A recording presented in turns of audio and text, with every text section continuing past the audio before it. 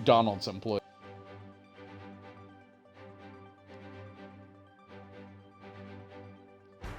Alright, we should be streaming now. Hello, ladies and gentlemen. Welcome. My name is Jaden, aka Bankaiju. I am sitting here with my good buddy Jake and my cat, Daisy. Hello, Daisy. How are you doing? Yep, thank you. Way to say hello to everybody, Jake. Yep. We are playing some Dragon Ball Z Kakarot. Jake is off doing his own thing in his own game. I like to refer to this game as Grocery Shopping Simulator, hence the title of this stream. Because really, once you get to the end game, there's not a whole lot to do other than just, like, collect food and shit. But there's supposed to be some new details today about potentially the new DLC for the game. So I was interested in hopping back into the game because I really enjoyed the game. This was like one of my most anticipated games of the year that it released. Like, I think 2 years ago now, actually. Yeah, like, I just really enjoy the game. And, here we go. We're gonna go fucking grocery shopping.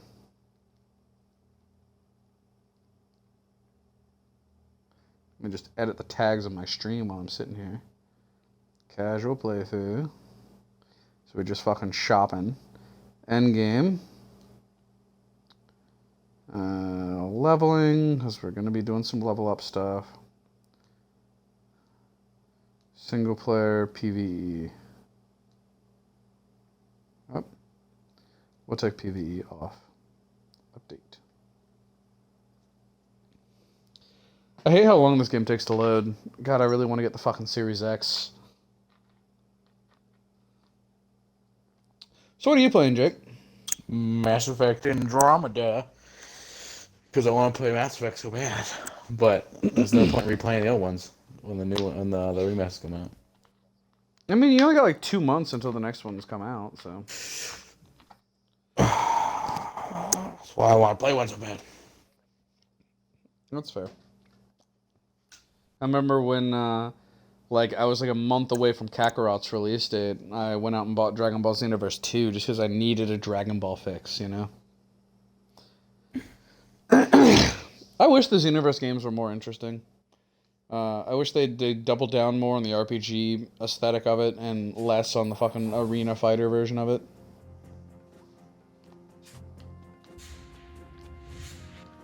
Alright, let me adjust the headset audio.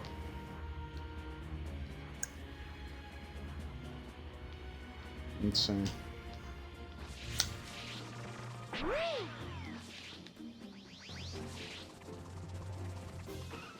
Hello, doggo. Alright! This is great!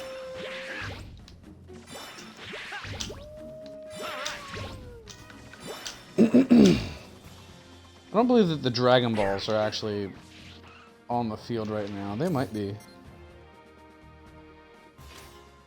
Well, we got balls. We got balls around. Nope, no Dragon Balls on the field right now. Which they'll probably come back here in a minute, because I literally just picked them up at the end of my my last session and made a wish.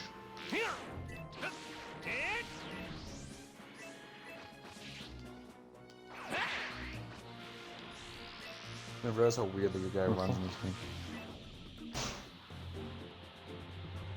I mean, like, from what I understand, the animations were like the biggest problem with that game when it came out. So. Yeah, which they fixed a lot of them. This game got way more fucking, like, people were way more pissed about it than they should have been. I mean, I feel like when you're carrying a pedigree like the kind that it was, like, it's hard to not get a bunch of flack if you fuck it up, you know? I know, but it was like, I don't know, I feel like people, like, there was no way that this is going to be as good as the original Mass Effect. There was just so much love for the original. Yeah, like, once you have a game that, like, has just taken on a life of its own like that, it's almost impossible to live up to that legend, you know? Like, that's one of my biggest issues with, like Disney remakes, is they keep remaking the ones that everybody loves, and there's no way you're going to hit those heights again, you know? Yeah, make the ones like people fucking haven't seen. Or, like, didn't like. Yeah, like, Yeah, that's the thing. I think the ones that did not get like a huge, amazing reception when the movie came out, like those are the ones they should be focusing on. Like, give me like a live-action Treasure Planet or something. Don't give me a live-action Aladdin. Like, you're not gonna make another like Aladdin. You're not gonna make another Lion King. Like, if you try, you're just gonna set yourself up for disappointment. Like, everybody agrees that like none of the live-action Disney remakes are like particularly good. Like, several of them are fine, but they're just fine. Like, they don't go nearly as hard as like the original fucking movies, you know? Yeah. Wonder how the next Dragon Age is gonna turn out. I don't know. I will say that we got a bunch of really good news about it the other day. I think I already told you about them deciding that they're not gonna make it like a live service game. Yeah. Yeah, it's just gonna be single player.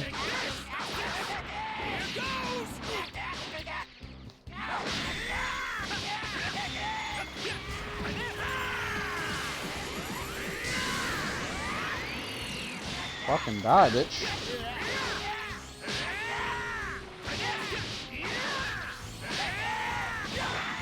These guys are holding up against me remarkably well, considering I'm 50 levels above them.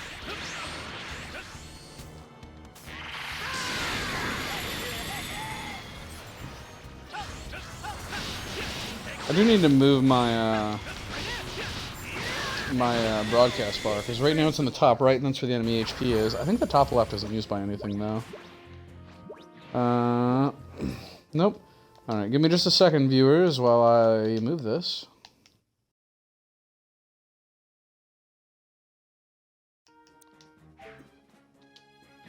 Alright, that should be good. Oh, cool, there's another dinosaur this way.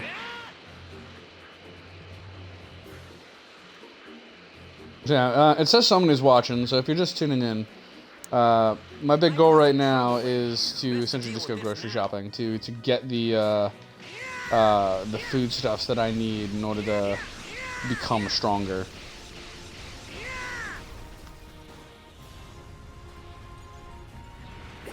Probably gonna go do some horde battle here in a bit, though. I do like the horde mode. Like, I think that's one of the... I think that's easily the best thing they added in with the DLCs was the horde mode. Fucking... There we go. Gotcha. Hello, Mr. T-Rex. I really think that your... the strength of your Ki Blast should determine how much damage you do to the dinosaurs when you hunt them. I really hate that even at the end of the game, when you're to the point where you were literally thousands, hundreds of thousands of times stronger than you were in the beginning of the game, you don't deal any extra damage to the dinosaurs that you hunt.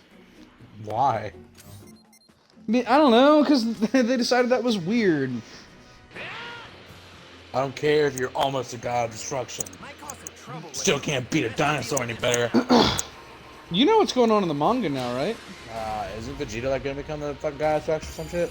Yeah, Beerus is training fucking Vegeta to, like, use the fucking God of Destruction techniques. So, like, Goku is now using the technique of the angels with Ultra Instinct, and Vegeta's gonna use the technique of the Gods of Destruction. So what, Goku's gonna take fucking Whis' position, and fucking Vegeta's gonna take Beerus's? Like, what? That's, a lot of people are saying stuff like that, but honestly, I don't think that either of them would be willing to do that. I don't think so. Like, I could see... like, very, Yeah. I could see Vegeta becoming a God of Destruction, but I think Goku is far too carefree to become an angel. I could see him taking on the position, but really only doing what Whis does to him, where he just goes around and finds people and is like, hey, I want to fight you, so I'm going to train you to be real fucking strong. Because that's essentially what he does with Oob, right? Yeah. Is he just fucking picks up Oob and is like, alright, I'm going to train you to be as strong as possible so that I can fight you at your best. And I could see him becoming a like, essentially Whis 2.0 purely to do that. His, fucking, Oob has God Ki, doesn't he? He does, yes. Through a really Like, fucking roundabout way. Yep.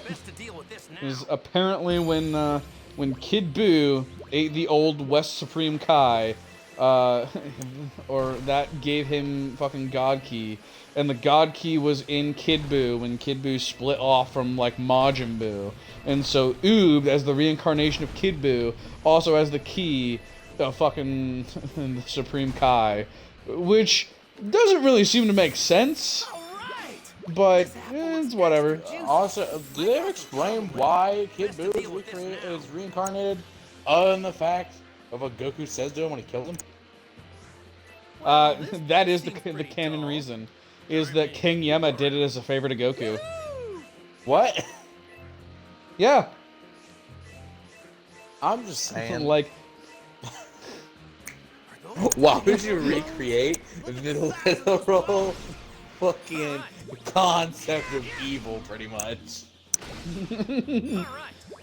This is the creature that slayed most of the gods in the universe. And King Yemma's just like, oh yeah, he can come back. We'll parole him in a couple of years, it's fine. Like, what the fuck?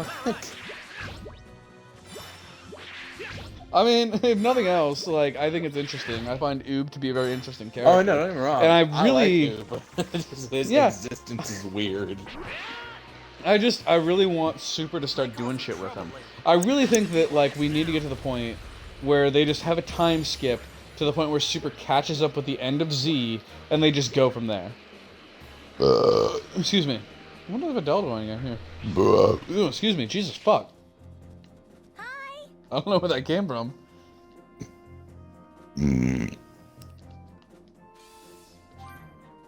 Okay.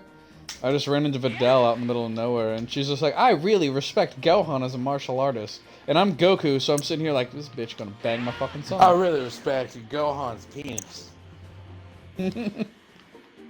I really, like, that's one of my biggest issues with Super, is how it's handled a lot of the side characters. Because I love Videl as a character. Yeah, like, I love Videl as a character. I love Goten and Trunks as characters. But, like, Super just doesn't do anything with them. Like, Videl, like, she's barely in it, for one. Heck, even Goten and Trunks are barely in it. And when they are, the show treats them as nothing more as comic relief. I'm like, at one point, you guys literally entrusted these children with the safety of the world and just kind of fucked off. Like, and it's like, it's not like they're weak. Like, they're genuinely powerful kids. Like, they are, like, in the top 5 in terms of the strongest people on the planet. Like, fucking, and I was so annoyed, because there's even a bit in the show where Goku is about to go to Beerus' planet to train with Whis, and Goten is like, hey dad, I want to come train too, take me with you. And Goku's like, sure, and then something else happens, I don't remember what, it may have been the Goku Black arc started, but like something happened, and then just, they dropped that. Goku's like, oh, sorry, I gotta go take care of this instead, no training today. And they never bring it back up again. And it upsets me to this day, because I thought they were gonna make the boys relevant again. Because I want more than anything for the boys to be relevant again. I want them to do something. Well, fuck you. I'd like, also, like, why the fuck does Piccolo fall off as, like, a powerful character? Like, why are they just like, nah, he's weak now. He doesn't matter. It's not even really that he's weak. So, canonically speaking, after the events of Cell, there are only like 3 characters who are currently alive who are still training. Vegeta, Tien, and Piccolo. Tien is just a fucking dude. So, like, he's never going to be on par with everybody else ever again. Yeah, but, like, Piccolo is still training. So by the time that, like, the Buu Saga comes along, he is significantly stronger. Like, there are some people who estimate that he might be about as strong as he was, or about as powerful as Cell was during the Cell games by that point. We don't have, like, anything official to that I'm aware of, but, like, there are people who, like, theorize that that's about where his power level would be at this point. The problem is that with the way that Saiyans get stronger, they just so dramatically outclassed him by that point that, like, he just essentially couldn't do anything, especially considering that Boo was able to go toe-to-toe with Super Saiyan 3 Goku for a good bit. And, like, they do establish that Super Saiyan 3 Goku could have killed Majin Buu when they fought over Capsule Corp. The problem is that he didn't have enough time to finish the fight. Like, he was exhausted, he ran out of energy, and he just didn't have enough time left in the day in order to actually take him out. Super so he had to Saiyan go 3 fucking is the home. worst transformation. It's so fucking cool, though. It is, but it kills you. I It takes fucking away your love eyebrows. Super Saiyan 3. Like, never- It does take away your eyebrows, and I never understood that, but I fucking love the form. It is genuinely one of my favorite versions of Super Saiyan. I think my favorite version of Super Saiyan is still 4, but Super Saiyan 3 is a very close second. Super Saiyan 4 is so cool. I hate that it's not canon. I know, right? Everybody fucking loves it. Like, there are, like, exactly 2 things in Dragon Ball GT that everyone is like, we fucking love this, we'd love to see more of it. One is Baby, and one is Super Saiyan 4. And, like, aside from that, like, nothing else really works. I love and fucking The Shadow love it. Dragons are interesting. Like, I love the idea of the Shadow Dragons, but the implementation sucks. Because all but 3 of them are joke characters. Like, Ice Shenron is genuinely terrifying because he's a fucking sadistic psychopath. Omega Shenron is genuinely terrifying because even Super Saiyan 4 Goku and Vegeta working together couldn't touch him. It wasn't until they went Super Saiyan 4 Gogeta that they could stomp his ass. Because Fusion is god tier overpowered and horrendously underutilized. But the only one that I really like is I like Nova Shenron just because he like became a good guy. Yeah, he's cool. I dig him. I will say that the Supers built in a reason for why they don't use Fusion a lot now. And it's because, like, going Super Saiyan Blue reduces how long you can stay in, like, the Fusion form dramatically. And, like, they did that back in Z as well. They mentioned that going Super Saiyan 3 shortened how long Gotenks could stay fused. But Super Saiyan Blue is just so much more powerful that you essentially can only stay fused for, like, a minute. Seems like a cop-out, but, you know, whatever. Yeah, it annoys me. It is just a rule to make it so that Fusion doesn't become like the oh, they can just fuse and finish this up kind of thing, which I feel like you can do more creatively. Like they didn't fuse in the Tournament of Power because it was against the rules to fuse. The only exception was when Kale and Caulifla fused with the Patar earrings, and fucking the Omni King was just like, fuck it, I'll allow it because it's cool.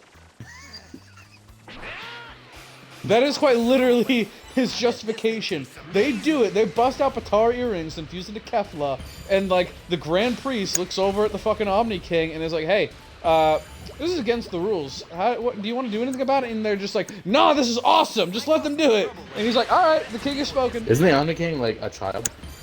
Yes, and there are 2 of them now. And there's a scene in the manga where they play like a game by crashing planets into each other. Why? And it's horrifying. It is horrifying. At any moment, your entire planet could end up a pawn in a game of cosmic chess between 2 toddlers who will just destroy your planet for no reason whatsoever because they're bored. Didn't he like? Isn't it canon that he like had a tantrum and, like destroyed like half the universes? Yes. He literally decided that he didn't want to manage like 18 universes, I think it was. And decided to whittle it down to like 16. Like he just destroyed like 4 or 5 universes just because he decided he didn't want to deal with them anymore. I feel like people don't talk about how terrible of a fucking character that is. That's kind of his whole bit, is that he's so powerful that nobody else can do anything about it. Like, Beerus is terrified of the guy because he's so powerful that at any point he can just erase Beerus from existence. Like, during the Tournament of Power, he erases like 8 Gods of Destruction. Just on a whim. What? Yeah, in the Tournament of Power, the moment your team is out, your entire universe, Gods of Destruction and all, just gets fucking erased. And it's not even like, oh, at the end of the tournament they get erased. It's like, oh no, you're out now. Goodbye. You don't even get to stay around for the rest of the tournament. Wait, so like, are just all the universes gone? Yeah, at the end, it's just Universe 7 and Universe 11 fucking duking it out in a fucking empty arena. Why? Might cause some Because Zeno is horrifying. I don't like that. It's honestly, like, it just makes the character that much more terrifying. trouble. We got a keeper. And I'm genuinely wondering if at some point, like, if Goku is ever going to get to the point where he could potentially fight, like, the King of All, or if he's just, like, a being that you can't fight, because his whole bit is that he can just erase you. Like, is there any way to stop that? Can you become so powerful that he just can't affect you with it? Found some tasty looking food. I honestly don't think they'll ever get to that point. I think the anime is going to end with Goku defeating Might cause Beerus. some trouble later. Like, Goku is going to fight Beerus, and that's going to be, like, when Super finally ends. Here. Here. Like, ever since Battle of Gods, they've been steadily, like, Ready to go. amping Beerus' power up so that he's always going to be stronger than whatever it is that you could throw at him right now.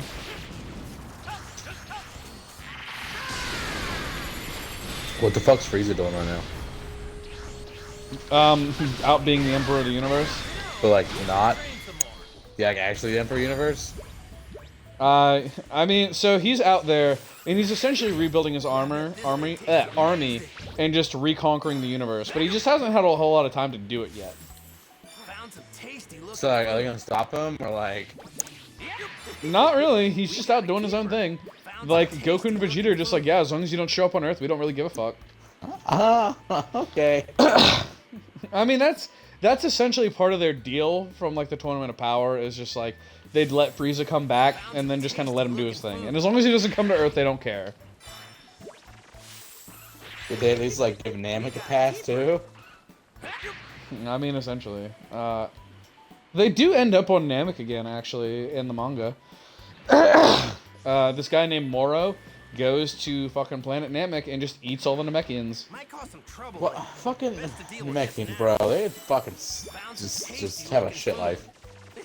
I will say, Vegeta actually gets a really good moment where, like, he acknowledges that he murdered a fuck ton of Namekians and is like, I need to protect this planet, I need to atone for what I did to them. And, like, it's a genuinely, like, good moment for Vegeta. It is something his character strongly needed, and it's honestly, like, the first bit of character development he's really had in Super.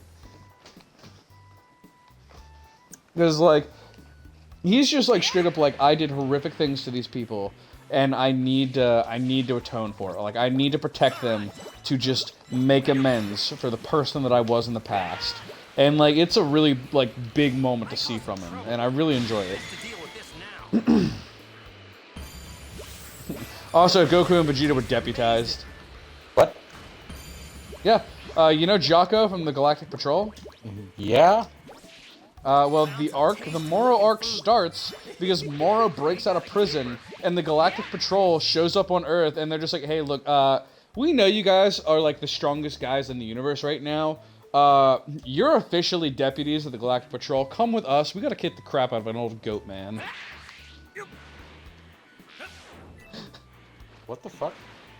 It's a little simplified, but that's how it goes, and, like, it's super cool. Like, they get, like, little Galactic Patrol symbols drawn on their fucking, like, gis and shit, and they just fucking go to space with Jocko. They just fucking exist. Like, Yeah, like, yay. it's pretty sweet. Like, I genuinely enjoy the Moro arc. Like, a lot of people give it a lot of shit, but, like, I think the arc is genuinely, like, one of the best arcs in Super. All right. These things have gotta be tasty. They're gold. Let's see. Here. These things have gotta be tasty. They're gold. So much grocery shopping.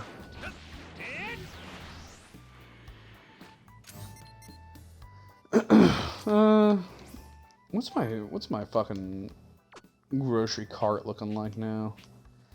I got a lot of primed marble dino meat. That's good. That's important. I have a lot of premium golden venison. I have a lot of premium. I have some premium golden gazelle meat. I need more of that. I have some premium reindeer meat. I could use more of that. Like a reindeer meat. You beating up Santa? Yes. I have some prime golden wolf meat. That's good. I need more fish. Let's see. Particularly, I need fatty giant fish. It might be good for a bit, though, actually. I do know I need more fatty giant fish. Like, that's important.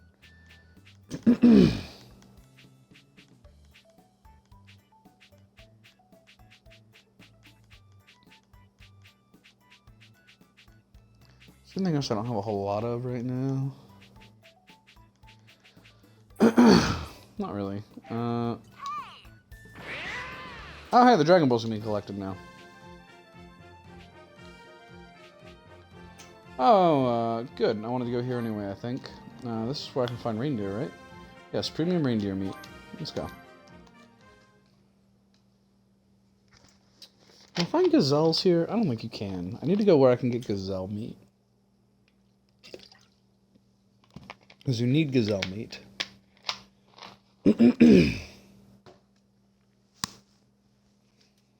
I really wish that the second DLC had added in more food options. That is like my single biggest problem with DLC 2 is that they didn't add any improvements to the cooking system. So by the time you get to DLC 2, like all the benefits you've gotten from cooking are essentially worthless unless you've been horrendously grinding them out. And I have seen people who have been grinding out food nonstop, and they're insane. Because, like, you have to eat thousands of dishes in order for it to be worth anything, and they're hard to put together. Like, I'll eat like 15 to 20 at a time, and that's after spending like 2 hours gathering resources for it. Like, I love this game, but, like, there are parts of it that are horrendously underutilized that I wish got more fucking love. That is the biggest thing, is I want the food system to be, like, improved. I want a costume system in the game, and I want more transformations. Give me Ultra Instinct Goku. It's gonna be amazing. Please. Did they, in the first Xenoverse game, did they ever add in the tournament? I don't know. I know they did in the second one, but I don't think they ever did in the first one. Because remember, in the first one, there was that, like, door to go to the tournament. They're like, oh, it'll be up eventually. And we were like, oh, okay. And, like, I don't think they ever fucking actually put it in. I don't think that it was ever something that you could just casually do, but I think it was, like, I think they held, like, official tournaments or whatever that you could participate in. That was dumb. But I don't think you could ever just, like, casually do it. That's the thing I liked in, like, the Budokai and the Tenkaichi games is, like, once you were done all the campaigns and stuff, you could just do tournaments and just fight random fighters. Xenoverse is not a good game to, like, just return to once you beat everything. It's really not. Like, the fact that you can't replay the story is a big part of it, I think. Yeah, well, like, Xenoverse 2, you can replay the story, but, like, you can't just play straight through, like, directly through again. You just, like you have to, like, instances. pick the missions. Yeah. Yeah. Like, you don't actually play through the story again, you just, like, play through missions from the story. Yeah, like, even if you fucking change characters, you still have to do that. Yeah. This meat would make a great barbecue. Oh man, this meat looks so good. I get it, Goku. The meat looks really good. Thank you.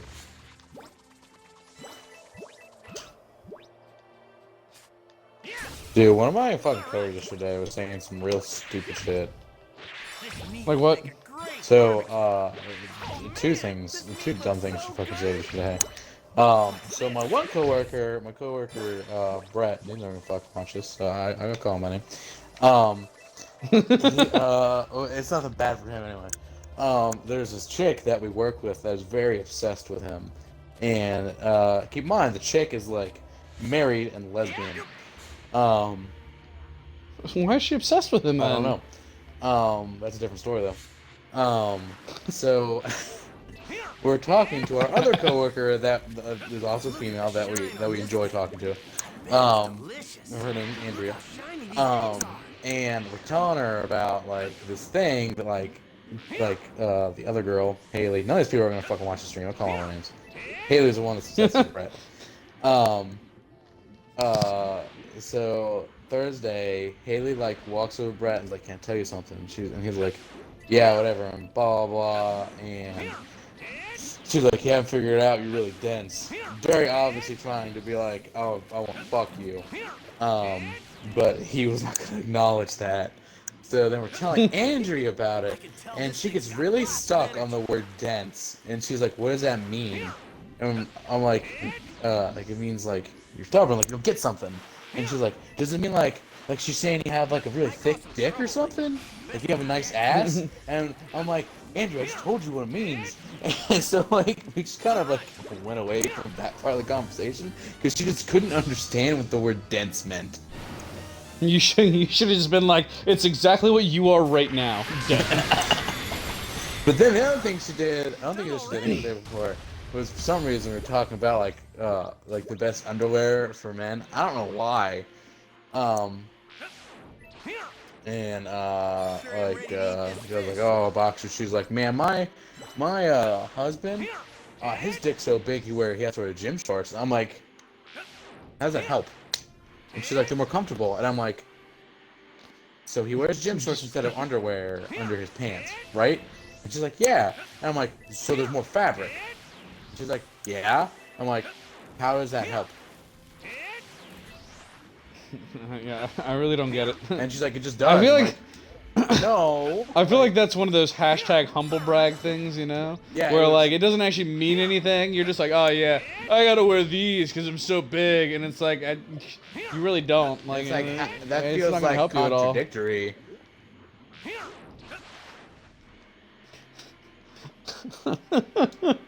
Oh, I don't know, man. Like, I don't really care about underwear in general. Like, I wear boxer briefs because I think that they're the best of both worlds. Oh, me too. Like- I wear boxers because it's comfortable for me.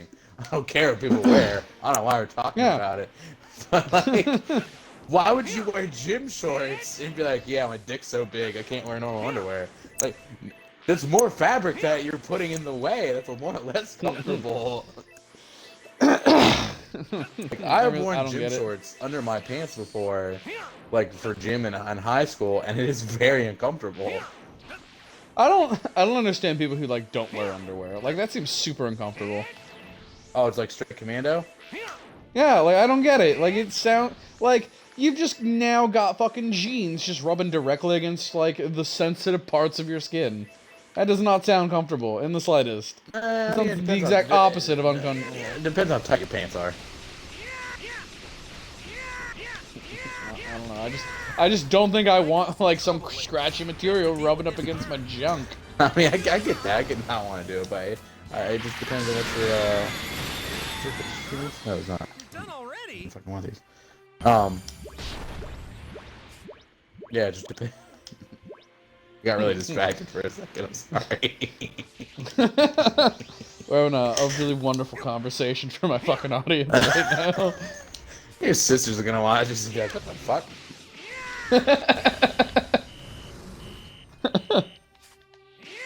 Oh,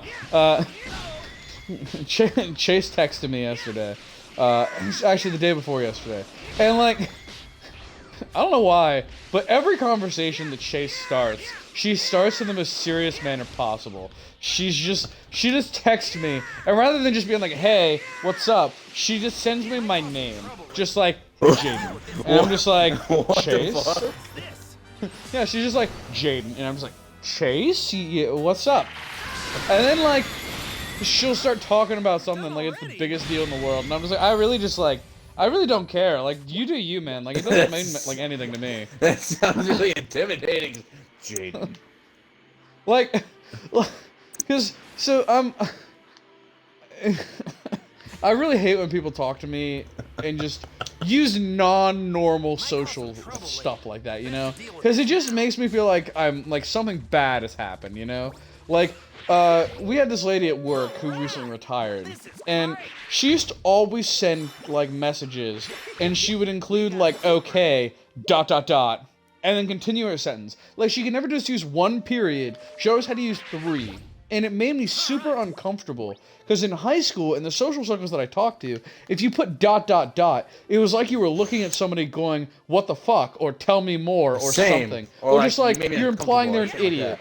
Yeah, like, and so every time she does it, and she doesn't mean anything by it, it's just how she uses periods. And I'm like, is this how you fucking type? Is this how you write a sentence? I'm sorry, like, you only need 1 period. You make me feel like you're staring at me, and it makes me uncomfortable. Dude, Stop doing it. If you're someone who texts and use fucking periods, like my fucking mom, I hate it.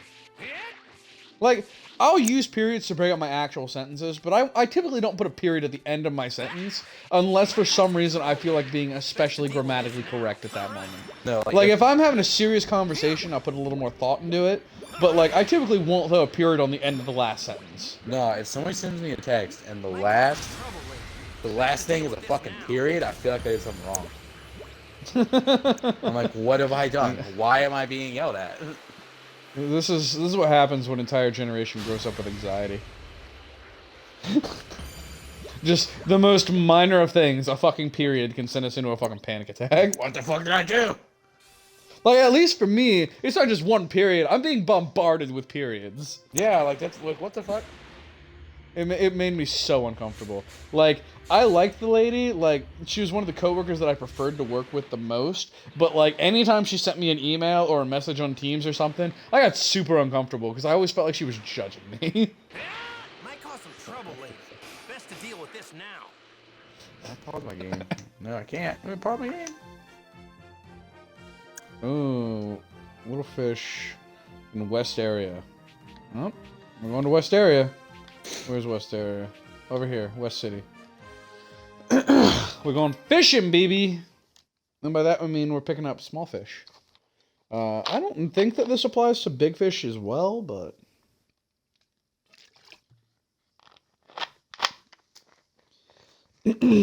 Another thing I think this game needs is an update for the Dragon Balls.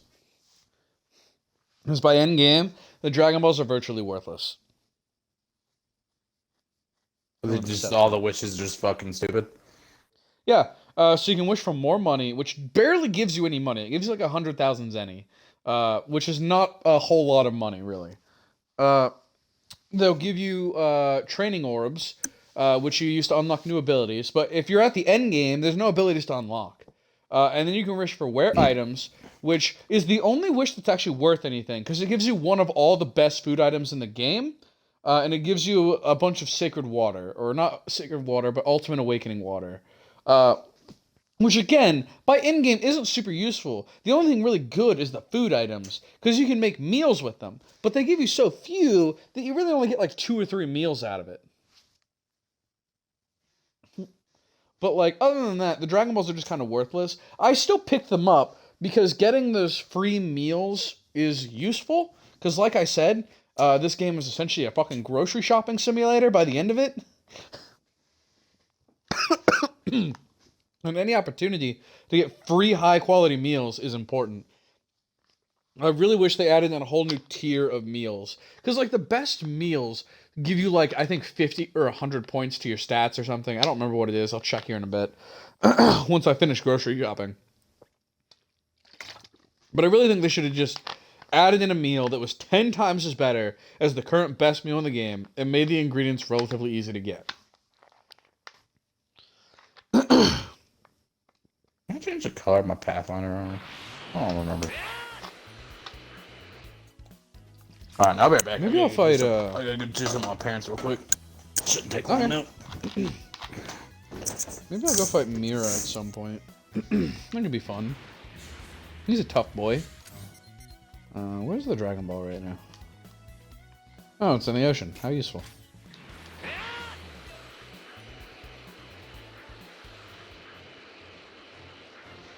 Whee! Do do do do. Do do do do. Do do do do do do do do do do do. Why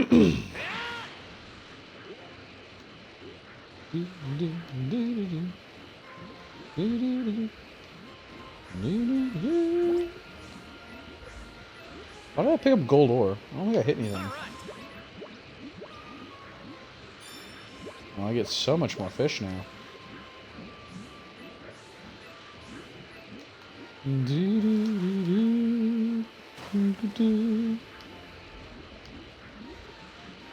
That's another thing, actually. Like, I think instead of a breath meter like they currently have, it should just go off your key. Because by the end of the game, like, you have so much fucking key that it really doesn't matter. Like, no exploration stuff is gonna drain your key. Oh, excuse me. I apologize, I've drinking a lot of soda today. I typically don't drink a whole lot of soda, so it's got me burping a lot. Look at the shine on this thing. I bet it's delicious. Look how shiny these eggs are. Woohoo!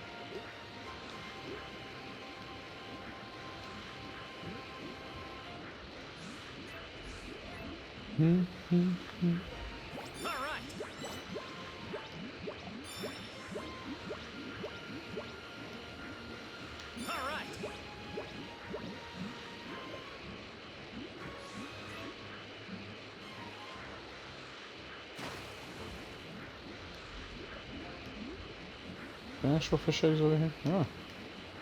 These things have gotta be tasty. They're gold. Sure am ready to eat this fish. So much fucking fish! Might cause some trouble later. Best to deal with this now.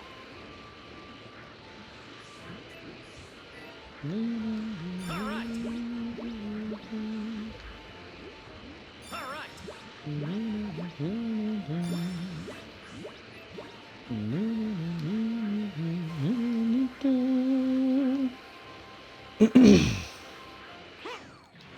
You know what?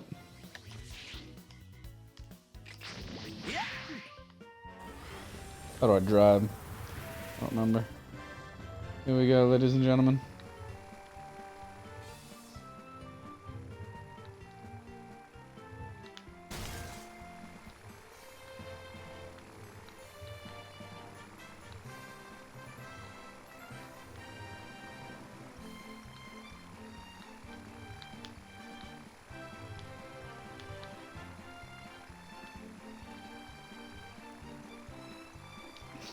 I do actually enjoy driving in this game for some reason.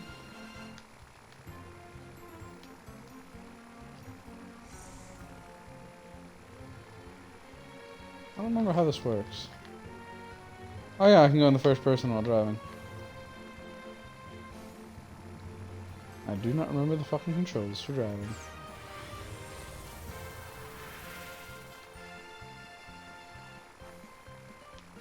Can I drive on the water? Here goes. I can. Fucking hover cars, man. There we go. Whee! All right. Here. All right. Here. Here.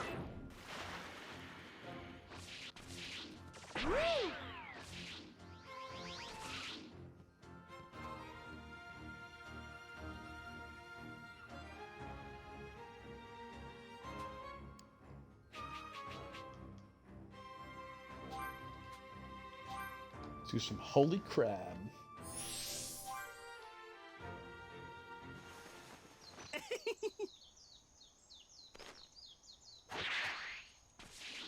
I really wish Goku had kept his monkey tail. Like, the monkey tail just... It makes it so more distinct, you know? Oh,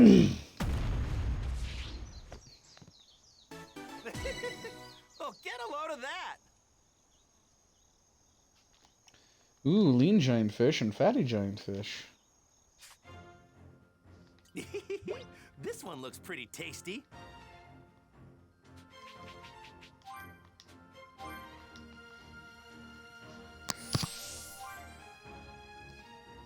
You should also be able to just set a All right. type of fish bait that you just constantly want to use.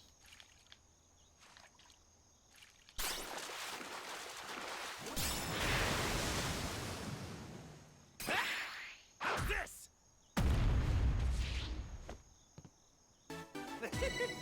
Oh, get a load of that. Fatty giant fish, extra fatty giant fish.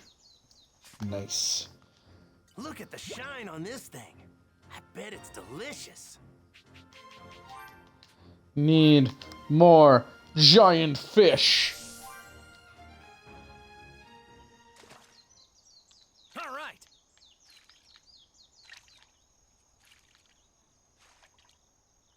So glad I'm not seeing any goldfish at all. My golden fish kind of suck to catch. Yeah.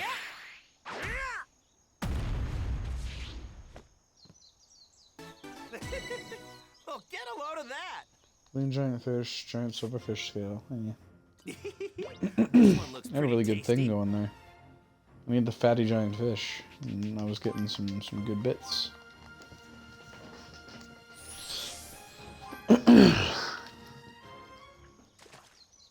Up, there's a fucking golden fish. Stay away from me, bitch. Look away, look entirely away.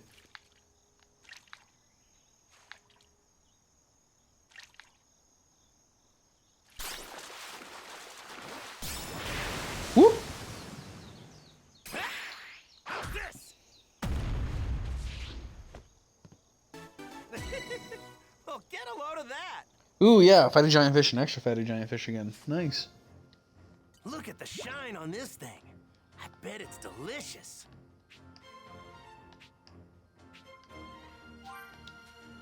Let's try this one again. I'm sure it's gonna make the golden fish appear. But, I just want to see what I get.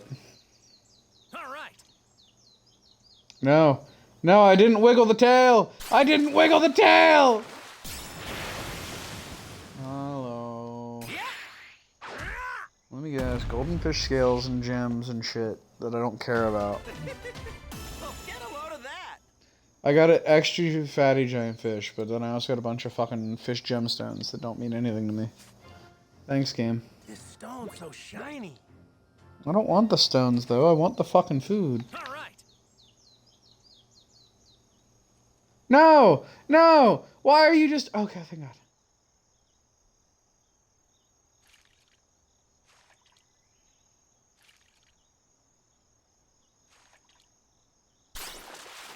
Yes.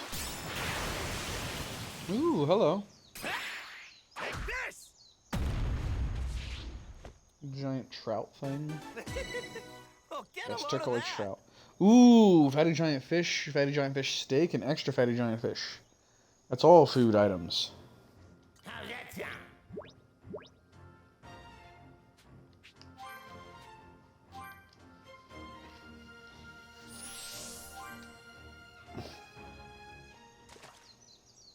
All right. What a giant fish.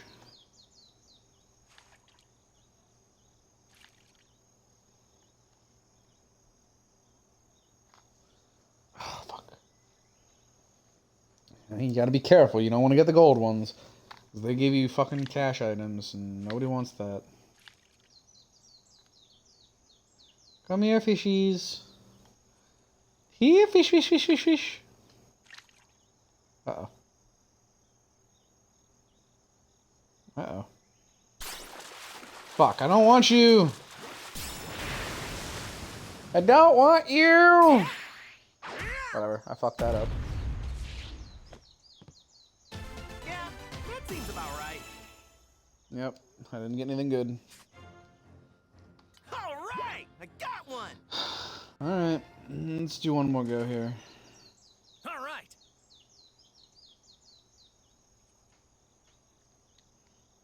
There's only one non-goldfish.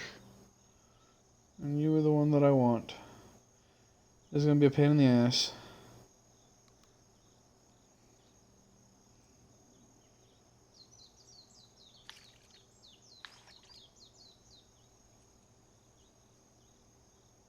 Uh-oh. Oh, fuck. I hate that the goldfish come at you faster, too. Like, the rarer fish are the ones who come towards you more. And I don't want the rarer fish. I want the common fish. They're the better fish. Because they give you food items and not fucking shitty-ass fucking money items. Whatever. Just...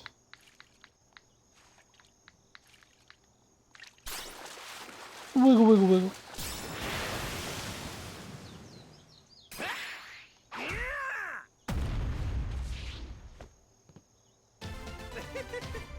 Get a load of that. Ooh, some extra fatty giant fish, but then I also had a bunch of fucking shit to sell. Alright. This stone's so We got my shit to sell. Let's have it at a This ginger one looks town. pretty tasty. Here, and here, and here, and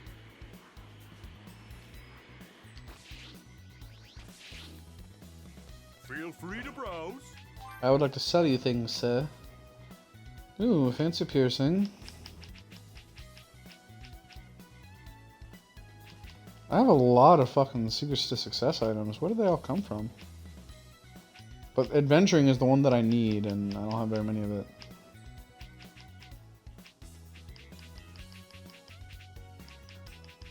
Let's see.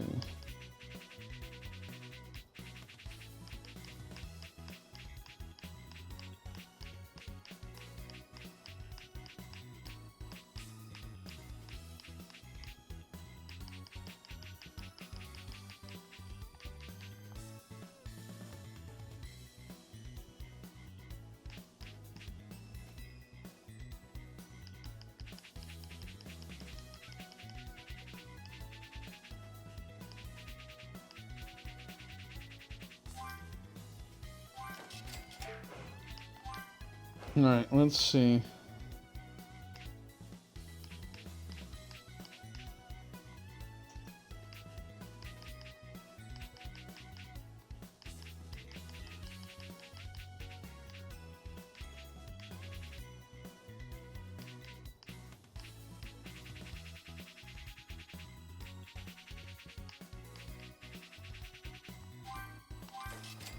There we go. Come back real soon.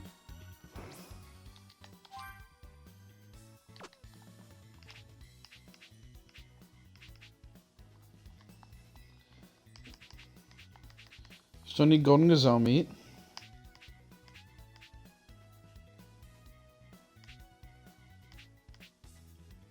Got prime golden wolf meat. I'm good on that. I could use some more golden venison. Let's see. I could use some regular ass energetic. That's another problem with the game is that the low rarity items become really difficult to get at the end. I have 4 regular energetic fish, but I got the great and golden. Ooh, lean giant fish and fatty giant fish went up a good bit. Fatty giant fish especially, which is the important one. That's the one I need.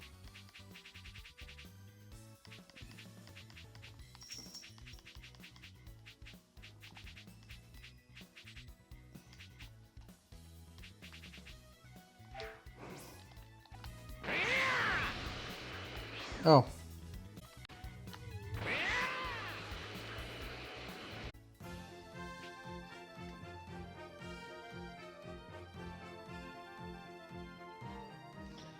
Cool. I get golden gazelles here. Sweet. Is that the only deer here?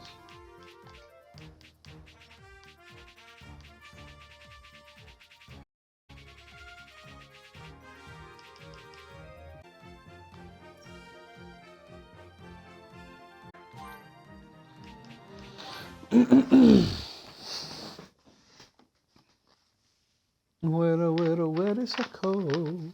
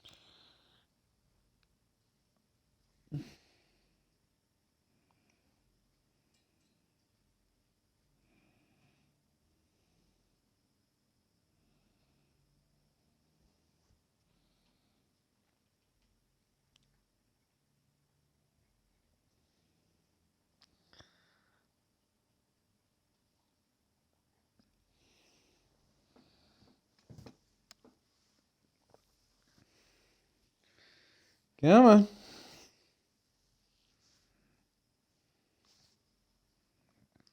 Oh god, I want the Series X.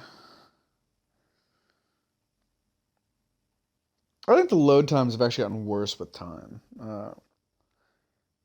I think that a problem with the game is that the numbers have gotten so high that it's hard for the game to load them all. Like my stats are just so absurdly high. Because if you notice, whenever combat starts, it crawls for a good couple of seconds. I think that it does that because my stats are so damn high. The game has difficulty loading them all in combat. The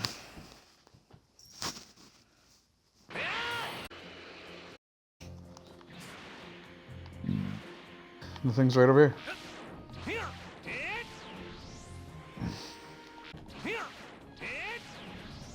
Might cause some trouble later. Best to deal with this now. Yeah. Oh, that's not what I wanted. This thing's giving off a lot of energy. I can tell this thing's got lots of energy.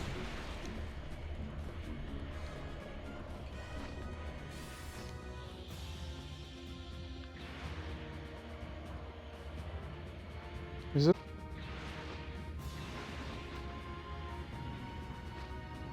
Oh, there it is. I see it. I can tell this thing's got lots. Hey!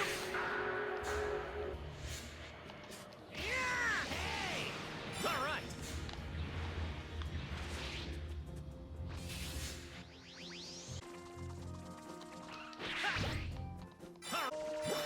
This thing's giving off a lot of energy. We gotta keep her. I can tell this thing's got lots of energy. All right. This There's thing's a got wolf of over energy. there. Might cause some trouble. Actually, Best to deal with. down here? No.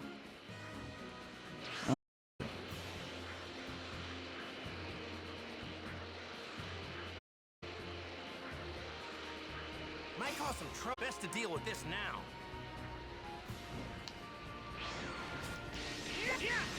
All right.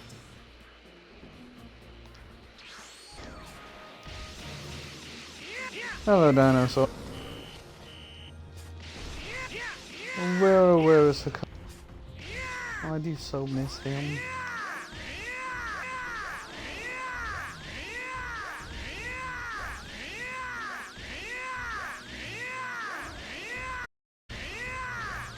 I also hate that, like, when you charge this for games where you were looking at the start of the charge, end of the charge. There's a lot of stuff in this game that could have been handled better. And, like, I love the game. I see the flaws in the game, and it upsets me. The product that we could have gotten. I see what could have been. It disappoints me.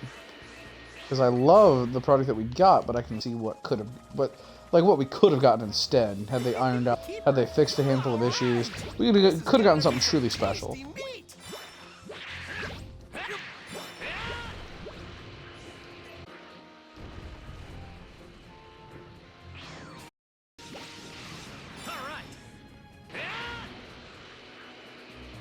Might cause some trouble later. Best to deal with this now. This thing's...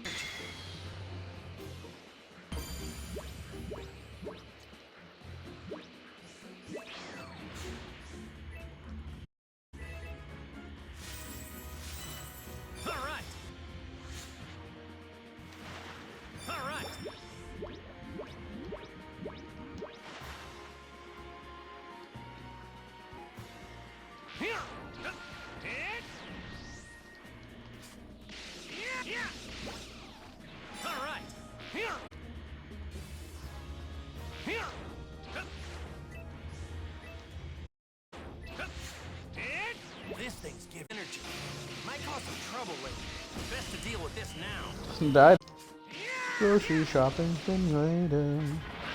Oh. Why are you here?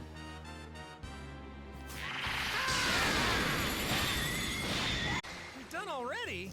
Yep. That's all she wrote, Goku. Nope, you're not injured anymore. It's what a shame. You're dead now, though. I'm glad it didn't give me the cutscene. This meat would make a great barbecue. Ooh, prime marble dino meat. All right. Let's see.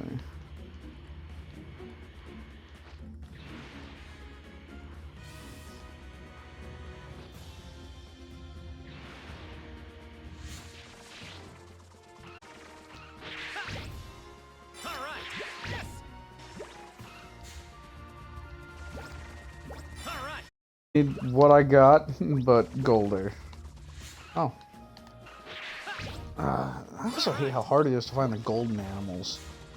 It's like you essentially can only use golden fucking shit to get the end game or the meals the end game, and like they're really hard to come by. Try this. All right. Yeah. Yeah. All right. Do do do do do do do do do do.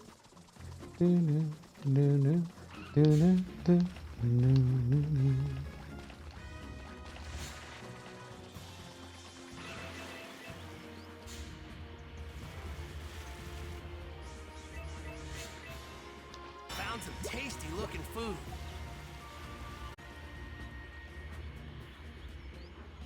Might cause some trouble later. Best to deal with this now. Here.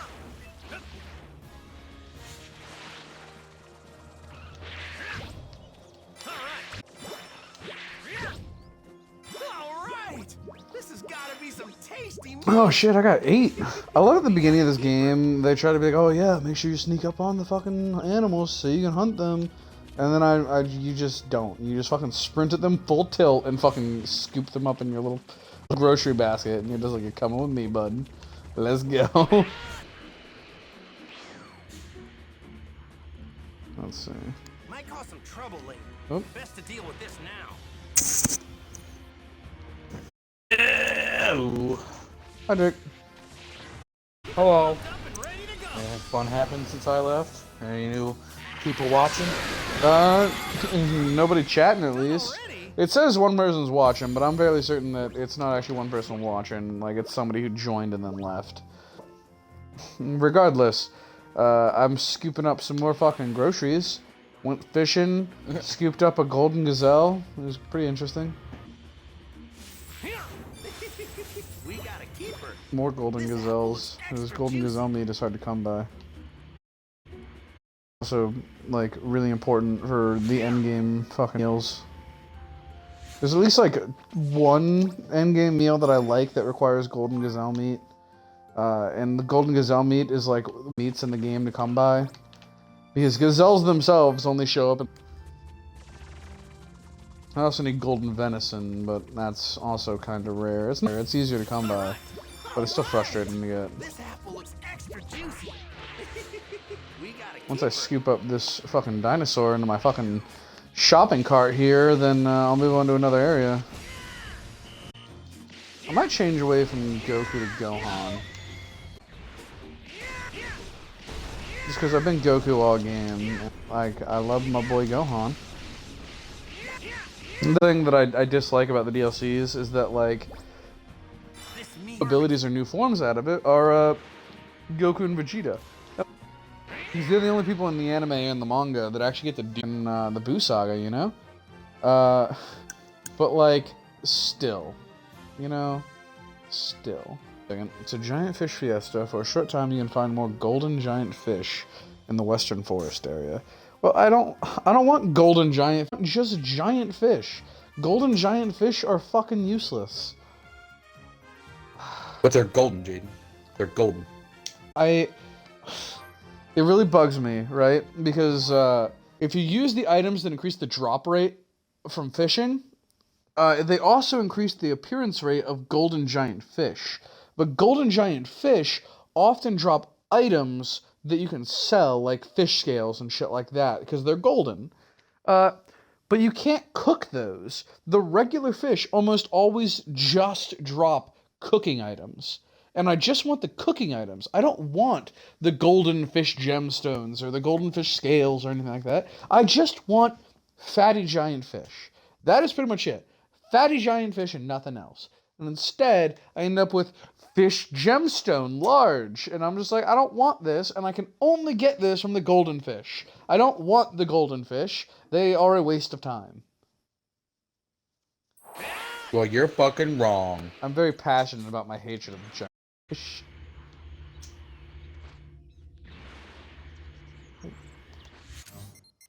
Yes, right over there. Might cause some trouble later. To deal So with this giant now. wolf? What is a golden wolf?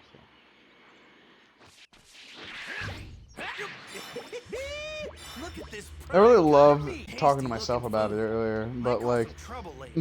when Yajirobe teaches Gohan how to hunt, he specifically is like, hey, make sure that when you hunt, you sneak up on, like, the enemy or on the fucking animal so that you don't spook it away. You don't actually do that. You just sprint at the deer full tilt, scoop cart. Like, you hit that thing like Sonic the fucking Hedgehog, and you don't look back. Don't worry, I already ground up the meat.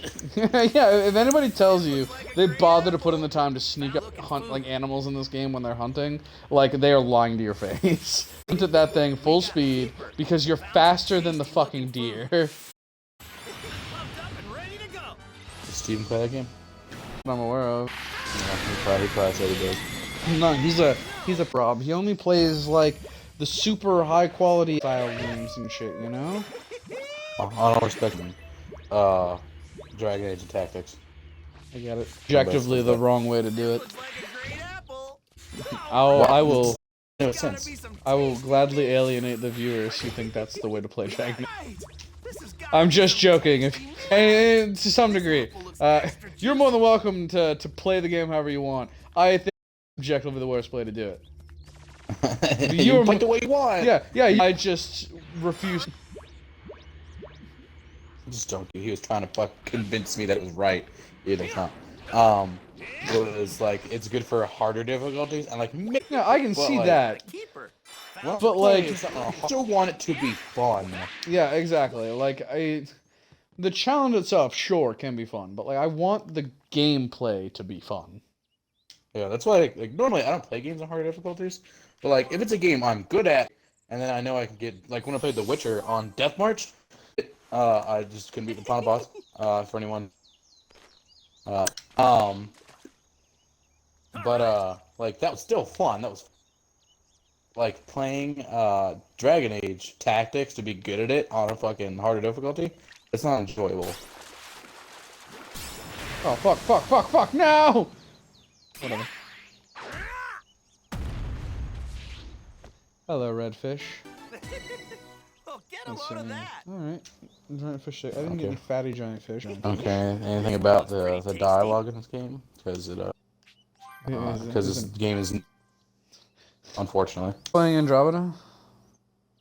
Yeah. Okay. They've announced a new amount, but it and what? definitely they've announced a new match set coming out, but it is most likely going to be set in our universe, not in. So like, just the entire bit of Andromeda is just kind of pointless now. I'm pretty sure, yeah. Like, you know, like the Andromeda, like this Pretty game. tasty. Gameplay is the fucking same. Like they just added in, they changed like a couple things, but it weren't bad changes. Some of them are objectively good changes because you don't have to change your class mid-game. I don't know how that's fucking bad thing. But like the story of Andromeda, like you're fucking Lewis and Clark, but for space. Awesome. Stay away, little fish. Big fish, get here faster. Big fish. Ooh, a catfish. Yes. What are you gonna give me? What are you gonna give me? Oh, get a load of that. Lean giant fish muscle, giant fish. It's not great. This is tasty. We're just gonna say fuck it, and we're just gonna use one of these. If I rope in a golden fish, I rope in a golden fish. I'm most likely gonna rope in a golden fish. That's a big fucking fish. It's a big fucking. I'm sure it's a catfish.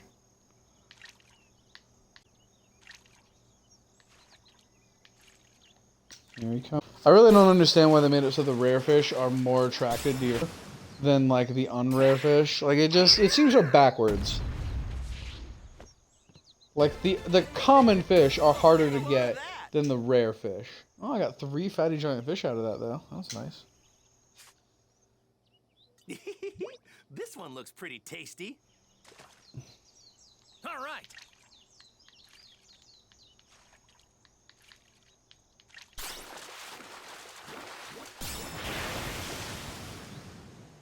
Yeah.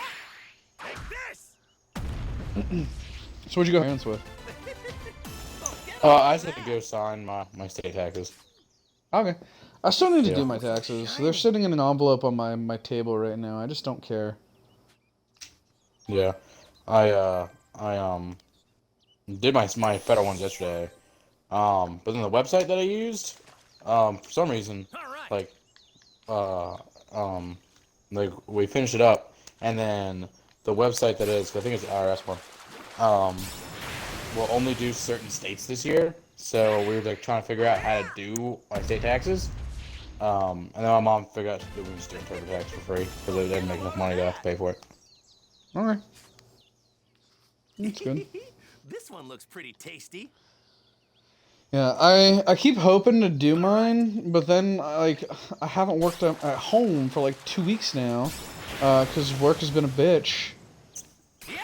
People are breaking things apparently. Yeah, our entire fucking network went down like 3 times this week.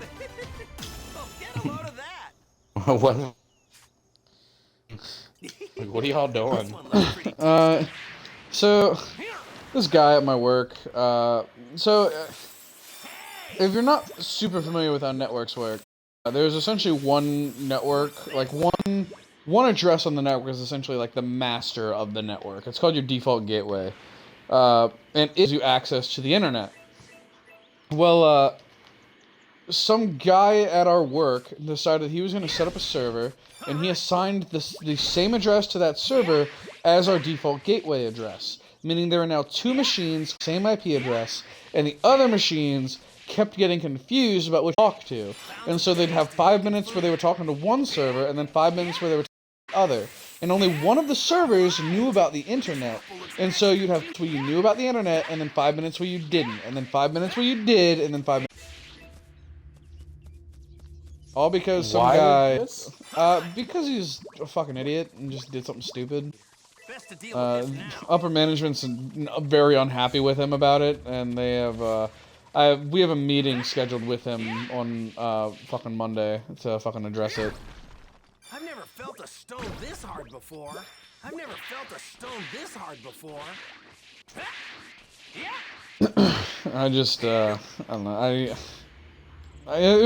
They find some way to fucking like counteract this, and you really can't.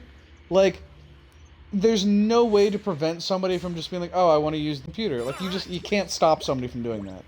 Like, you physically cannot. Like, you can always go in and change your IP address, and there's no way to tell them that they can't. Like, they just won't be on your network. If they set their own address, they're going to your machine in the first place to get addresses. And so, like, my boss is talking about putting in a task that is straight up like a fucking 20-hour task where he wants to redo the entire network for him. And I'm just like, this is a horrible, horrible idea. If you do this, all you were going to do is break things that are currently working. And frankly, I don't know if I can put them back together again. Because the other IT guy was fucking let go, and he's the one who set those things up, and we don't know anything about. I hate it. Please kill me. This is at least you. Like, if I was you, like, I don't know, patience for like, and like immaterial things, I cannot control. I cannot fit. I just could do that personally.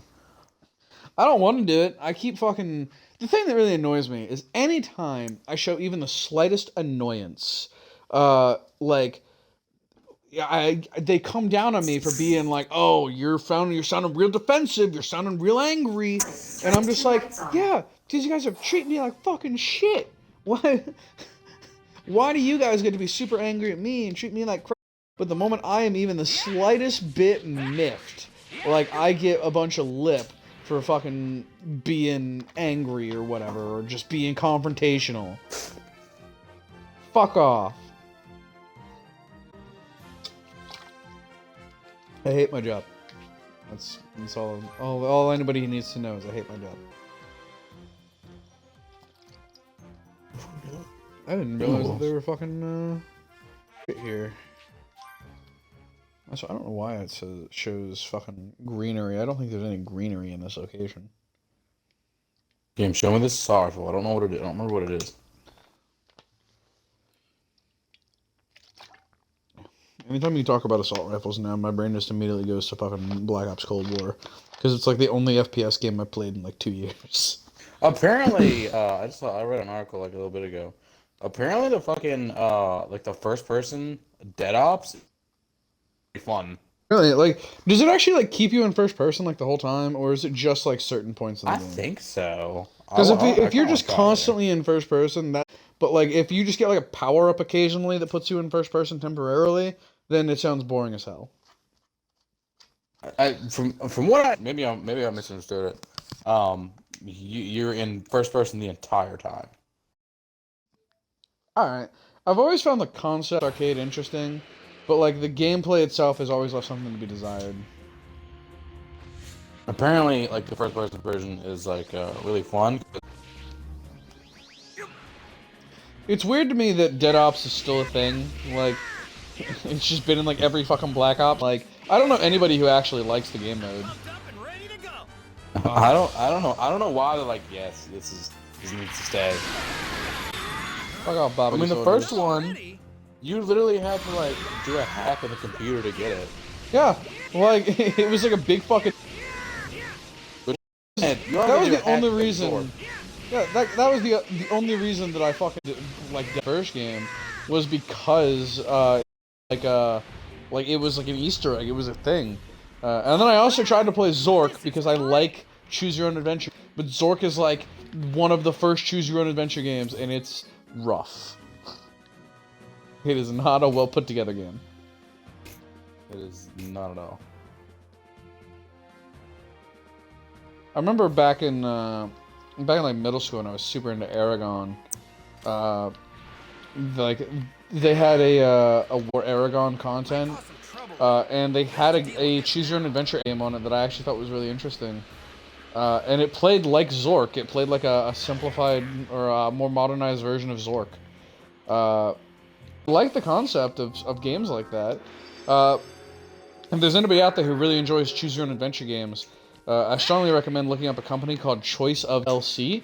They have games on both Android and iOS app stores, and essentially you play a book, and every series of choices that you can make in response, and then you have a stat page or whatever, and your stats control out. So a lot of the times you have to choose like what skills you specialize in, choose like who you want to be close with because your relationships can affect how people treat you in the game and everything. And there's no visuals or anything. It is all 100% just like written stuff. But like they have some solid ones on there. My favorite is known as the Heroes Rise Trilogy, which is you get to build a super. Like, you always have the same powers, like costumes and shit like that, and you can choose your superhero name, and then you can choose. You use like gadgets and shit. Do you really cut loose with your powers and just like destroy everything, or are you more refined? Are you more like strategic? Stuff like that. And like it's a trilogy of games, and like it's kind of like Mass Effect and Dragon Age, where your decisions control events that play out in the third game even. And the story is really, really good. And I love how things you do in the first game have ramifications all the way up to the third and final game. Like, it's genuinely my favorite choice of game series. My favorite choose your own adventure game. They have some other really good ones. Choice of Robots is really good, where you essentially, like, create an AI army and cause the singularity. Like, that's one of the potential endings of the game. It literally starts with you creating a robot that you treat as a kid, that you just kind of fucking adopt, and you just kind of raise him and teach him things. And, like, you keep him with you throughout the entire game. And then you make other robots that you just kind of put off and do other things. And you can help your robot, like, achieve full-on sentience, and become, like, fully intelligent. Or you can Skynet and have him take over the world.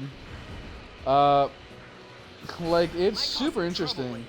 Because you can do everything from, like, oh, a fucking dinosaur took down a pillar. I've never seen that before. But, like, you have to choose, like, what kind of material you make them out of, how they look. Like, you can make it so that they're made out of plastic and they look really, really sleek and futuristic. You can have them made out of, like, bare metal and make them more militaristic. Or you can make them out of wood and make them all artsy and creative. Like, it's super cool. At one point, you have the option to sell out the U.S. to the Chinese, which was interesting. What the fuck? It's a really cool game, man. It's also pretty long. It's like a game. Like, What is this called again? Choice of Robots? They have a bunch of Choice of games. There's several where you're, like, in space. There's one called Mecha Ace, where you're essentially fighting a war. And it's really cool. You have to choose if you're, like, more of a diplomat, or if, like, you're an actual fucking Gundam pilot, and, like, you specialize in ace combat and stuff like that. You can be mechanical. I think the most interesting storyline is you're straight up 100%. You are ace pilot extraordinaire. Because it's the most difficult story, because you can't resolve anything diplomatically. You have... Might cause some trouble later. And, like, it's really fun, but it's also the most stressful. And I think it's all worst endings. But, like, it's one of my favorite ways to play through the game. I love just creating in those games and role-playing them differently. They also have choice where, like, you're a survivor in a zombie apocalypse. They have Choice of the Vampire, New Orleans during the Civil War. And, like, there's, like, Choice of the Vampire 2, where you leave New Orleans and actually go around during, like, the fucking, like, Civil War and interact with the people and stuff. Like, you're in a town on, like, the front lines at one point. At one point, you meet the KKK, and, like, if you chose to be black, they'll fuck.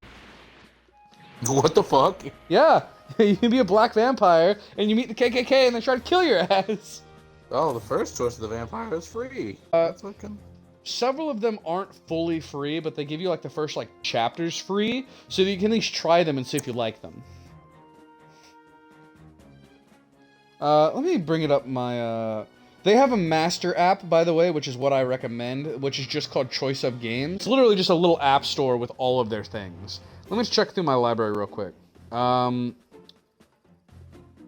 Heroes of Myth was interesting, but it wasn't amazing. Choice of Magics is really cool.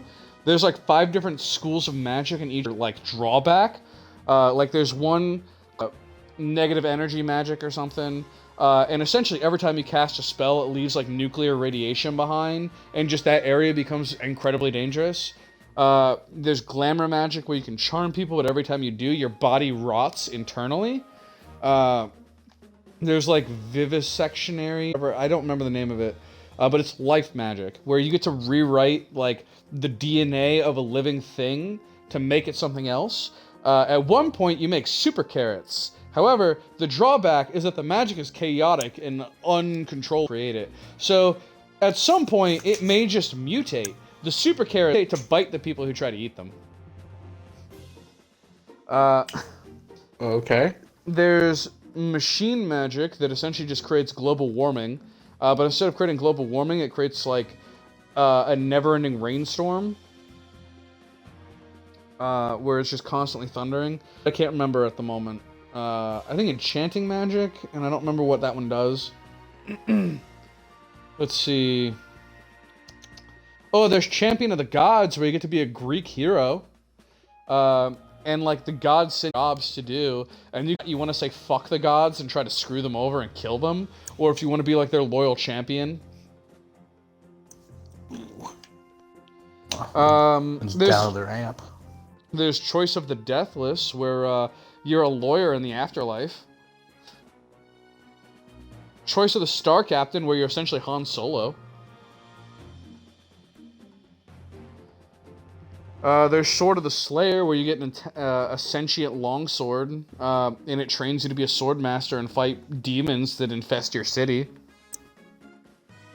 Oh, here's one that you'll really like, Jake. Mask of the Plague Doctor, where you're literally a plague doctor in a town that undergoes quarantine because, like, it's plague, and you have to figure out the cause of the plague.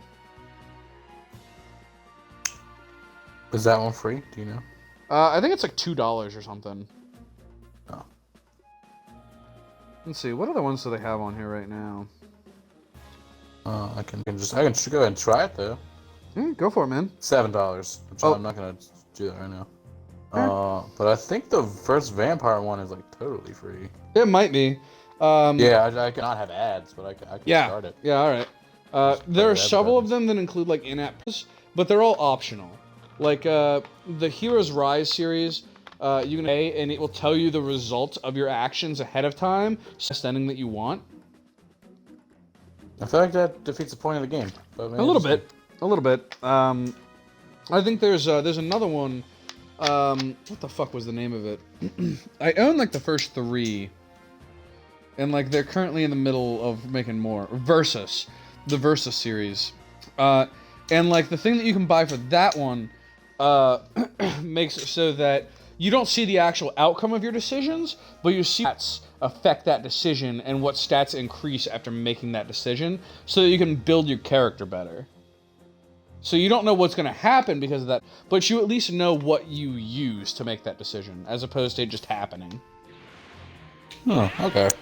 Yeah. All of the ends are entirely optional. Like, I don't bought any of them. Might cause some trouble later.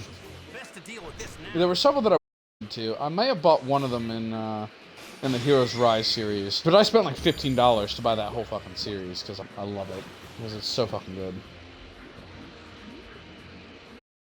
Versus is about you being an alien, and your race ability to essentially absorb skills and memories from other races, because you're like a telepath, and you essentially roped into the alien version of the Hunger Games, where you get kidnapped from your planet, thrown onto another planet, where there's 2 teams, and like ever try to kill each other, and until like both teams are like completely. It's pretty interesting. I only bought like the first 2. I don't remember if the third one was out at the time. I think it is now. I may go back and play it again at some point, but I kind of lost interest in it. They're super interesting games. Like if you like them, they are the brand that I 100% recommend you get, because like they're always. Try one out later. I'm definitely gonna try one out later. Yeah, they're always super interesting. They give you so many different choices and shit. Like I don't think I've played any that I was like, this is objectively bad. Like there's always something good in some of them. They all have different authors, styles, or whatever that you may not be super into. But like they're all at least like enjoyable to a degree. They're all at least high quality. There's some. Might cause some trouble later. Best to deal with this now. Is this some sort of ghost town? Yes, Goku. It is a ghost town.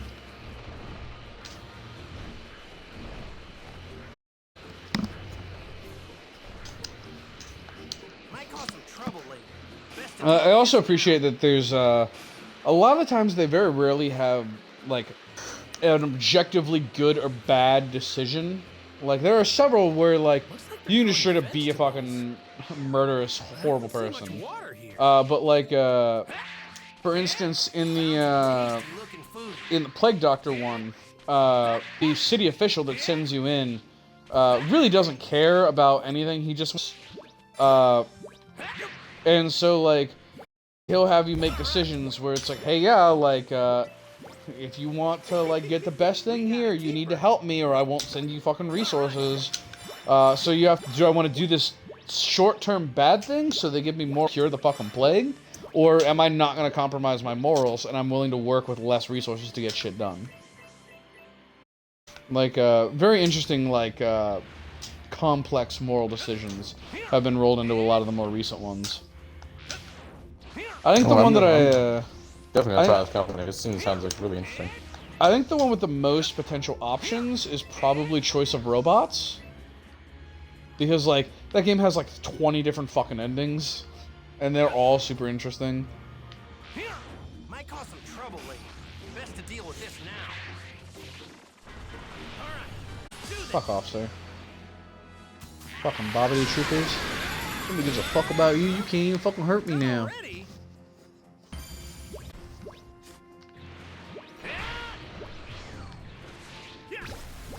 Alright. Whoa! This thing looks pretty rare. Alright! This is great! There's supposed to be gazelles around here somewhere. I just have no fucking idea where they are. Alright. I want the gazelles! Hi, Pilaf. Might cause some trouble later. Best to deal with this now.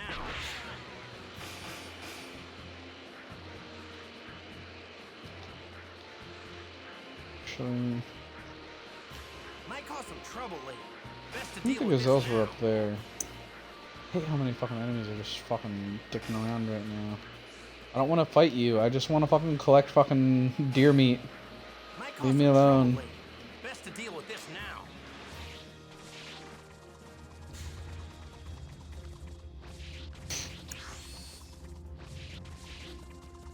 Might cause some trouble later. Best to deal with this now. I know, Goku. I know. It's fine. Don't worry about it. You still playing Andromeda? Yeah. Anything interesting going on? I met an Asari. You don't know what that is, but I know one. I don't know what that is. But you'll find out when you play the Ultimate Collection Edition, whatever the fuck it's called. One of these days. Cause it's gonna try and get you to fuck one. Okay. Yeah, there's 2 women in Mass Effect that the game like strongly tries to get you to get with.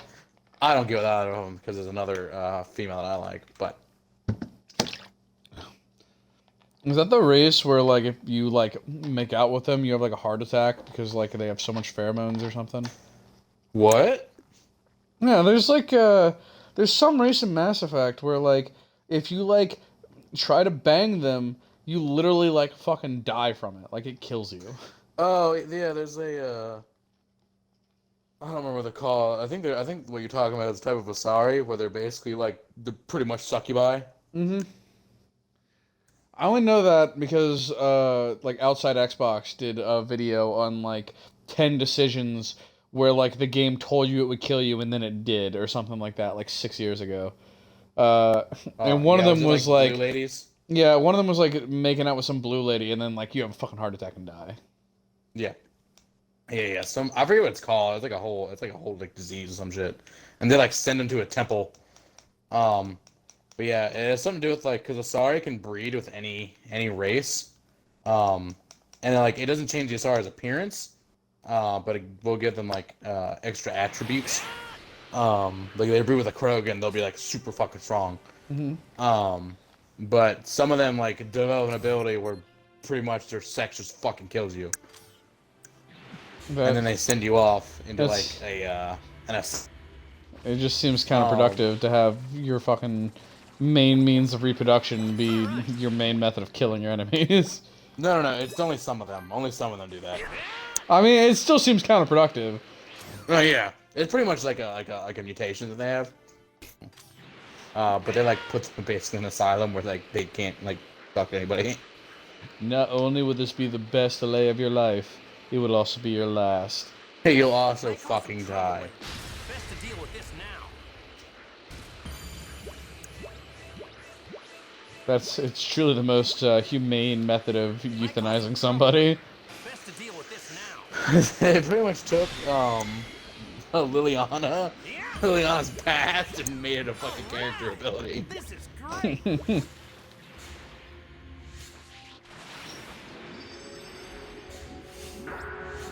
All right. So I only need one more Dragon Ball, and then I have them all. How's my shopping list looking now?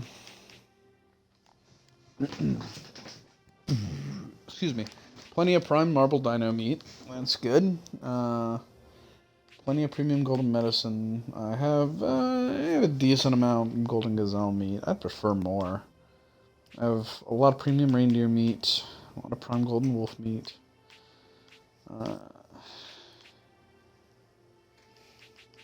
Virtually no energetic fish.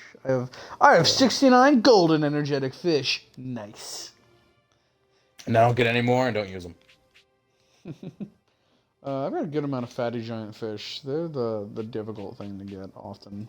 So Chi-Chi should be able to hook me up. Oh, yes. God, that's the thing. I can fucking mine with my car.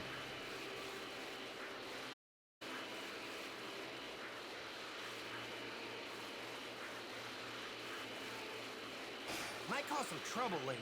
Best to deal with this now.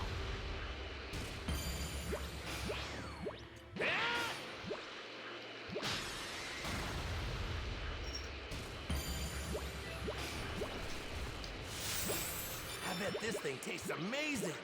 Found some tasty looking food. Just looking at this mango's me pumped up. Hello. And ready to go. Hello, Skull Robos.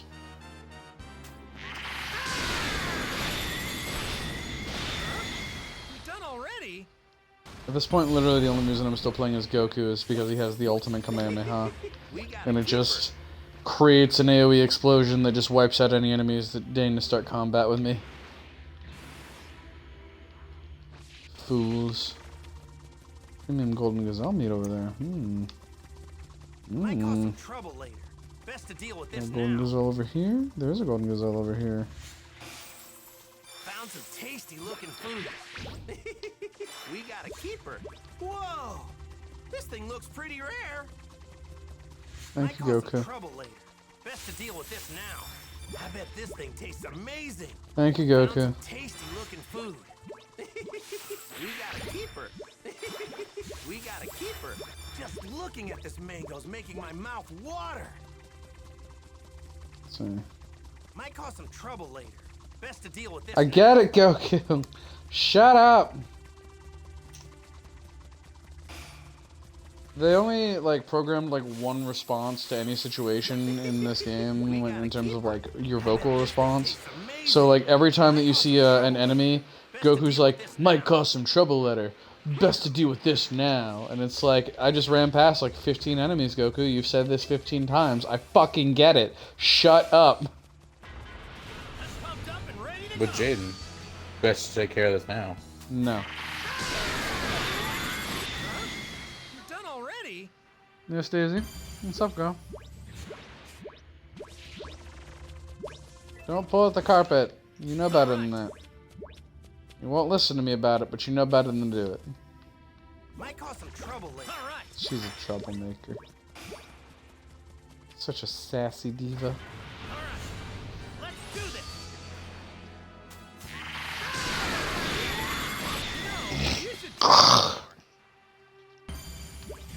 Yeah. Also, I just remembered, I didn't actually tell you why Chase messaged me earlier. I just told you that she did, and that she was super serious about it, and then it started a long conversation about us being fucking terrified of people using periods. Apparently she decided to join the Satanic Temple with me.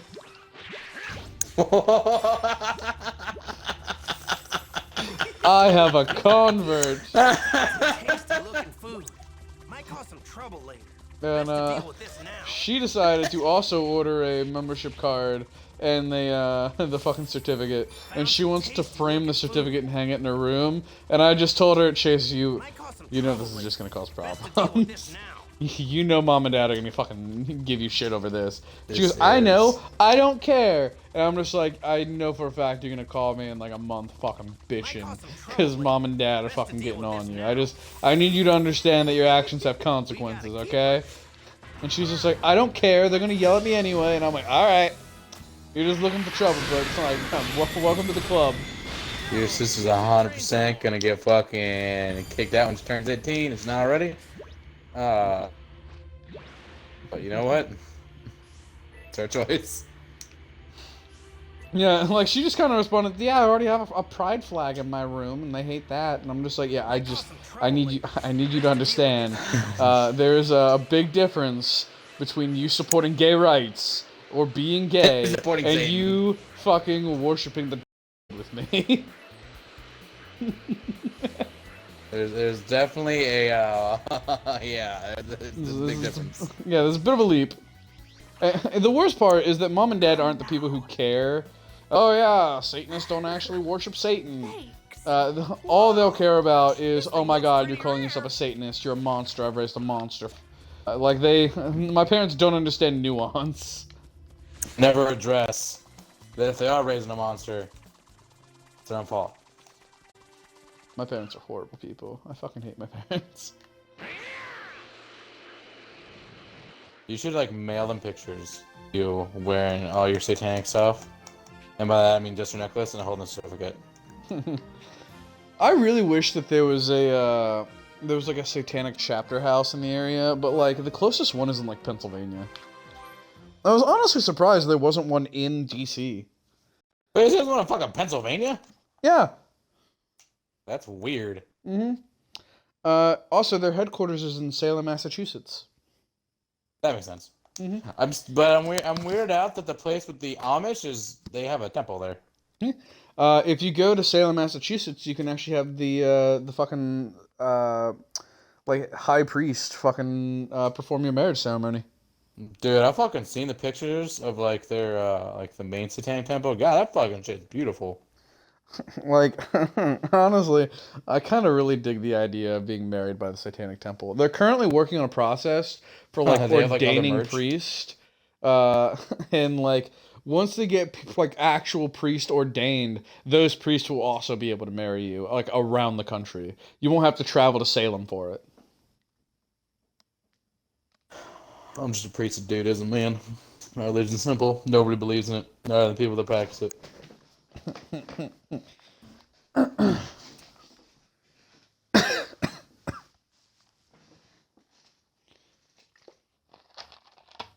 I feel like there's a lot of people, because I haven't explained like what Satanism is about, like the Satanic Temple and their bit. I feel like there's a lot of people that could potentially watch this video. They're just gonna be like, "Oh my god, this guy's a fucking monster. He worships Satan." Right? They're gonna be like, So, quick disclaimer for anybody unfamiliar with the Satanic Temple. They are an agnostic organization. They do not worship primary symbol. But their whole bit is like freedom of religion, bodily autonomy, and very just let people live how they want to live. Very libertile. Like, don't tell other people how they're supposed to live. Don't like criticize people for how they choose to live their life. Just let them do their thing, enjoy their life, and you just kind of do your own thing. They are big into supporting science. One of the core tenets is that like science should always shape your belief world. Your viewpoint of the world should not shape your interpretation of science. So like, like don't go, abortion is bad because the Bible says so, and you say, oh okay, so like abortion isn't necessarily a bad thing. Like it's like women should be allowed to do it. Scientifically, there's no reason not to really allow an abortion. Instead, your beliefs should reflect that, and you should just think analytically about everything. The seventh and final tenet is I like to call the catch-all tenet, which essentially just says the spirit of this writing always supersedes the wording.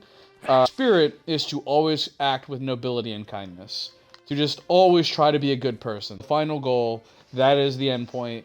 Anything else that gets written down, any of their scripture, anything, is secondary to that goal of just being a good person.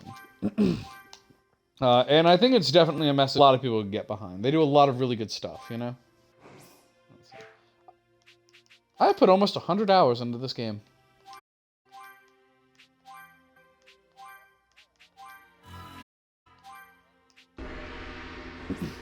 Because this isn't a long game.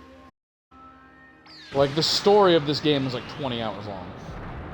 And it doesn't have a whole lot of side content. I just want you to know, this means I've spent like 50 or 60 hours gathering groceries. Hey, Shenron. I want the fucking meatball sub in the world. Please, Shenron.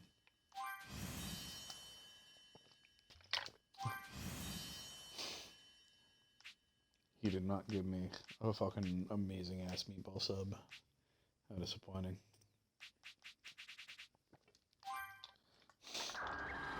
This game truly needs to be better fucking rewards for fucking collectibles. I really hope that they fucking just go wild on this game with the next DLC. They might have revealed the next DLC by now. It's supposed to happen today. I don't remember before or after Dokkan, but Dokkan should have gone by now. I wonder what they'll fucking announce. A lot of people think that Dokkan might be under new management now because they just released they just added a whole bunch to the game that completely breaks the mold of everything they've done before, and like it's super awesome. Do what you can. Hello, Chi-Chi. Can you make me a full course meal? Let's see. I think the Heavenly Ramen course is the one everyone tends to go for.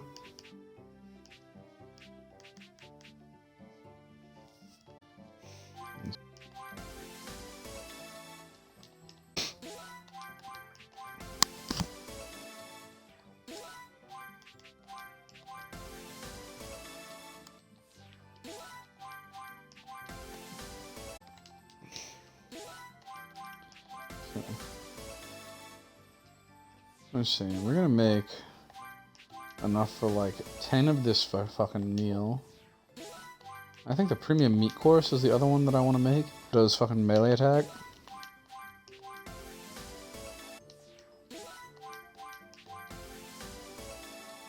But, excuse me. This game does not have a good fucking key defense food. Because like your key defense just never gonna like 2 foods in the game that increase it. Let's see.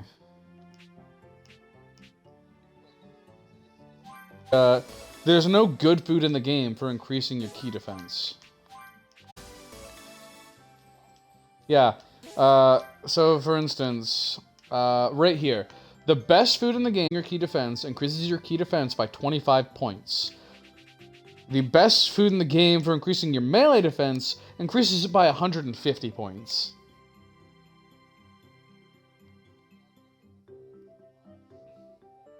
Yeah. But, like, even then, food for your fucking melee defense also gives you 20,000 extra points of health and 5 points of ki. The one for your fucking key defense gives you 3 points of ki and 3,000 health. Like, it's just a bad food. And it upsets me. I want to make it so that I can eat 10 of both of these fucking meals. Because that'll be another, like, 500,000 fucking HP. And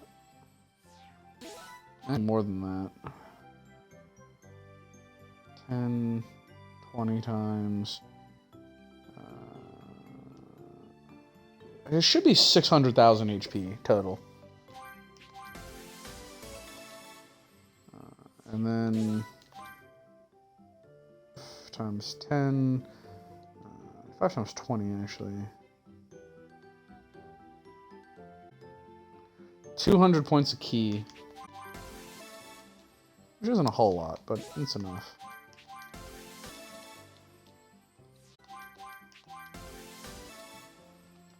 I'm honestly more concerned with melee attack than I am the fucking ki attack.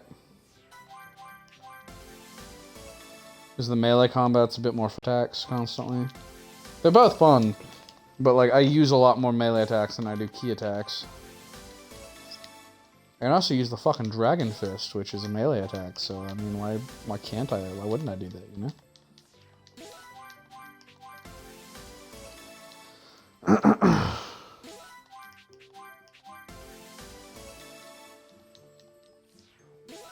What do I need to make you? Virtually nothing. The golden gazelle meat's gonna bite me here. I should still be able to make plenty of it though.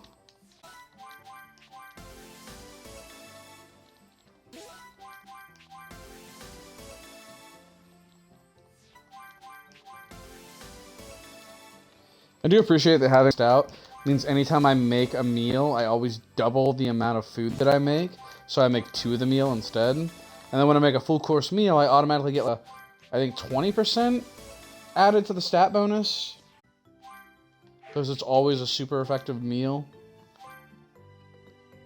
Alright. I also hate that the game won't let you have more than 1 full course meal at a time. You have to eat them individually, so whenever I sit down do grocery shopping simulator, I have to fucking click through like 20 fucking meals worth of food.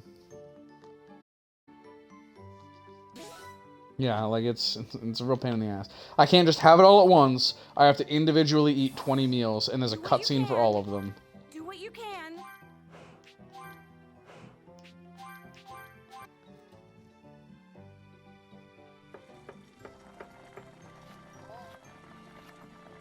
Jake's fucking dying, guys. You hear that shit? Mm-hmm.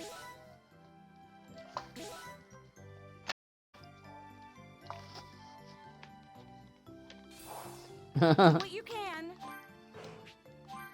So, Sean's probably gonna be late tonight, right?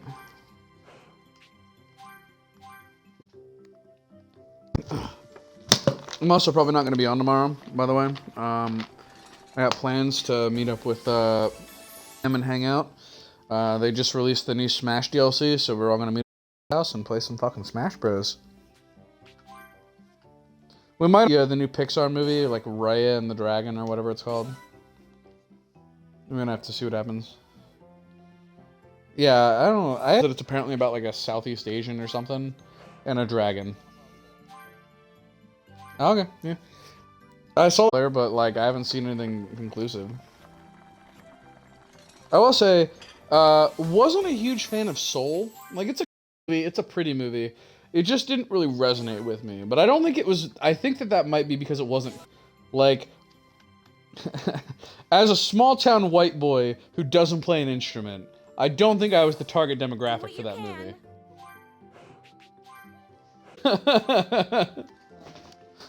Yeah, exactly.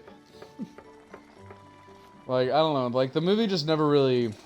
Like, I could see what they were going for, and, like, there are several parts where I felt like I should feel something, but I just kind of was bored with it. Like, because ultimately, the movie isn't about, like, being black or being into jazz or anything. Ultimately, it's about, like, finding your reason for living. Like, it's finding the thing that you're passionate about that, like, makes life worth living. Like, finding your reason for wanting to live. And as a pretty apathetic guy, laid back and doesn't really care about much, like, that's not something that really resonates with me, because I don't believe that life has any intrinsic... I don't think there's anything that, like, makes life inherently, like, amazing other than just beef, you know?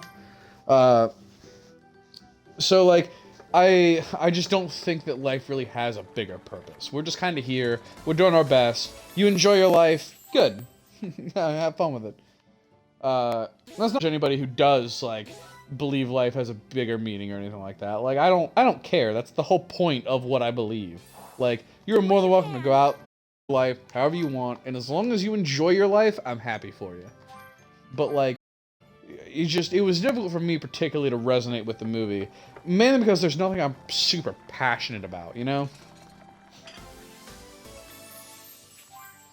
Like, I will get into a super heated discussion about Godzilla or fucking the Cosmere or the Wheel of Time series or something like that. But I'm not gonna go out and be like, oh yeah, like Godzilla's my reason for living. He's the only thing that makes life worth it or anything. But like, I will have a 2-hour conversation where you say virtually nothing to go into great detail, kick Kong's ass. I will do it. I will experience no shame. Do what you can. I'm certain that I've given you the. I've spent way too much of my life fixating on why Kong stands are just wrong. Also, we're at like we just bounced this up to 2 viewers, so I think there are actually 2 people watching right now, and I very much appreciate that they came into me ranting about being a small-town white boy watching a movie about jazz musicians, and me talking about how life is inherently meaningless. I really hope that this is just... I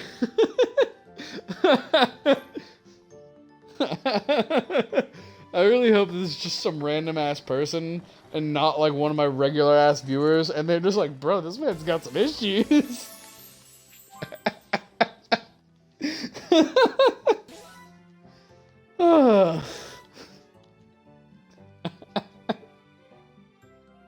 Let's see.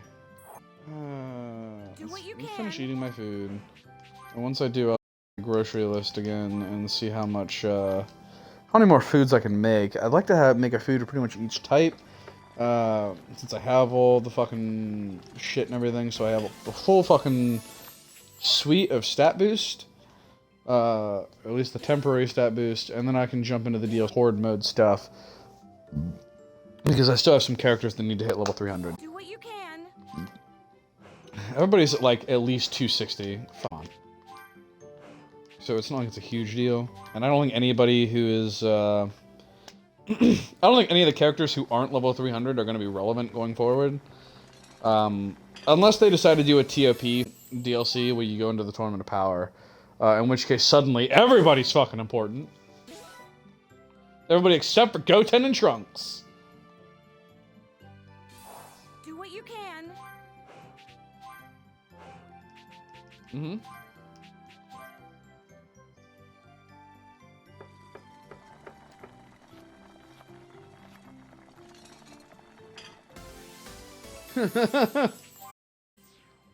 Oh, we lost a viewer. I'm so sad. Do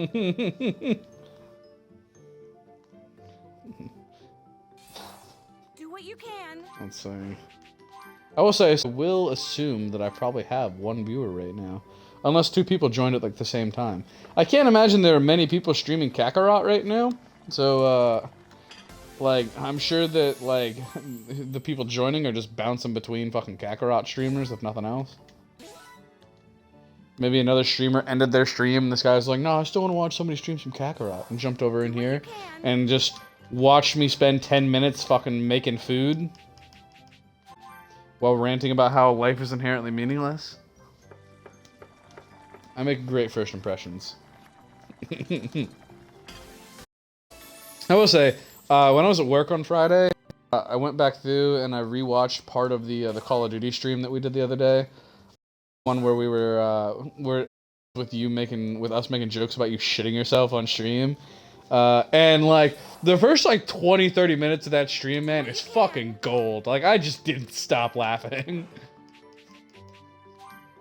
I don't know, we spent a solid like 3 minutes joking and laughing about you shitting yourself before we even like talked about starting the game. Like we just sat at the fucking lobby. And then when we were done that, we started talking about fucking Pathfinder shit and good old Eek being your fucking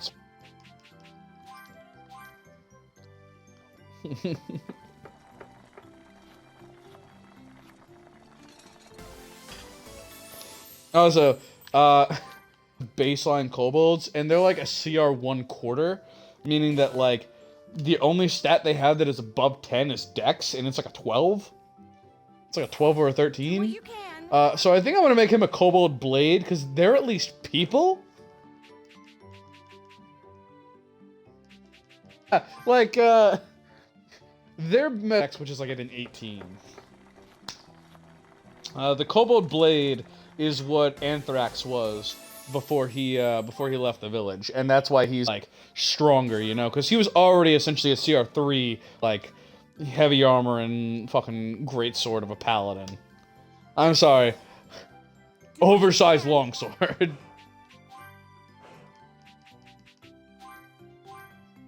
He does think he's a paladin. I just want you to know, last night, Zach and I had a pretty long conversation just about, like, just the semantics of it. And he looked at me and he goes, I just want you to know, now that we've started a village, the leadership skill. And I'm just like, I just want you to know Jake's already beat you to it. He's already eyeing that skill. He's thinking about taking Anthrax out into the world. Do what you can. And he's like, oh god. You guys are gonna make me fucking kill myself.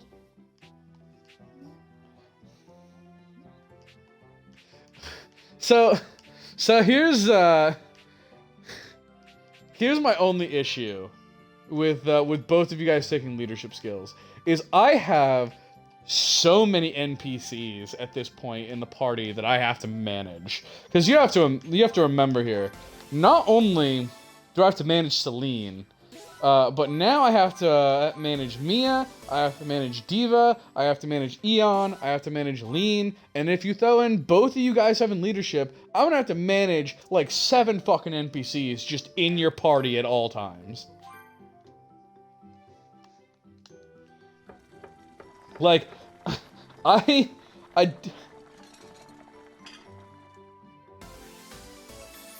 that's the reason, is because there's so damn many of them. That's why I essentially said to you, so whenever your Spren aren't interacting with you, they are fixated on something in the room that they found interesting. They are, like, Iana's studying a caterpillar or some bullshit, you know? So that way, you know they're in the room, they're doing stuff, they just aren't actively doing stuff. You know? Yes. Yes. There's just too many NPCs for me to balance at any given time.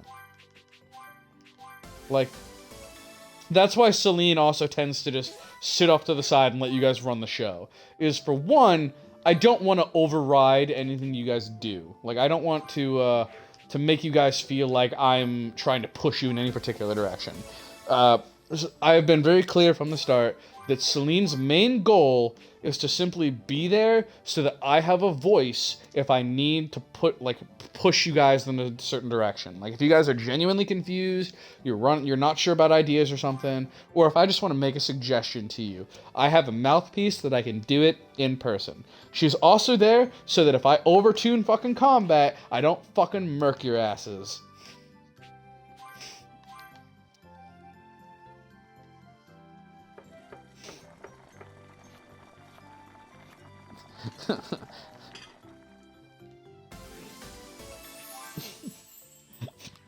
His whole bit is that he is going to be there, he is going to be silent, and when you tell him to do something, he does the thing. Do what you can.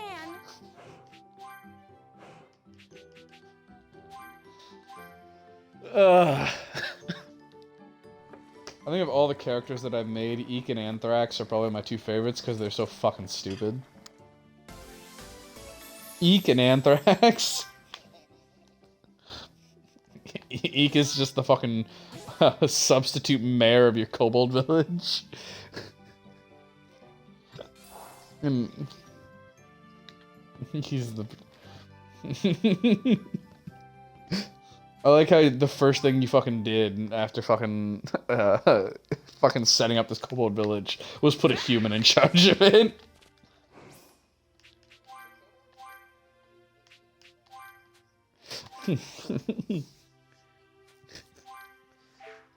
And like, I really hope, like, so I tried to pick, like I said, I tried to pick races that, like, for, like, the recruitment arc that's coming up.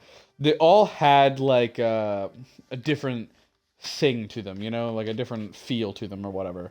And I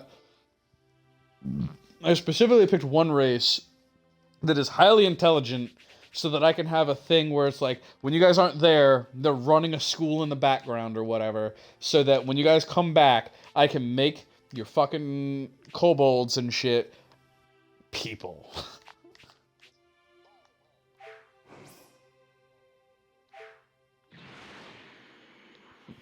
Yes.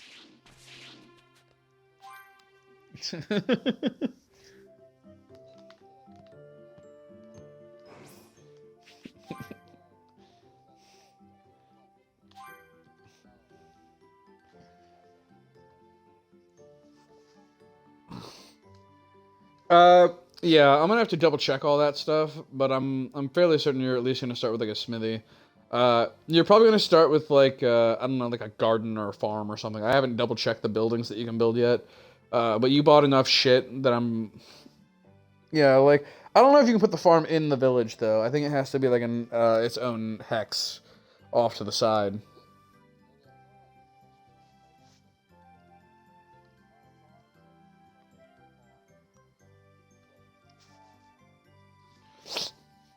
Well, most of the area you're in is grassland, so you don't have a problem with that. You have plenty of farms.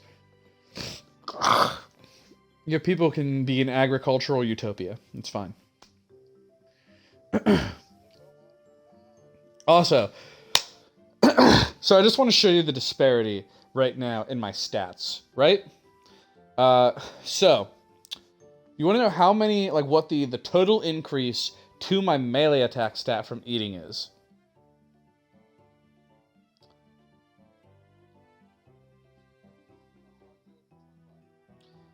No. The total increase to my melee attack stat across the entire game right now from all the foods that I've eaten is 14,543. To my key attack, it's 21,853.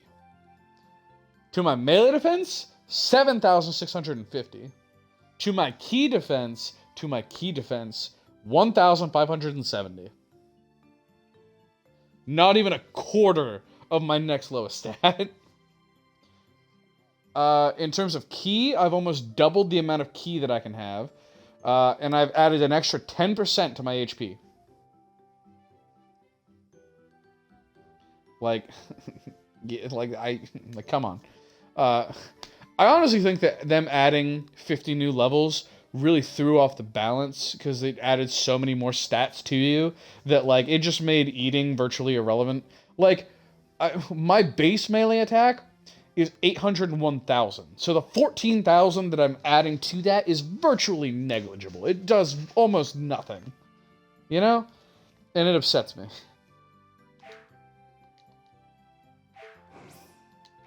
Hey! Do what you can. Oh, the Dragon Balls are back. I don't think I care.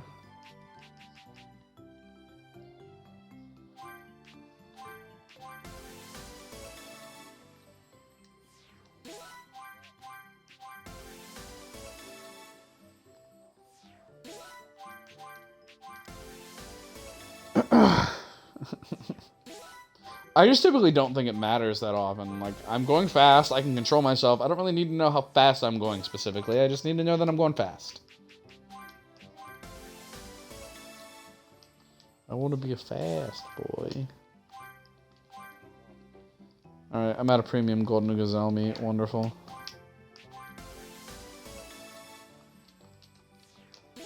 I just want to finish eating. I'm so close! I can now make 3 more fucking super deluxe meat courses. I will eat all of them. And then I'll check the heavenly ramen course again.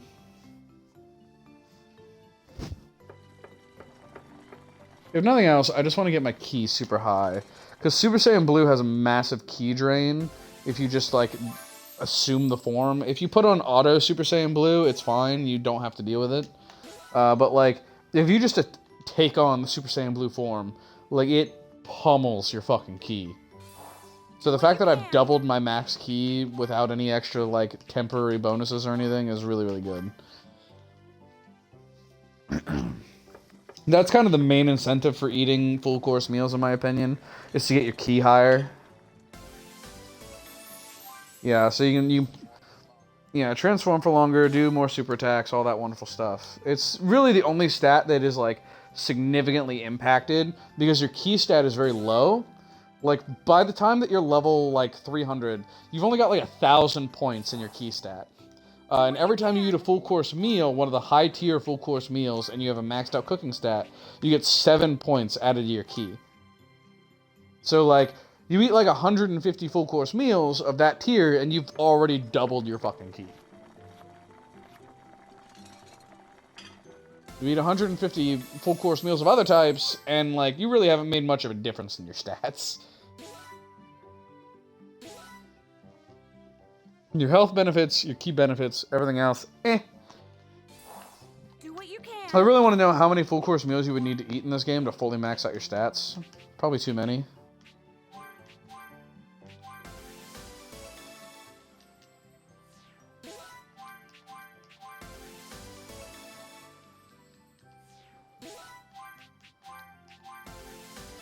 Let's see. We're just gonna fucking make everything that I fucking can and become super uber powerful.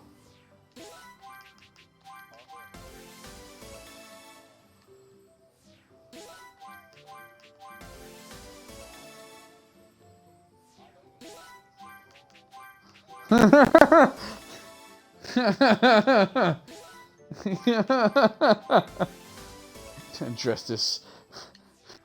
Long live the king. Just gonna Lion King this bitch. We're gonna fucking reenact Hamlet in my fucking D&D campaign.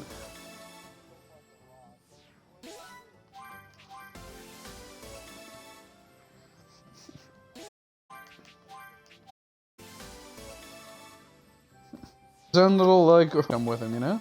His own fucking official. I have no idea who he would as his cohort. Like, he may just, like, he may just make his own. Fucking know? Like.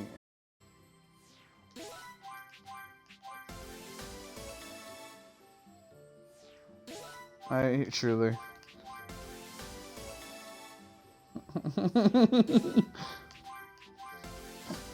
I gave you too good of a little gremlin character to fall in love with. You couldn't not fall in love with him.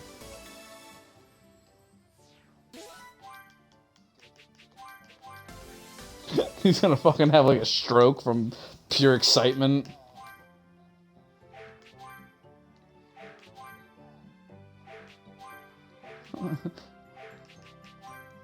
He got too happy. What do you mean he got too happy? He got too happy.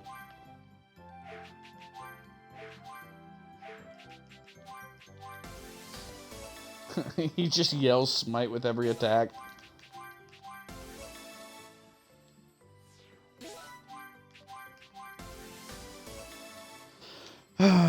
So he's 3 levels below you, right?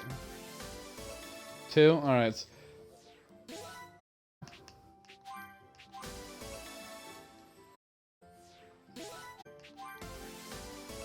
Awesome. Sweet. My heavenly ramen course meal is gonna be so fucking, like, good.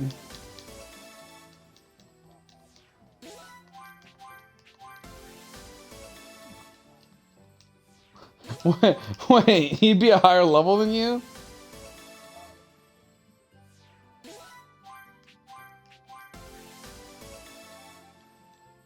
Mm-hmm.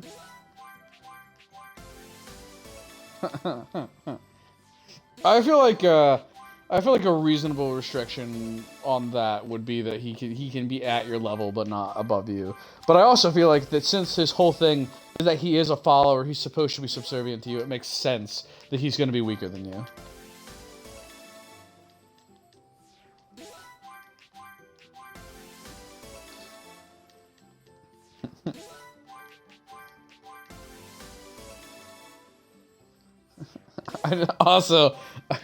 I just, he said something to me yesterday, blew my mind. He specifically asked me, are we gonna have any, like, snake or lizard people? And I'm just like, I mean, like, potentially.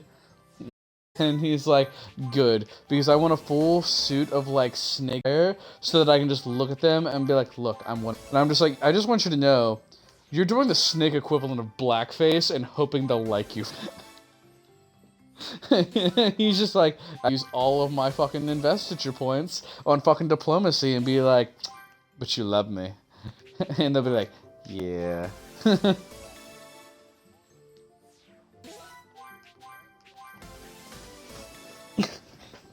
Yeah, I feel like there's a certain point, no matter how charismatic you are, you cannot talk somebody into, like, killing themselves or something. Like, I don't care. Yeah, at some point they're just gonna be like, bro, I don't care how fucking sexy you are. Shut the fuck up.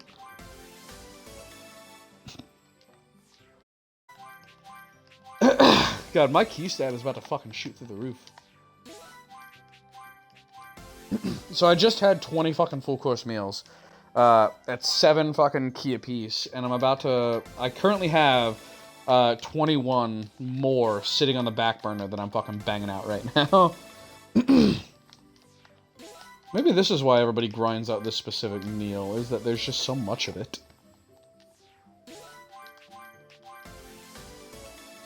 Let's see. I'm also probably about to add like 1,000 points to my fucking key attack. Oh god.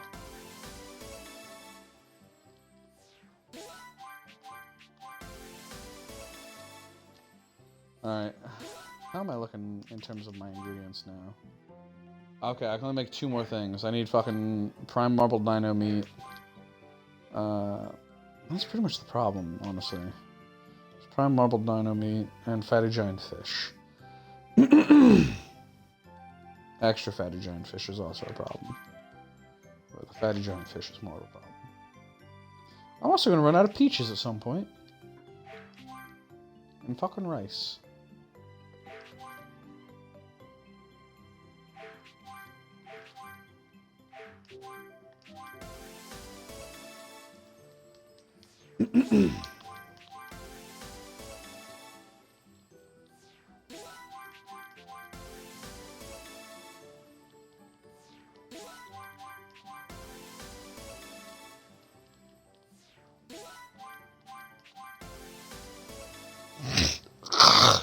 Yeah.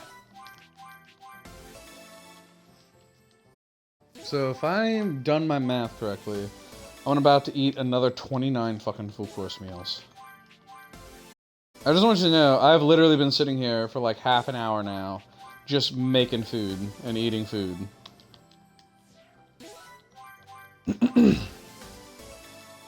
I mean, we're having fun conversations at least. That's the thing that I think makes it, you know? We are talking about D&D. Let's see, so I need more shiny rice. I need a fuck ton of shiny rice and premium eggs. I'm gonna go fishing. I need to hunt dinosaurs. That's really it, is fishing and dinosaurs is the only real hard part here. I think that is why everybody grinds out this specific food. Because the ingredients for this one aren't super hard to come by. You have to go fishing, you have to hunt dinosaurs, and other than that, you're good.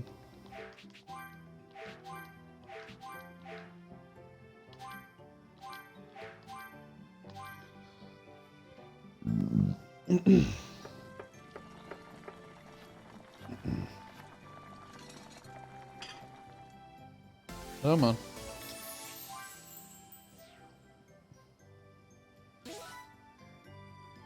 Let's see, so 360, 24,007, so times 29.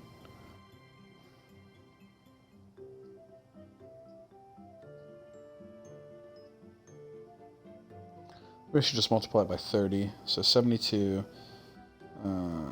I get 720,000 HP if I'm doing my math right. God damn.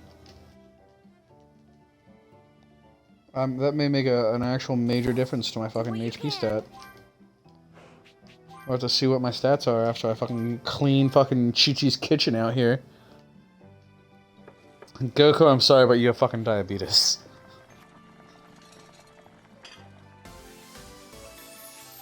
I thought one of my favorite things they did in fucking TFS Abridged was that they changed the Goku's death from a heart virus in the Android Saga to dying of high cholesterol.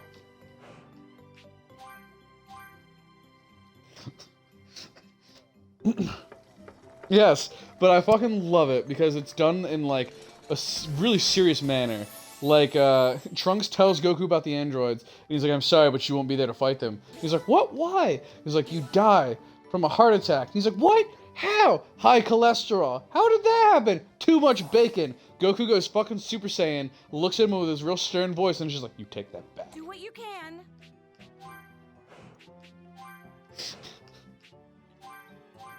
TFS Abridged is genuinely one of my favorite things on YouTube. I get why they're not doing it anymore, but I wish they would. I wish they'd cover the Boo Saga. I know they aren't. They're never going to. In part because they got burnt out. In part because fucking Bandai fucking hates them. Not Bandai. Fucking who owns fucking Dragon Ball now? Toho Animation. But like they got copyright strikes all the fucking for fucking Dragon Ball Abridged. And it just got worse because originally they very loosely stuck to the story. And they just kind of changed it all. But eventually they got to the point where like they were just doing the story. Everyone's just a snarky asshole now. And like hilarious, but it was close enough to the actual story of Dragon Ball that it came very, very close to violating the fair use policy. Meaning you don't have to pay royalties to somebody and it's not copyright. But because they kept getting in so many legal battles over it, they decided they couldn't do it anymore because every time they got into a legal battle, it threatened to take down their channel forever. And if they lost their channel, they lost their jobs and everything. They couldn't handle that, you know? So I understand entirely why they did it. I do, however, think that fucking Toho was really fucking dumb about it. Because honestly, TFS Abridged practically kept Dragon Ball on life support until Of Gods came out. Like, the only significant content that we got Dragon Ball-wise was Dragon Ball Z Kai. That's pretty much it. That and the games. Yeah, it's that, it's improved animation and shit, and they cut the filler out. And like, Dragon Ball Z Kai is good, but like, you're essentially watching the show again. And like, games, but the games are you know, like, nobody's gonna go out and say Raging Blast is their favorite fucking video game, you know?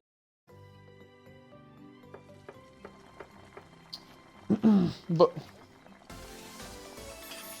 yeah, like they're all the thing. They're an arena fighter game. That's pretty much it. Games are actual fighting games, and then like the other games that aren't actual fighting games are arena fighters, where you're looking like over the shoulder and shit. So much food.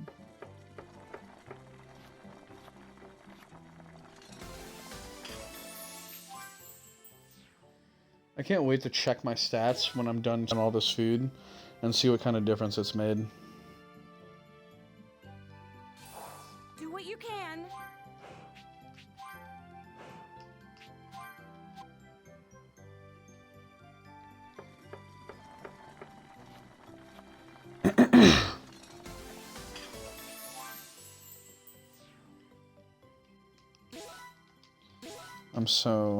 There's so much food. So much food.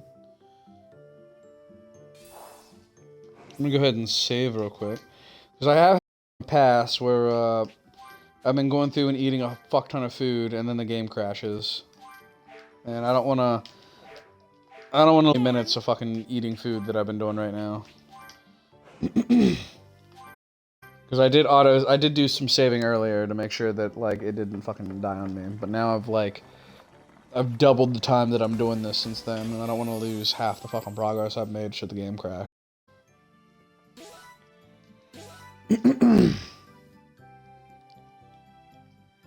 Once I'm done doing this, I'm going to save the game, I'm going to go use the restroom, and then we're going to go to the fucking second DLC, and we're going to do some horde battles and see about getting Goten and Trunks to level 300.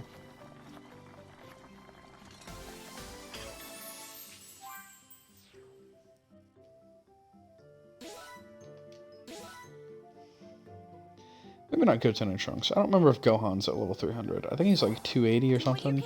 He might be at level 300.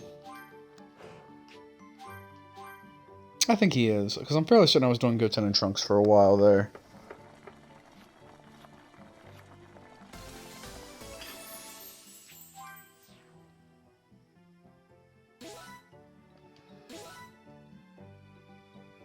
Actually, maybe I'll play as Vegeta.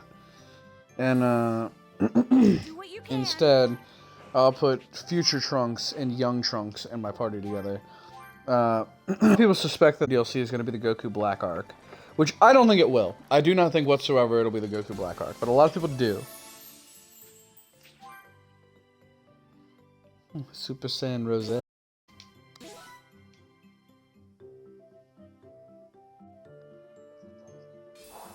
Do what you can. And Super Saiyan Blue isn't?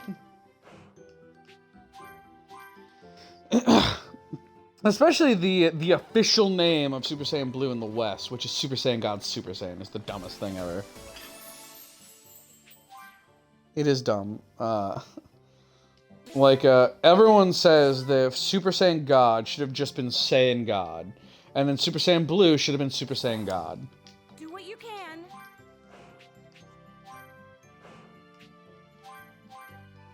Like, that would have worked so much better.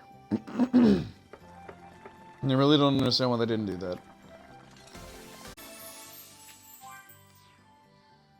Super Saiyan Blue is still a dumb name, but at least it works. And the manga actually makes fun of it. And the only reason that it's like that is because the West didn't have an official name for it. So, like, I think the Xenoverse games came up with that name, and they had to license it for, like, toy purposes. And because of that, it became the official name in America. So even though the anime, it's never referred to as Super Saiyan God Super Saiyan. It is always referred to as Super Saiyan Blue. The official American name is Super Saiyan God Super Saiyan, which is dumb. Do what you can. Like, the forms in Super are just, it's really weird how that none of them have real canonical names. Like, Vegeta's new Super Saiyan Blue form he unlocks in the Tournament of Power does not have an official name. There's several different version, like, names for it. Everyone is giving it this weird name. Like, I've seen it called Super Saiyan Royal Blue. I've seen it called Super Saiyan Blue Evolution. I don't understand why we don't just call it Super Saiyan Blue 2, because that's all it is. It's just Super Saiyan Blue, but darker blue.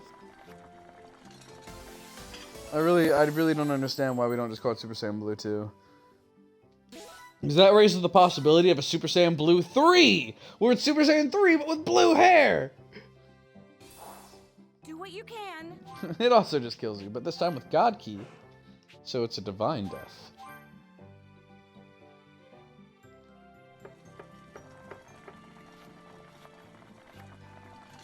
Why didn't they make Videl a support fighter? I kind of wish they did. Honestly, the number one missed opportunity I think this game has is that they didn't do what Dragon Ball Z Legacy of Goku 2 did. Where once you completely beat the game and you beat all the side content, you unlock Mr. Satan as a playable character at level 1.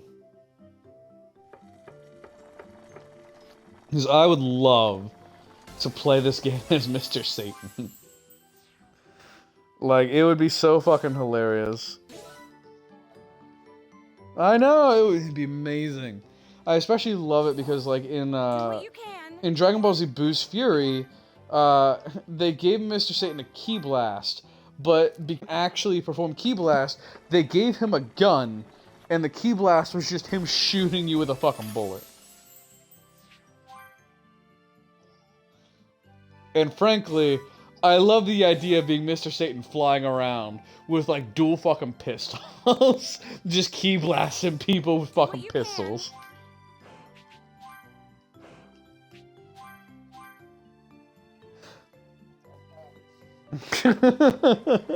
Like, the games have done so much to make Mr. Satan just the best character.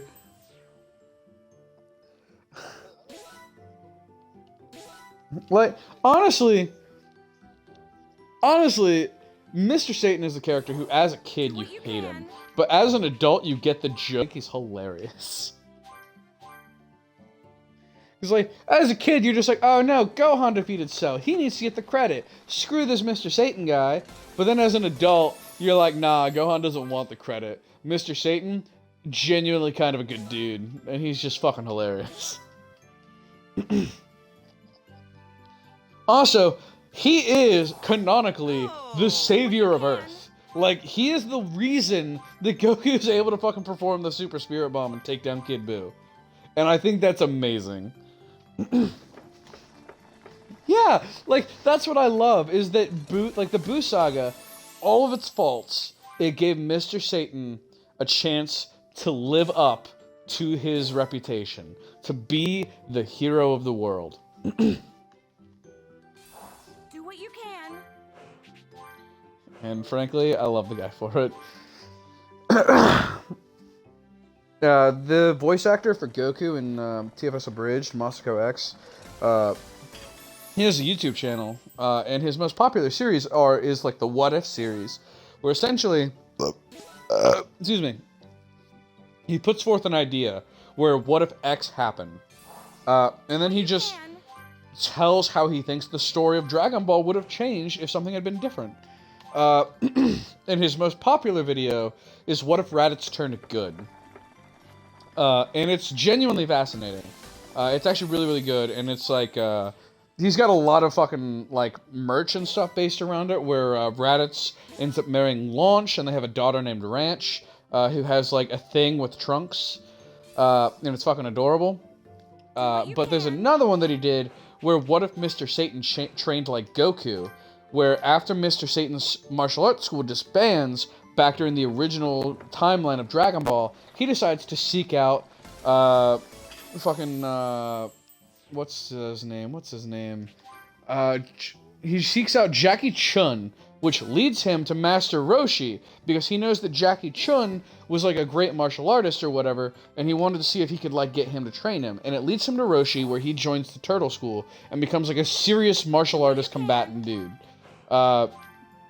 And like it creates like an actual like interesting fucking storyline. I don't remember if I watched the whole thing or not, but like it's a genuinely interesting story of like Mr. Satan genuinely training really, really hard and being like pretty powerful and pretty interesting. I love Mr. Satan as a character, man. Like he's just fucking hilarious.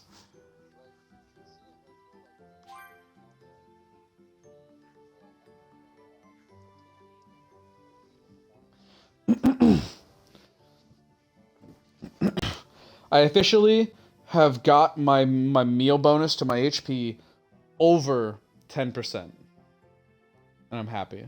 It's like 12, 13% of my total HP now. Oh, fuck. Oh, God. Oh, fuck. I had like an extra 5,000 points for my key attack. My meal bonus from key attack is now more than double my key bonus, or my stat bonus to my melee attack, which is fucking awesome. And my stat bonus for my key is now almost exactly double what my base bonus is. My base key is 1,272. My stat boost key is 1,257. This is amazing. Also, I really, really, really, really wish that they would add a food that boosts your crit rate. Because right now there is not a food in the game that actually does it, but there is a food with a temporary buff to your crit rate. A 0.3% bonus to your crit rate. But I wish there was a thing where you could eat food and increase it, because if you got that to 100%, every attack you do would be a crit and it'd be amazing. This is a game where I really think that they just need to fucking go absolutely fucking nuts and just let you do whatever the hell you want to do. And I think it would only help the game. Goten. Trunks.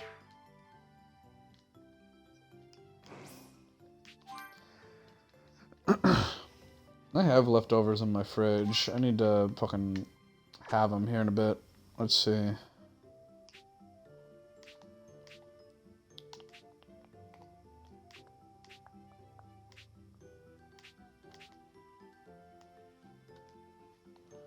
I think I'm probably fine. I have so much key now that I don't really need to fucking do shit.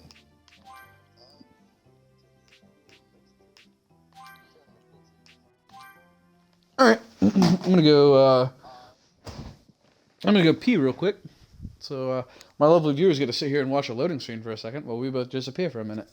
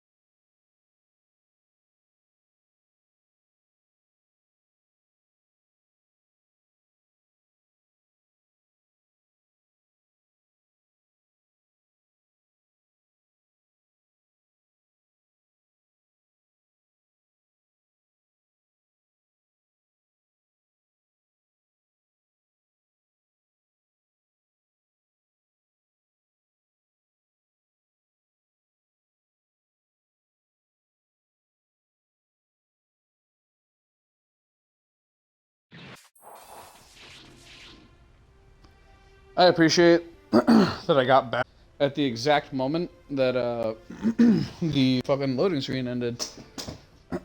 Let's see.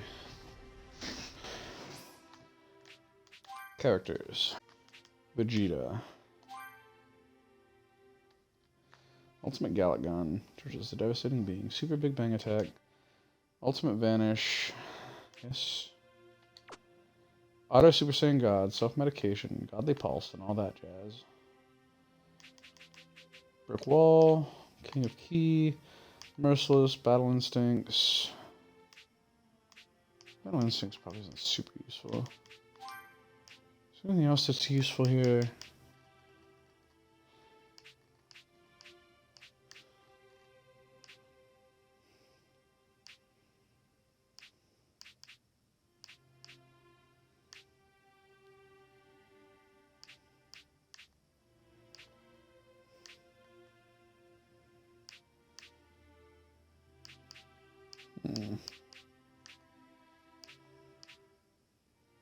Not really. Yeah, I think I'm fine. I'm fine with how I am. Still hate that they called it Super Saiyan God Super Saiyan instead of just calling it fucking what it is. Super Saiyan Blue. Actually, I have everything in this correct. Yes.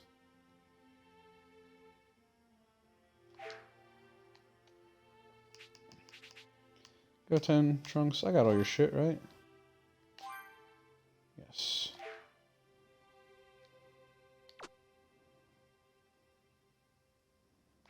Cool.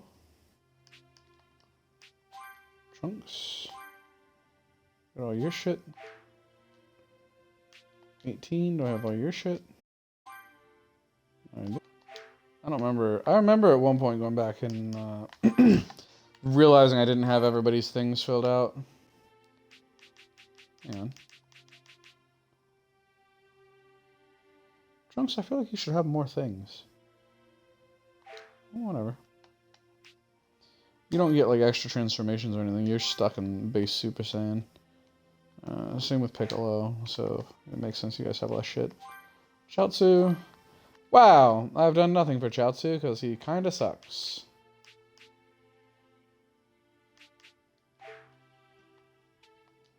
Tien? Done nothing for Tien either. You never really get a point to add Tien and Chaozu to your party. Or Yamcha for that matter. You had Krillin to your party. Krillin, have I tapped you out, buddy? Almost.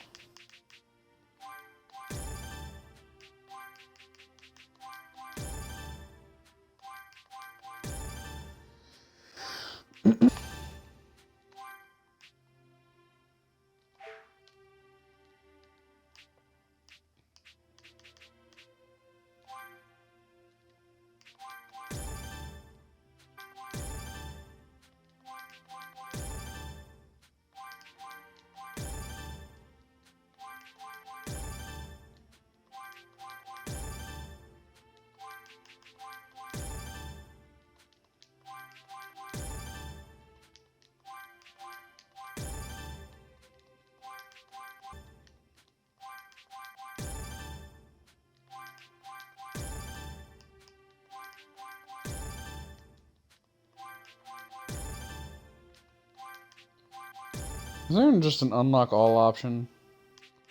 No? Okay.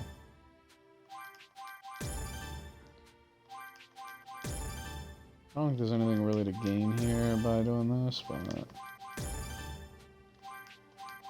no reason not to increase the stats, so.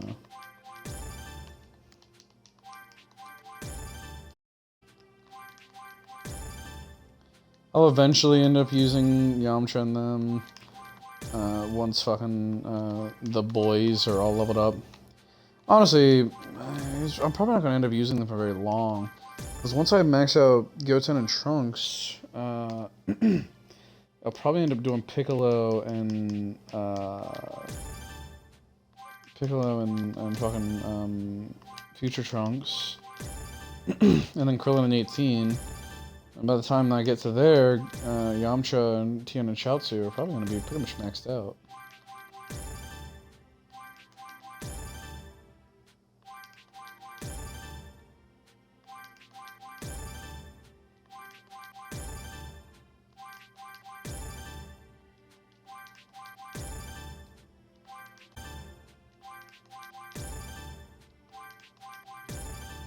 Cool. Well, Max don't care enough to do anything else at the moment. So... Let's see. I'm gonna do Trial of Valor. Let's go! Fucking game trying to crash right now from all the shit going on.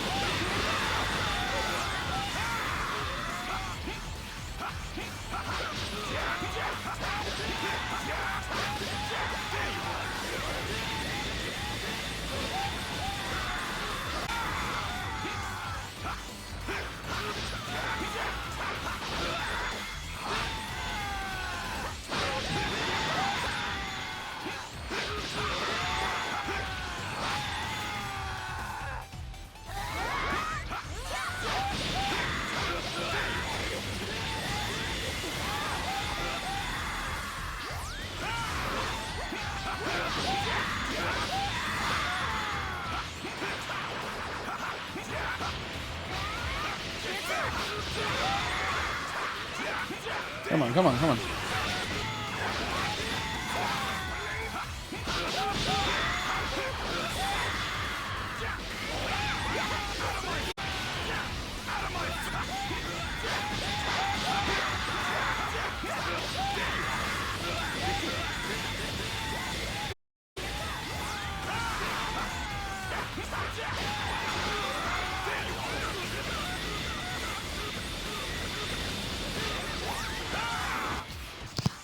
Are you ready to die?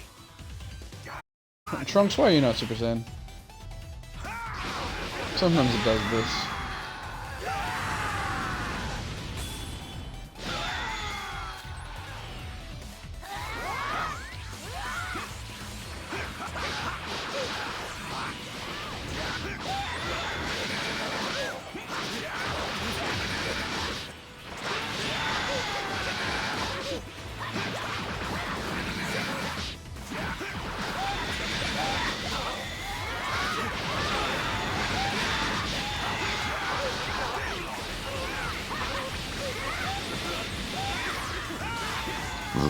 Oh, excuse me.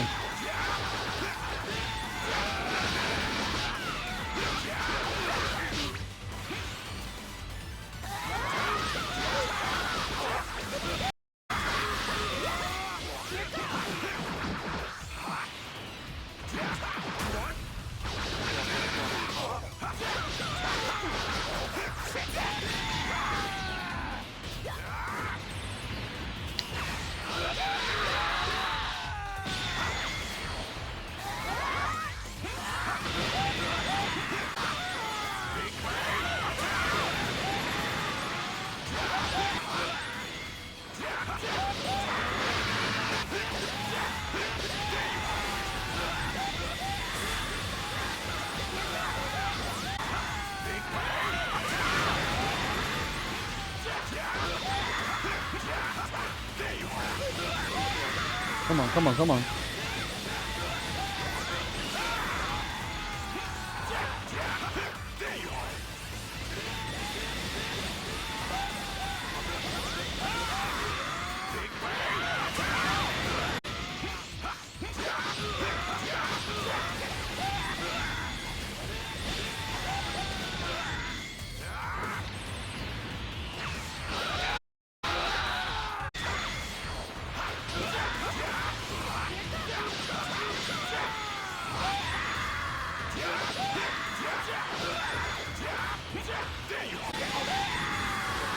Come on, come on, come on, come on.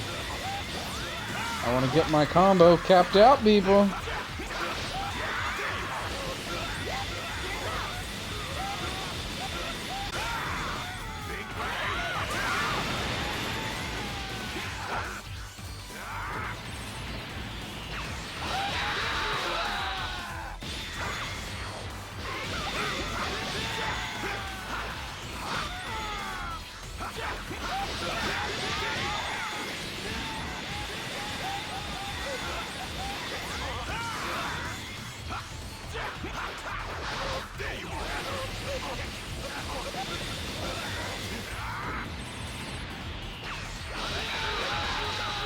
God, I fucking love this movie.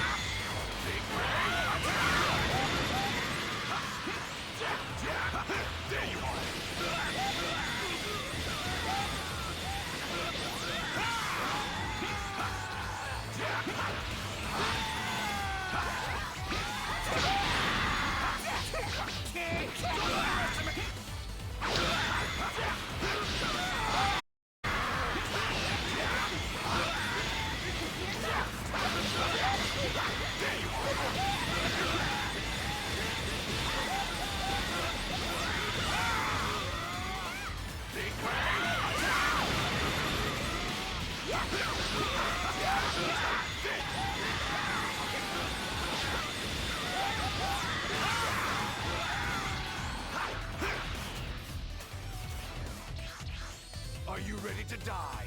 Come on. Got a gun!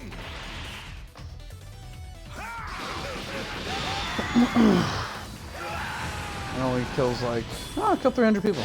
That's nice.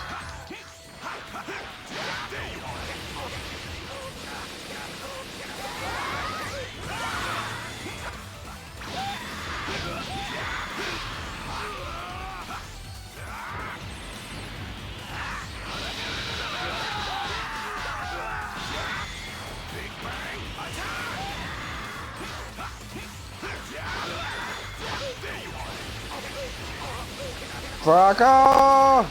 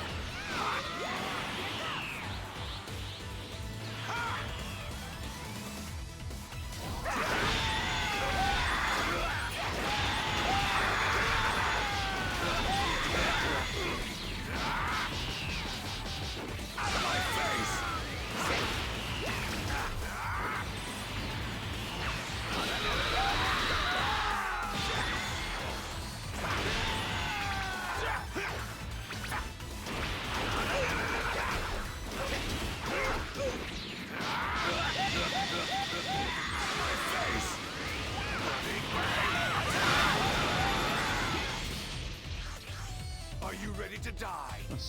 BB. Got a gun! I don't know if that'll actually affect it at all. I doubt it. Ooh, I went to 999 with that.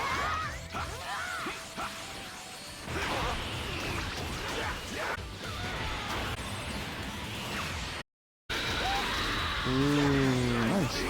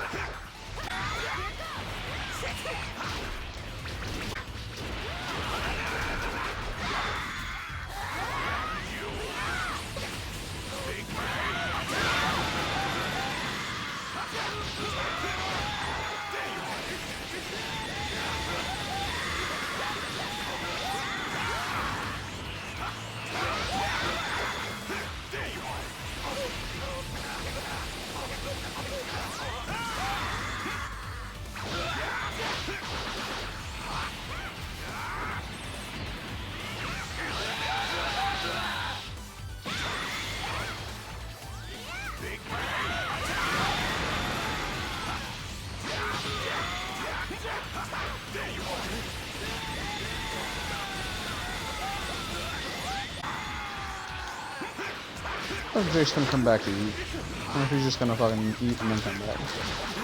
Probably eat to come back. Blue cheese doesn't take very long to make. He'd probably be back by now if he was gonna just come back and chat.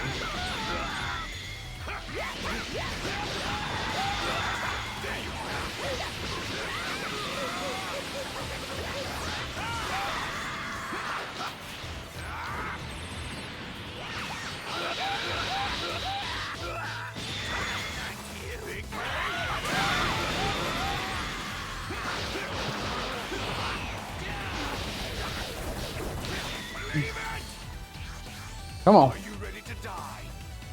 Got a gun!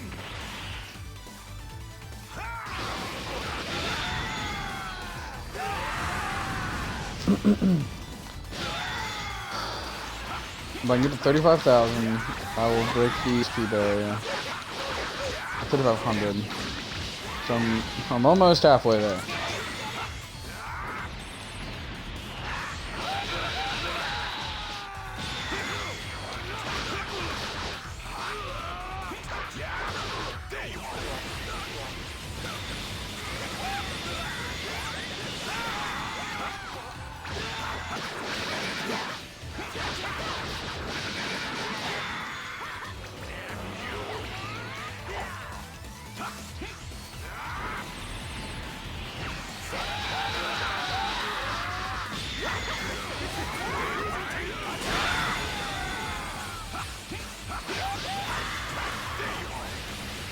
Come on. Build up my combo. I'm fairly certain my combo is at 240 right now. You get like a 0.1% increase for every fucking person.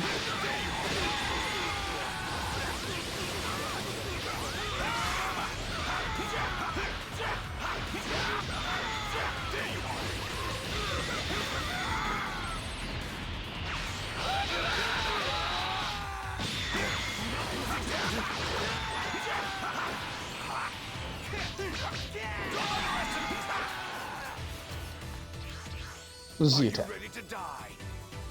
Got a gun!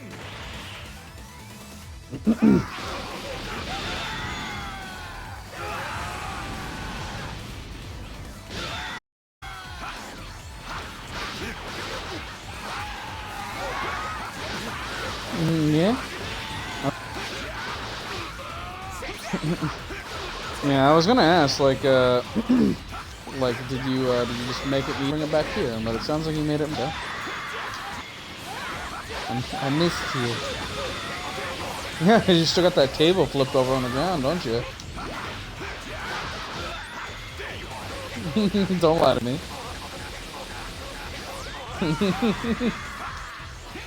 One day you'll finish the table.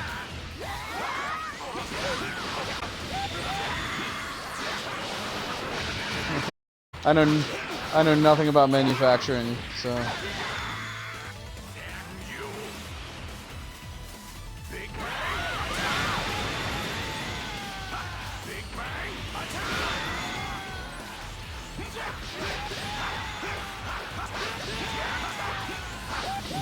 Goten, buddy, you look like the character from Fire Boy and Lava Girl a while back, or Water Girl or something, whatever that old Flash game was. Water Boy and Lava Girl. No, it was like the Flash game on like the internet. Cause like I saw him off in the distance and he just looked like he was like a little flame because he's in Super Saiyan and he's on like the other side of the arena.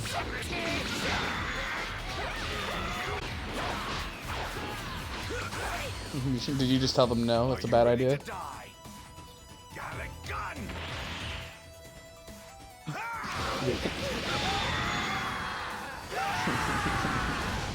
I genuinely don't understand.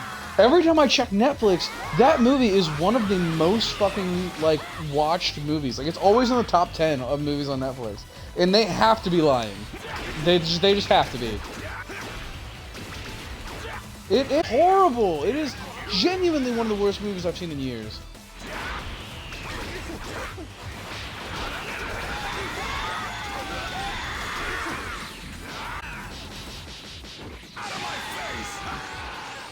Like, I hate everything about that movie. I hate it.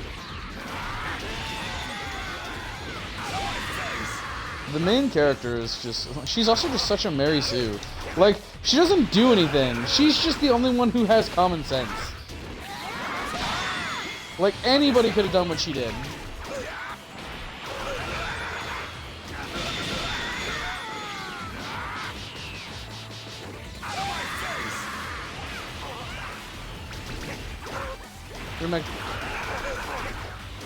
Remake the what?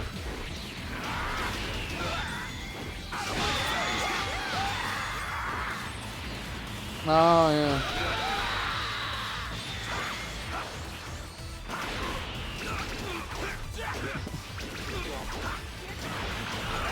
Sky High is, like, a genuinely good movie, too. Like, it doesn't... Yeah, it really shouldn't be, like, but it is. Like, it's surprisingly good. Like, I couldn't tell you what it is about that makes it so enjoyable when it's so obviously, like, a low-budget, straight-to-TV fucking Disney movie. But, like, it's so enjoyable.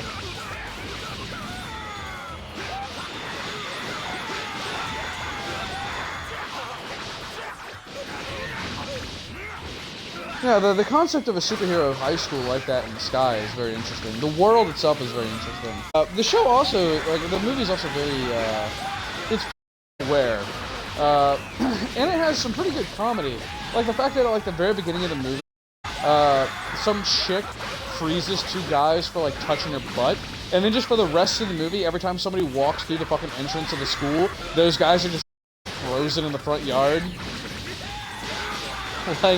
Like, it's genuinely clever at times.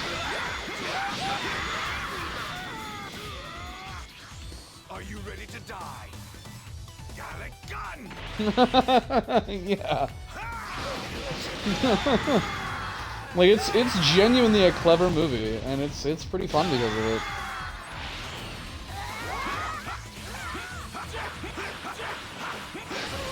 No, like, it knows what it is and it has fun with it.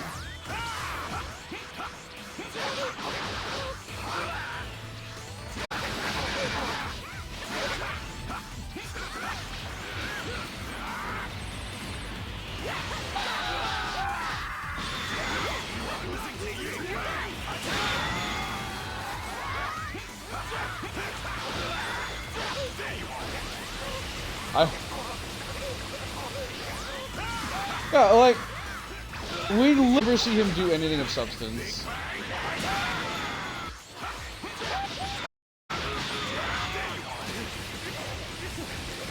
I don't know if they did or not. Like, actually, they almost definitely did. Because we kept seeing them in the fucking, like, prison, and they seemed pretty thoroughly, like they didn't want to be there, you know? Like, I think they made some attempts to escape or whatever. Yeah, like, but at the end of the movie, they just seem to have been in on it the whole time. See them, there's no that they're ever in on it. Also, the whole training exercise in general is fucking stupid. Yeah. Also, also, the fucking, the president is revealed to be, like, in on it at the end, right? And, like, there's no way in hell the president is going to sanction a U.S. invasion by aliens. Like, for any means. I think they did, but even then, like, that is such a horrible move politically. Like, there's no way you're getting reelected. Like, there's no way. Like, you have literally just invited foreign invaders onto U.S. soil for to harass some fucking kids. Just put them in school. Like, that's the whole point. Yeah, and also, taking all of your superheroes out of commission like that temporarily. Like, what if an actual emergency had happened? What if the aliens decided to fuck you over anyway? There's so many things that could have gone wrong with it. What if Russia decided to take that exact moment to invade? They're like, oh, hey, yeah, the fucking US, all their fucking superheroes are gone, time to fucking attack them, let's go. Our superheroes haven't been taken by the fucking aliens.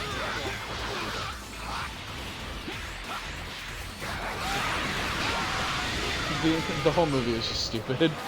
I hate it so much. Just save yourself the time. Go back and watch Shark Boy and Lava Girl. At least that one's, like, interesting, stupid. They literally do not need to be in the movie. Like, I don't think they have any lines, do they? Does she? Yeah.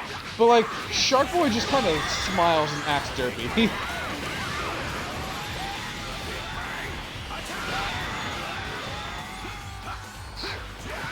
They didn't want people to realize.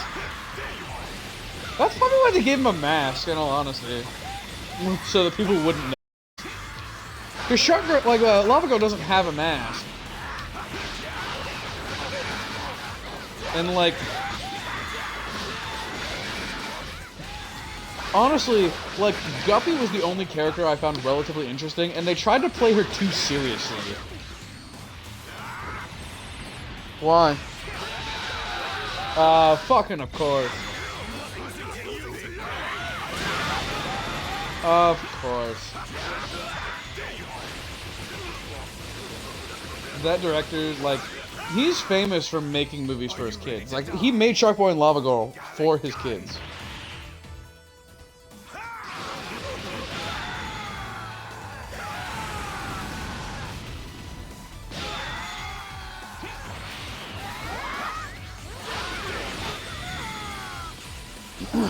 Also, I just don't think that, like, I think when George is a giant fucking electric fucking screen man as the villain of your movie, you just can't top that, you know? Like, the ending of that movie is fucking stupid, but at least it's fun.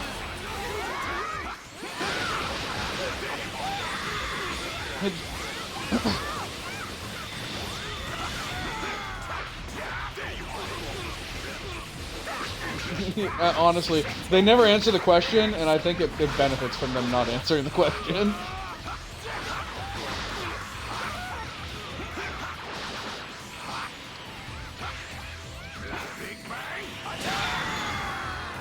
Yeah, like, it works. Like, the fact that the mystery is left open means, like, people will talk about it. But, like, there's nothing left open at the end of the fucking movie other than, like, plot holes. And plot holes are the one thing of your movie you don't want open.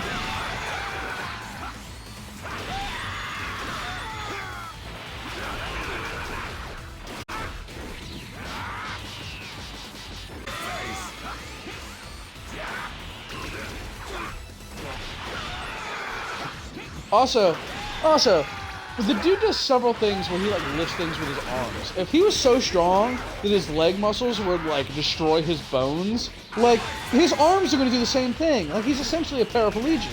He can't use any of his things or he'll kill himself. But, like, no. Instead, like, he does, like, some acrobatics at one point, doesn't he?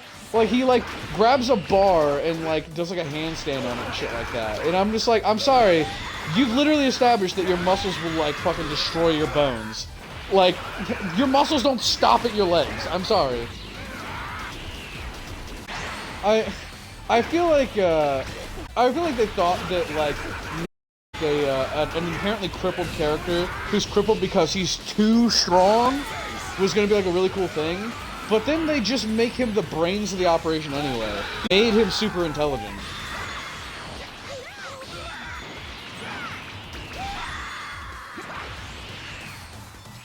Yeah. Are you ready to die? The movie just, like, it was very poorly put together. I didn't know who was who. I didn't know what was what. Most of the characters are just kind of there. The main character has no real personality. The very first thing that she tries at, she fucking, like, succeeds at, and then just decides that she panics in the middle of it while she's succeeding, and then finishes the thing that she's doing anyway. Because remember, she does that stupid tightrope thing. She walks halfway across, she's a foot off the ground, and she decides, oh, I can't do this. Turns around, walks the tightrope back, thereby completing the tightrope, and is just like, I can't do this, I'm not like you. And then at the end of the movie, she does the tightrope thing again for no fucking reason. Like, I don't understand why they did the tightrope thing again. It didn't need to happen. It was so forced. I was so angry. That movie just made me so angry. Like, I am genuinely of the opinion that if a story gets an emotion out of me, then, like, it did something well. But that movie me because it didn't do anything well. Like, it never pulled the emotion out of me that it wanted to. Like, it didn't pull anything out of me, like, organically. It yanked it out of me because it was so frustratingly dense and stupid and badly done that just, like, I couldn't help with it. Like, typically, if a book or a movie or whatever, like, makes me angry, but it does it because, like, the character does something that I disagree with, but it at least makes sense from that character's perspective, like, you've done a good job. You've made a complex character. Like, they're doing something that they fully believe is right, that makes sense, it's just not something I agree with. Like, I 100% applaud you for doing something like that. But in that case, there's no fucking reason for the tightrope thing other than to have her overcome her, like, issue from the beginning of the movie that literally wasn't an issue. I'm so angry. Anytime I think about that movie, it makes me so angry. Oh my god. Ugh. I hate that we watched that movie. I hate that we did. I'd rather watch Orgasmo 6 times than watch that movie again. It's so bad it's good. Like, that's... Which, frankly, is just all of Zach's favorite movies. Some of them, honestly, are just bad. Like, Poultrygeist genuinely makes me sick to my stomach. Like, I could not ever watch that movie again. I have never watched a movie and wanted to throw up, but that movie made me want to throw up. Like, actively. Is it Jared? Is it Jared? Yeah, when we watch a man shit himself inside out, it's just, oh my god, I felt so sick to my stomach. Because they show the man's ass, they show him fucking shitting, and they show him shit himself inside out. And it's, like, you just don't need to put that to film. Like, you just don't. There's no reason for it. Like, you're not gaining anything from it. You're just doing it so that you can make me feel disgusted. Because you think that that's going to get you some views. But no, it's not going to get you views. It's going to make me tell everybody I've not watched this movie because it's fucking disgusting.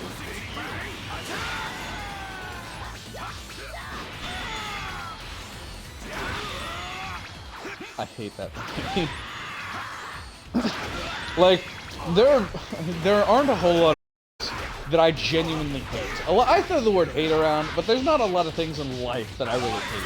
There are things that I dislike, that I'd rather avoid, but like, Poultrygeist and We Are Heroes are things that I genuinely hate. Genuinely despise.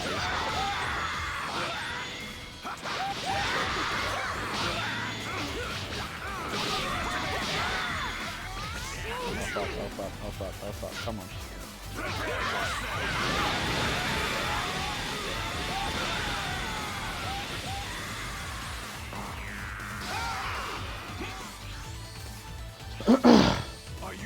I'm getting so close to the point where I can fucking wrap this up and go 10 in chunks to go up fucking 10 levels. If I can get 30 levels, we'll be good. I'm at 3350.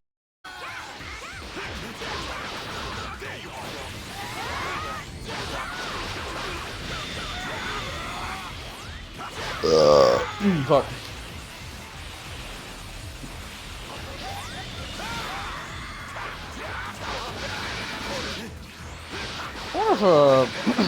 I wonder if Ryan and Sam and I are actually gonna watch the fucking new Pixar movie tomorrow, or we're just gonna be real fucking busy. Because we talked about also getting Thai food. We talked about we're gonna play the new Smash DLC, so there's that.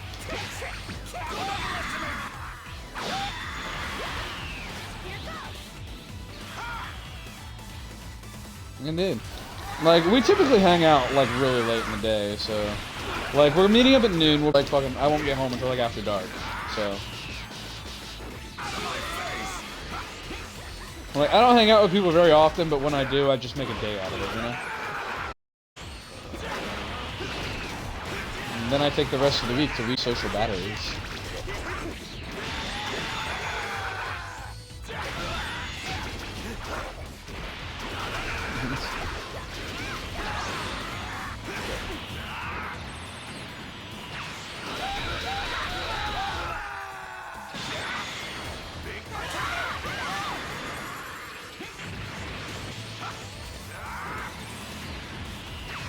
Yeah, I get you. Honestly, a big part of the reason whenever we like hang out and we like spend the night with each other and all that kind of shit, because like we stay up till like 2 a.m. A lot of times I crash pretty early in the night is because my social batteries are literally empty and merely existing becomes exhausting.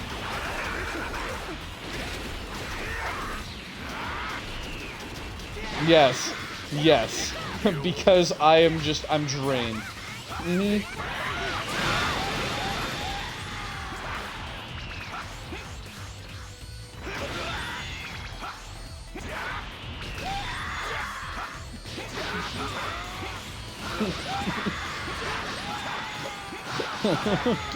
Like, because a problem is that I go through like almost all of my social energy on Friday for Zach's main game, and then on my game, I'm already fucking like getting tired. But at least when I'm running the game, like I've got a bunch of stuff going through my head at any given time. I'm not given a moment where I'm not doing something, you know? Like when you're a player, there'll be a time where like another player is the main focus of the game. But when I'm the DM, like you're almost always fucking working with me for something. Are you ready to die? Got a gun!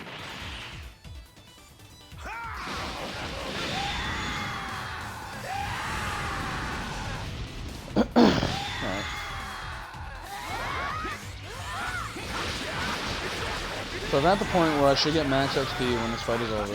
So I'm just gonna start fucking attacking and get like the most shit that I can. It's not gonna make a difference.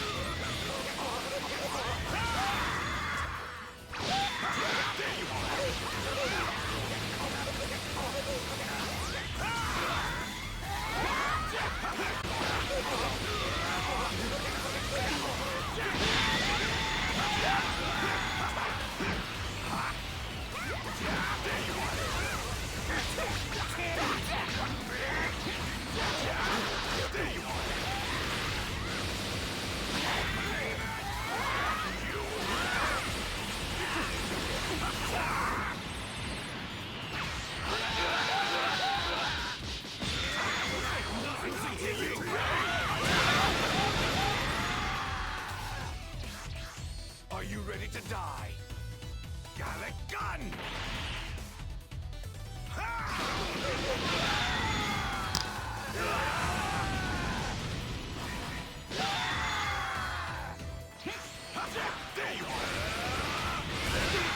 Oh. Kill me! Kill me, sir. Kill me. Kill me. I just want one of you to kill me. Because if you just quit this game mode at the end, you forfeit any rewards. But if you let them kill you, then you get all the rewards. Because there's no end to this game mode. It's a horde mode. And if you quit, you lose all the rewards. But the only way to finish it is to die. But once you get to a certain point, you reach the XP cap for the game, and so you physically can't get any more XP. And so continuing at that point is worthless. There's no point other than to set a record. And I'm only doing this to level up my characters who haven't like hit max level yet.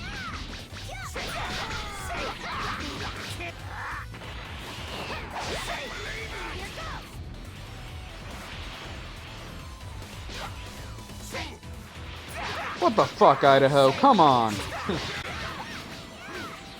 Apparently, a bunch of parents took their kids to the Idaho Capitol steps and they started burning masks.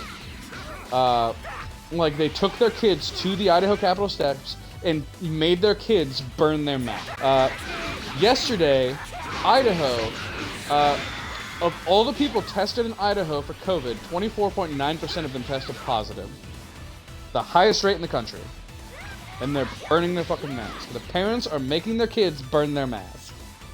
Come on, Idaho. What the fuck?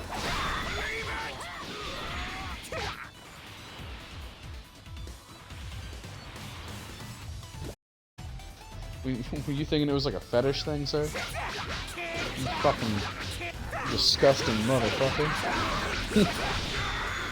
Oh. Yes, you did cut out. All I heard was when you said, when you said "Come on, Idaho," I thought, and then it cut out, and I was like, I bet he took it as a sex thing. Don't fucking lie to me.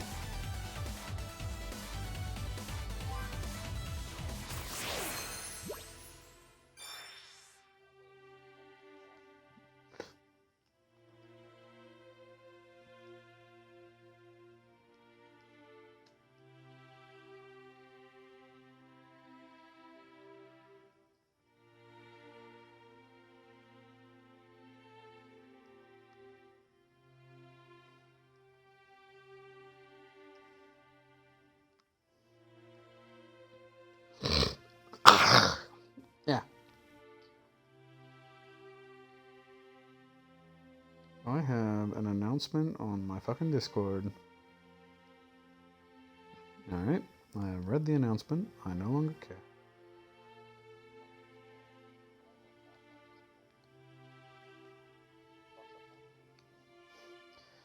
No, one of my fucking Discord groups that I'm part of made an alert. If you don't know, there are a lot of communities on Discord. A lot of video games have Discords and shit like that where you can go and ask questions. And so like I'm in the Discord for most of my gacha games so that I can go there and like ask questions and shit for people. And every now and then they will announce an event of some kind, or be like, hey, yeah, remember guys, update coming to the game, or hey guys, we're having a contest right now, stuff like that. And that's what they did. They announced that Genshin Impact version 1.4 would be coming out. Which I will say, Genshin Impact is one of the biggest reasons right now that I want to upgrade my PC. Because I love the game, but I hate playing it on my phone, and I can't play it on my PlayStation, because for some reason, they made the PlayStation the one account that is not cross-play. So I can play my phone account on my PC, but I cannot play my phone account on the PlayStation, and I cannot play the PlayStation account on my phone. If I could play Genshin Impact on my PlayStation, I would play that game so much more because I fucking love it. I just hate how it handles on my fucking phone. It also drains the fuck out of my battery.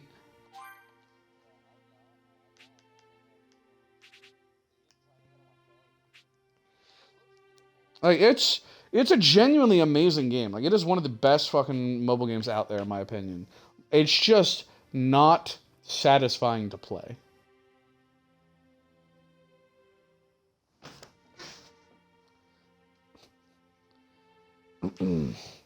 Let's see.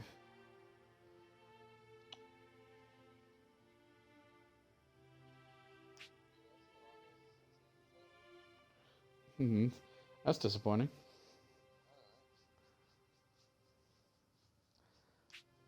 What the fuck is battle power? What the fuck is battle power?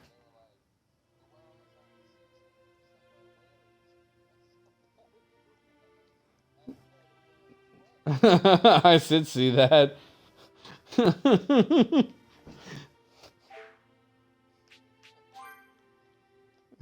Truly. So, 80,000, or 838,000, 857,000. Cool. Gohan's more of a melee boy. Why is your battle power so low, Gohan? What does battle power even mean?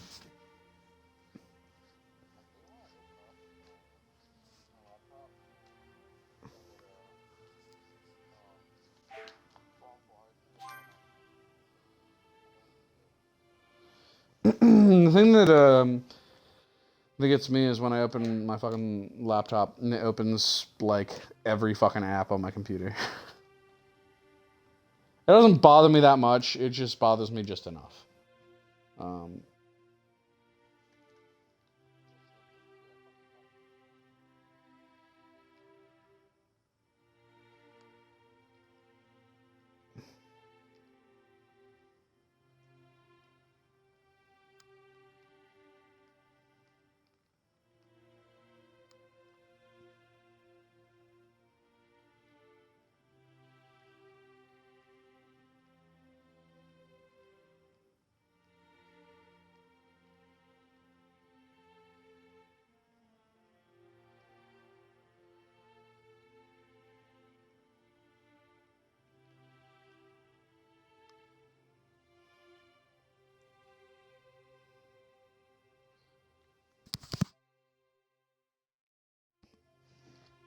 So, Ryan is officially finished the Cosmere. He's read the entire fucking Cosmere at this point. I'm very proud of him. And he started going through the Coppermind wiki, which is like the big resource for all things Cosmere. And in particular, he's going through the page for what's known as the Words of Brandon, which are just different interviews and shit that he's been in, or things that he's posted online answering questions about stuff. And so he's sending me some stuff right now, and he just texts me, and he's like, "What does RAFO mean?" And I'm like, "Oh yeah, it just all it means is read and find out."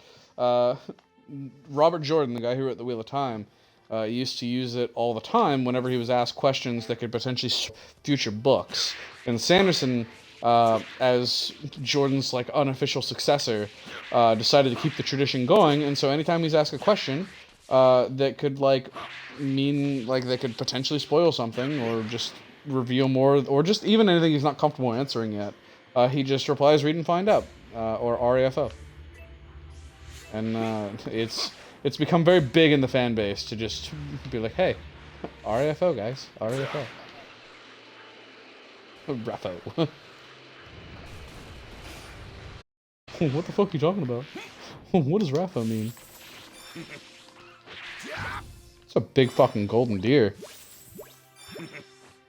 Okay. Let's see.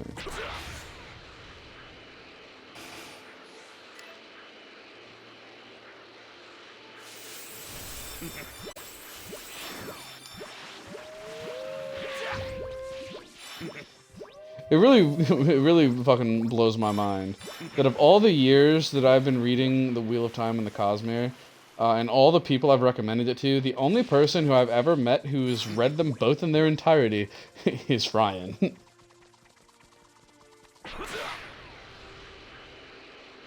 No, like he and Sam both picked up The Wheel of Time and started reading it like 2-3 years ago at this point. Just because I talked about it all the fucking time. And they just got to the point where they couldn't not read it. They needed to fucking see if it was as good as I let on. And they both really enjoyed it. And then Ryan was like, "I'm gonna read the fucking Cosmere because I want to see if Sanderson's like books are better because like he doesn't have the Jordanism things that I'm not a fan of about Jordan's writing style." And then he read Mistborn and fucking loved it. And now he's consumed the entire Cosmere. He read Rhythm of War in like 3 days.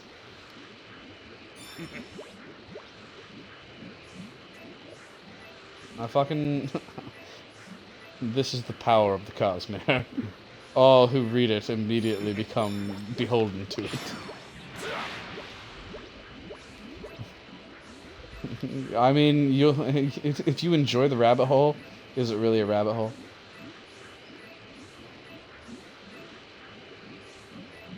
I know how you feel, man. Like, I really want to, like, crack open this King Arthur book that you got me, but, like, I just don't have the motivation to read an actual book. I keep reading manga, but I just don't feel like reading an actual book. And I don't know why. I think that I'm just, like, COVID has me a much lower energy than I normally am, because, like, I don't have much desire to do much. Like, I just, like, I don't feel like playing video games or anything really lately. I just kind of just like hanging out. I've been watching more anime, I've been reading more manga, stuff that's like more passive and low energy, you know? There you go. Beautiful. Beautiful. Beautiful. Fucking cubed.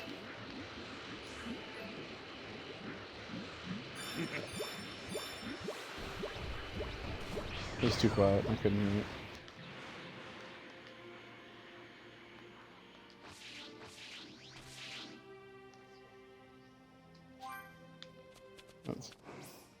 What are you playing?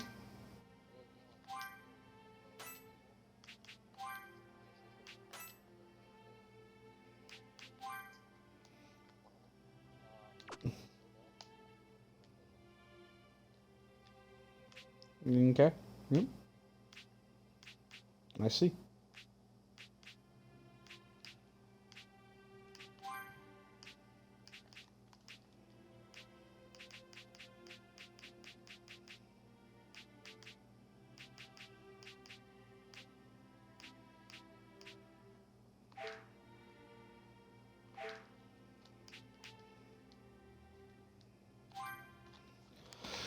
Alright, I'm fairly certain this is going to be a one-on-one battle, so we're going to go back to God Kamehameha over Ultimate Kamehameha, because it's better. I got a text. We're going to go back from Ultrasonic Fist to the Dragon Fist, because again, it's better for one-on-one combos. Yeah, that's fine. Let's swap out,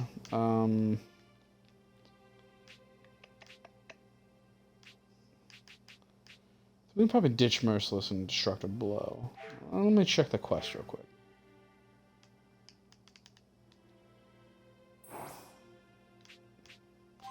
Story. Frieza Force Training. I guess I guess I will be too strong, actually. So, Super Attack Palette. I can stay on. We'll swap out Destructive Bow for that. Swap out Heavy Blow for... What was it? What was I thinking? There's something I wanted. Full Tilt. That's what it was.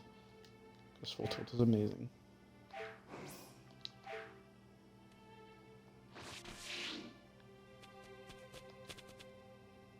Hello, Vegeta. Yo! Let's see. Well now.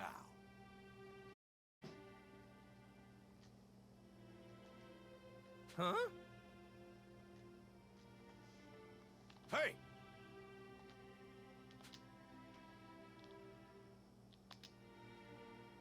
Why does it keep turning auto advanced on? Stop it.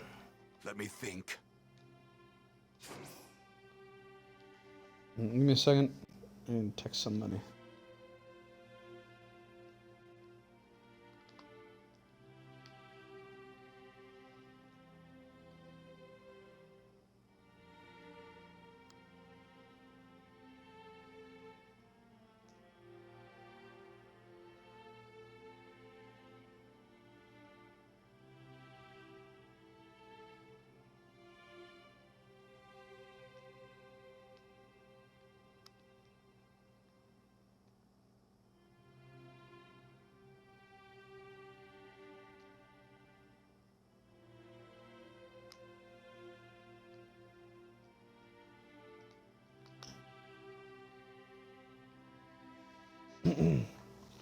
Train with Vegeta.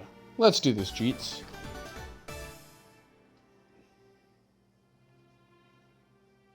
All right.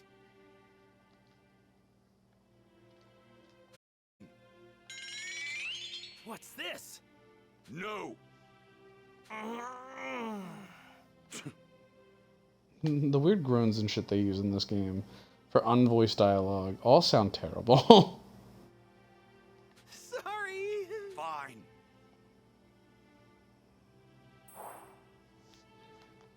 Let us be off, Vegeta. As the only characters in this party besides Gohan that are level 300, we will quite literally destroy them. Oh, it's Zarbon and Dodoria. Hello, gentlemen. What's this? It keeps showing auto advance on. Stop it. Yes. Hold on. Well now.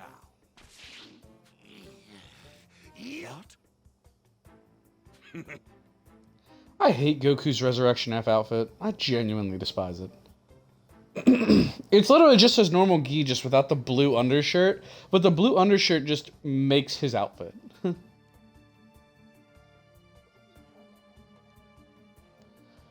Not really. He's worn it a handful of times, but like, the only other time that I actively remember him really doing it is whenever he takes off his weighted training gear, which after he comes back to fight like Vegeta, he really he doesn't wear weighted training gear anymore. Like, he wears the outfit King Kai gave him. And even then, after that, like, the weighted training gear is so little that, like, taking it off doesn't mean anything anymore, you know? So, like, he just doesn't do it anymore. But just seeing him decked out in the full gi like that again, because, like, he did it for, like, a fight or two, and that was really it. but like he does it for the entire Resurrection F movie and for a good portion of Dragon Ball Super, and I hate it.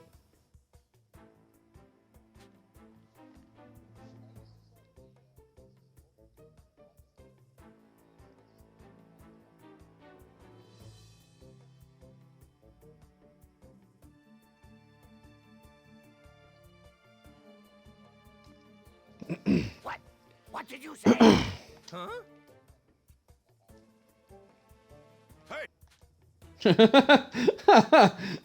Goku, you mean Frieza's gonna tell them up then? Vegeta, shut up, Kakarot!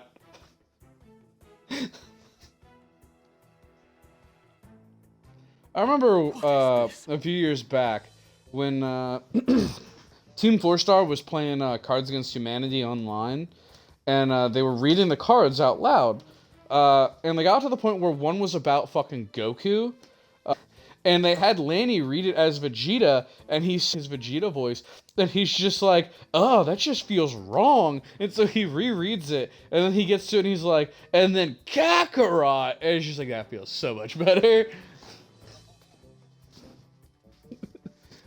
Like, Vegeta only ever calls Goku like once. He does it in like the end of fucking of Z during like the Boo fight. When he finally acknowledges that Goku surpassed him and that Goku's like the stronger one and he's never gonna catch up. Super then immediately undoes. Sort of. So he does it because like he's respecting the Saiyan heritage and shit. Like he's a Saiyan, he's calling him a Saiyan name. But in that moment, like he is acknowledging him as Vegeta, the guy from Earth, as opposed to Vegeta, Prince of Saiyans. Like, it's just a very human moment for him. And I really love the moment at the end of the Broly movie when Goku is fucking talking to Broly and shit, and when he goes to leave, he's like, hey Broly, call me Kakarot, and then just fucking instant transmissions out of there. I love that moment. It's so good. It's so good. It's easily the best Dragon Ball movie ever made. It's like, most Dragon Ball movies are good Dragon Ball movies, but aren't good movies. The only real exception to that is Fusion Reborn is a good movie, but it's not a great movie. It's a good movie, but not great. Battle of Gods is a really good movie, but still not great. But like fucking Super Broly is a great movie. It is so fucking good. I've not been paying attention to this conversation. Resurrection F? Or you go... Oh, yeah. Oh, yeah.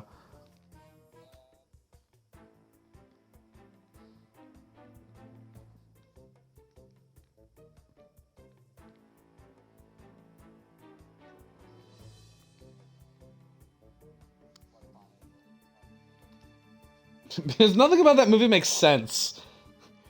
They made Broly immortal and decided, oh, we need to find a way to fucking end this. And they were like, he's the Wicked Witch of the West now. Water.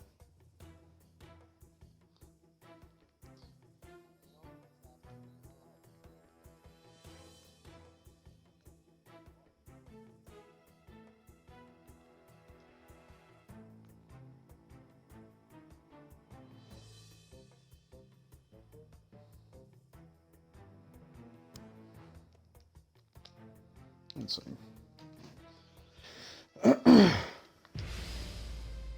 No, I'm glad I stopped where that was. Alright. Wow, you guys are fucking about to die. Who do you think you are?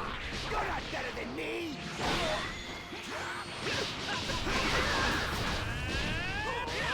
Show me what you can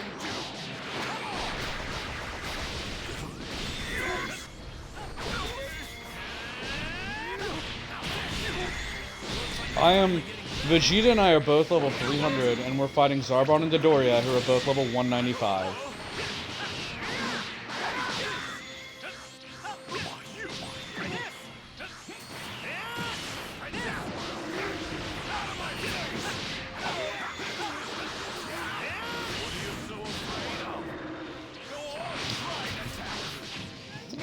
I love that they keep making... Like, he's the butt of a lot of jokes on the Namek Saga and TFS Abridged, and it's great. Mm-hmm. Done already?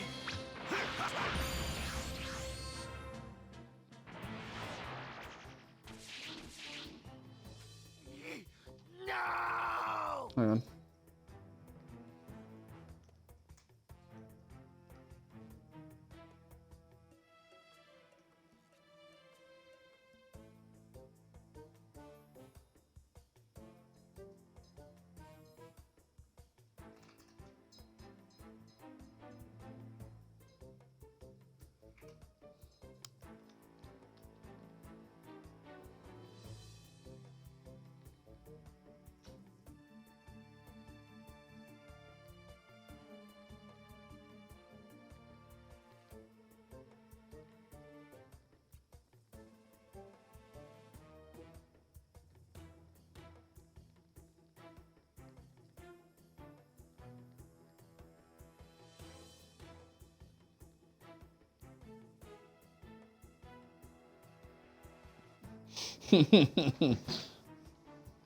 What is this?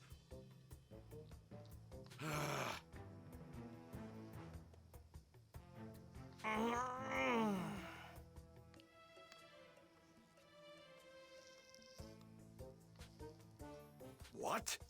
Well, wait! Yes. Yeah.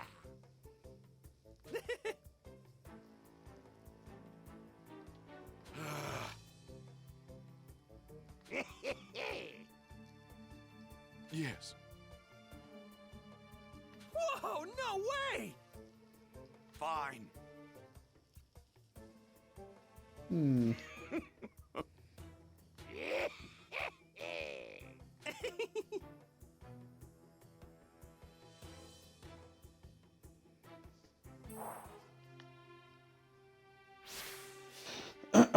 Okay. Let's go fucking fight Frieza.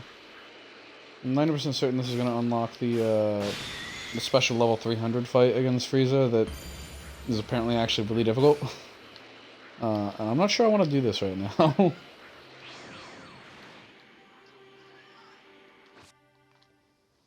Because, like, even fighting Frieza during the actual story of this DLC was really hard, actually. Oh my. Daisy! Daisy! Daisy! Daisy! You know better than that. Fuck off. Stop it. I love you, kitty cat. Just stop that. Yeah, I know. Uh-huh. Are you able to hear her being all fucking sassy? Yeah? Yeah? Where you going? You gonna go lay down? Okay. I love you.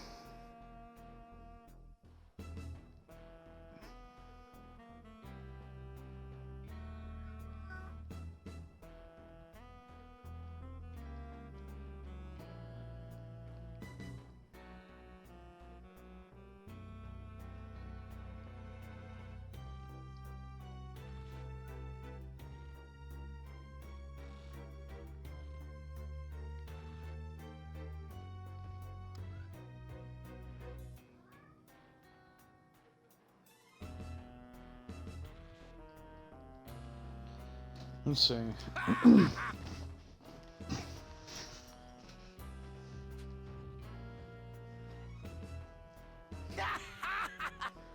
I still kind of wish that Dragon Ball Super would bring back Cell and give him a golden Cell form. What now? Say it again? You're cutting out. He is. Like, he's genuinely interesting. Yeah.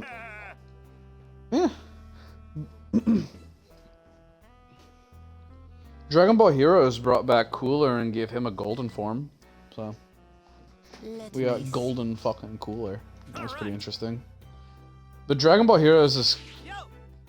a lot of people really like him, actually. He's a pretty fan favorite. Which surprises me, because he's just Frieza 2.0. And that's all he is. And what he does, Frieza does better. Yeah, like, Frieza is literally one of the most legendary villains in anime history. And Cooler is his older brother, who has an inferiority complex.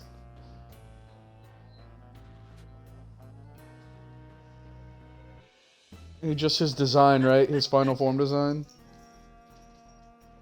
Yeah, that's about it. I mean, yeah. How dare you! That's kind of intentional, though. Is that Toriyama had a thing in the past where essentially big things came in small packages.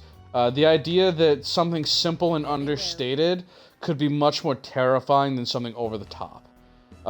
And so that's why each of Frieza's forms gets progressively bigger and more intimidating, but his final form is a small, short, sleek package. Because, like, there's supposed to be this kind of moment of unease when he goes from this terrifying xenomorph, like, ripoff of a monster to this just small, like, just understated kind of form.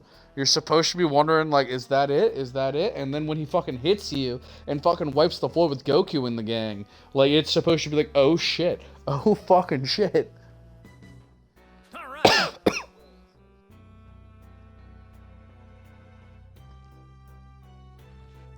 Alright! Honestly, I think that's just because Toriyama didn't write that, and they were like, oh no, it's his final form. He's gotta be bigger and cooler than Frieza.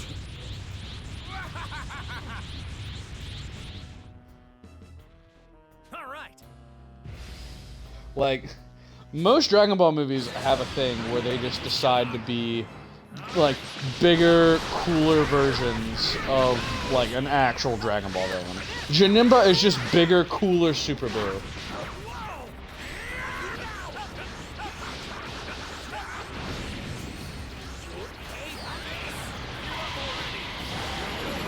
Yeah. But I mean, so are Fat Boo and Super Boo. Like, they're the same dynamic.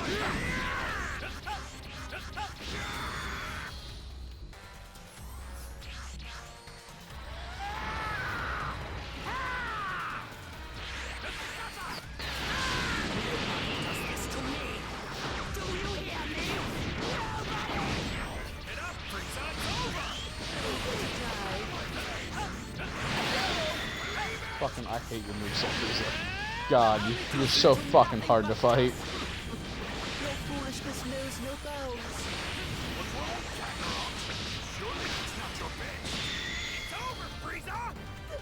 Bye, Frieza!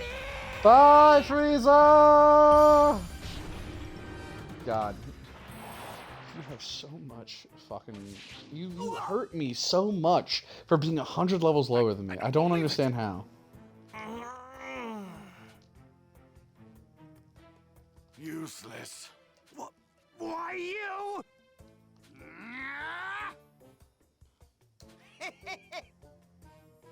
Right. Hey. Hey, Ginyu, shut the fuck up. Stop kissing Frieza's ass. They're 100% the reason that Gohan becomes the Great Saiyaman, though. He secretly fucking thinks they're the coolest shit. let me see.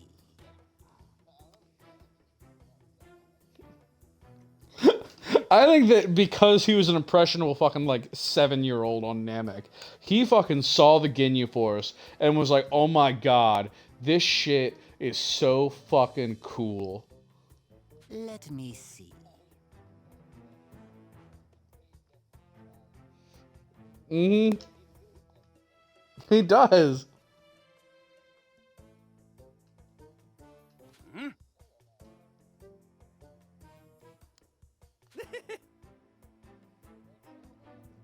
What's that? Hey!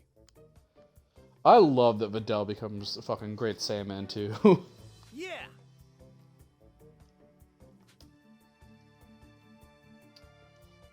I believe Trunks becomes Great Saiyaman 3. What? Yes, but it's not like in Super or anything. It's in like the game timeline, in the Xenoverse timeline. Yeah, because like the whole thing about Xenoverse is that Xenoverse is technically canon, but it's an alternate timeline. It's like Xenoverse is the timeline where Trunks went back to the future and went off and did his thing. But that timeline splits as well. So one goes down to the Goku Black arc, and one is where Trunks decides where he meets up with the Supreme Kai of Time, and he becomes the fucking new leader of the Time Patrol. So that timeline is still canon, and it's its own fucking thing. But like, in that timeline, they go to a bunch of alternate timelines that are not canon, but they're canon to the Xenoverse timeline. You know, they're not main series canon, but they're essentially canon. And in one of those timelines, fucking one of them is Super Dragon Ball Heroes, and in the Super Dragon Ball Heroes timeline, Kid Trunks becomes Great Saiyaman 3, and eventually grows up to become a full-on Great Saiyaman.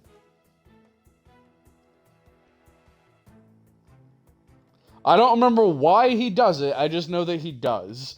And it's hilarious.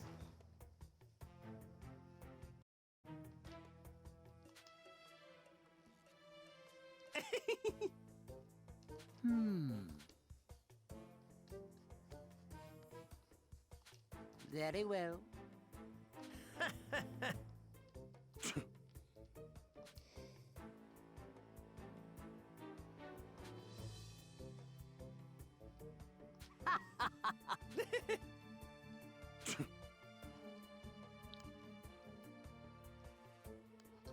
What in the... Poor Ginyu.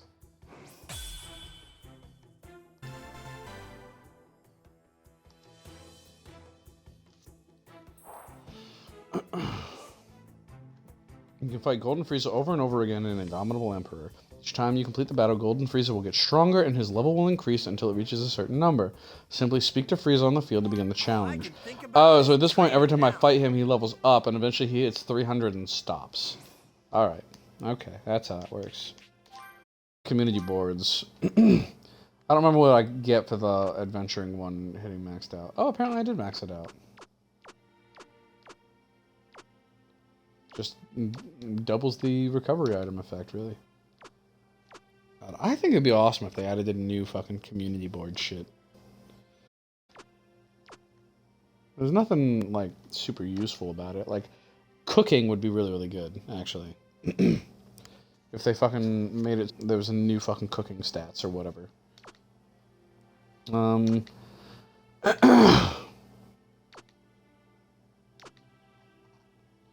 Yeah, that's really being super useful. But that's just because I really just want to get stronger with food.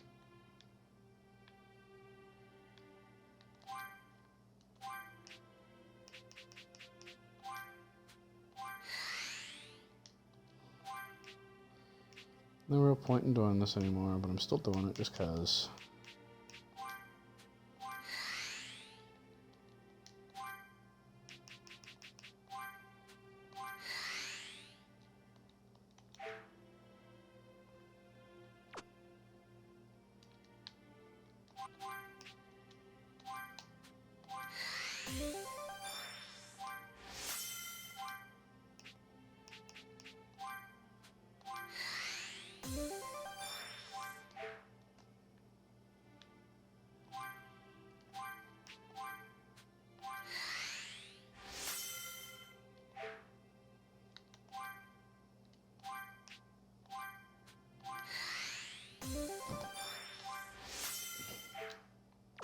Wait a second, where did I put Hercule? Right there.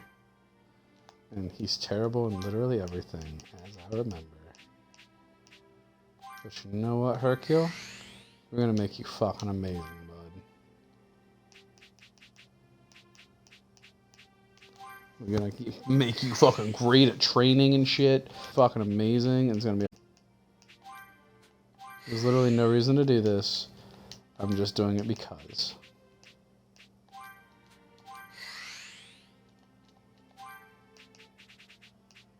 Let's see.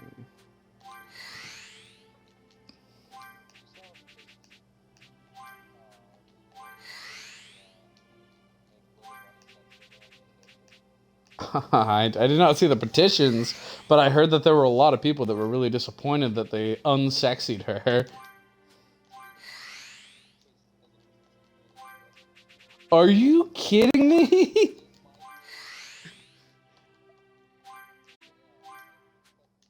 That's fucking nuts.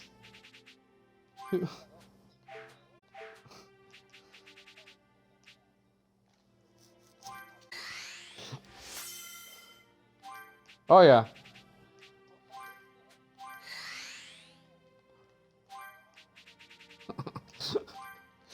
like I could take it or leave it.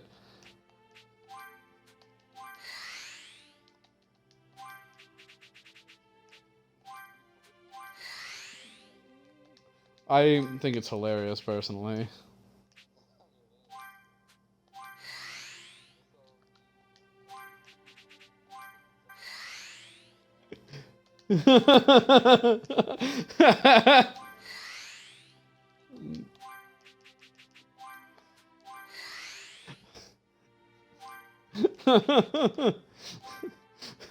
Honestly, I think it would be even better if the guy just looked at him and was like, "No."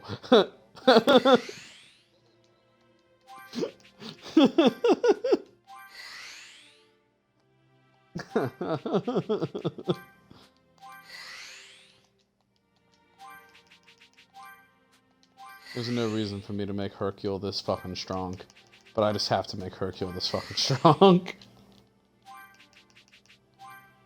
There's literally no reason for it.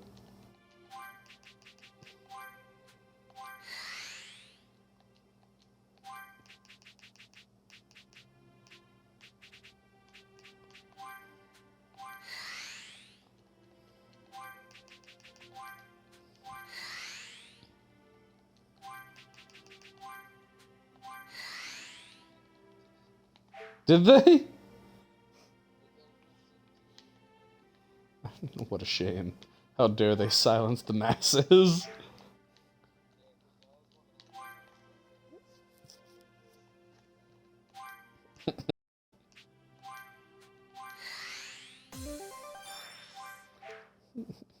Fucking madness, man. People get way too into their fucking waifus.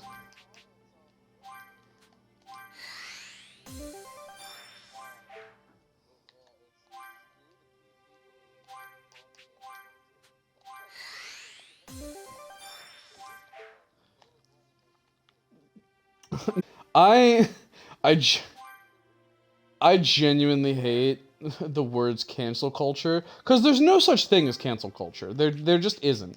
So it's not cancel culture, it's consequence culture. If you do or say something stupid and offensive, you get punished for it, because people don't want to support that shit. Like, we've been canceling, air quotes, people for pretty much as long as society has been a thing. Like, the entire world canceled Hitler because we decided Hitler wasn't okay. Like, it's not some brand new fucking thing. And it's not like it's something that only liberals do. Like, do you have any idea how many people, like, have been going, like, oh, boycott X business because they're forcing you to wear a mask? Like, yeah, like, it's not like it's a new thing. People have been, quote-unquote, canceling things for as long as society's been around. I absolutely despise that people are trying to make this into a huge fucking deal. Like, oh god, like, can't do any fucking canceled. Just don't be a fucking douchebag. Like, treat people like people, and you'll just be fine. Like, just don't be an asshole. That's all you need. That is the one requirement to not get canceled. Say dumb shit, don't go out and offend people just for the hell of it. Just treat people like people and just live your best life. That's all you need to do. Just don't be a bigot.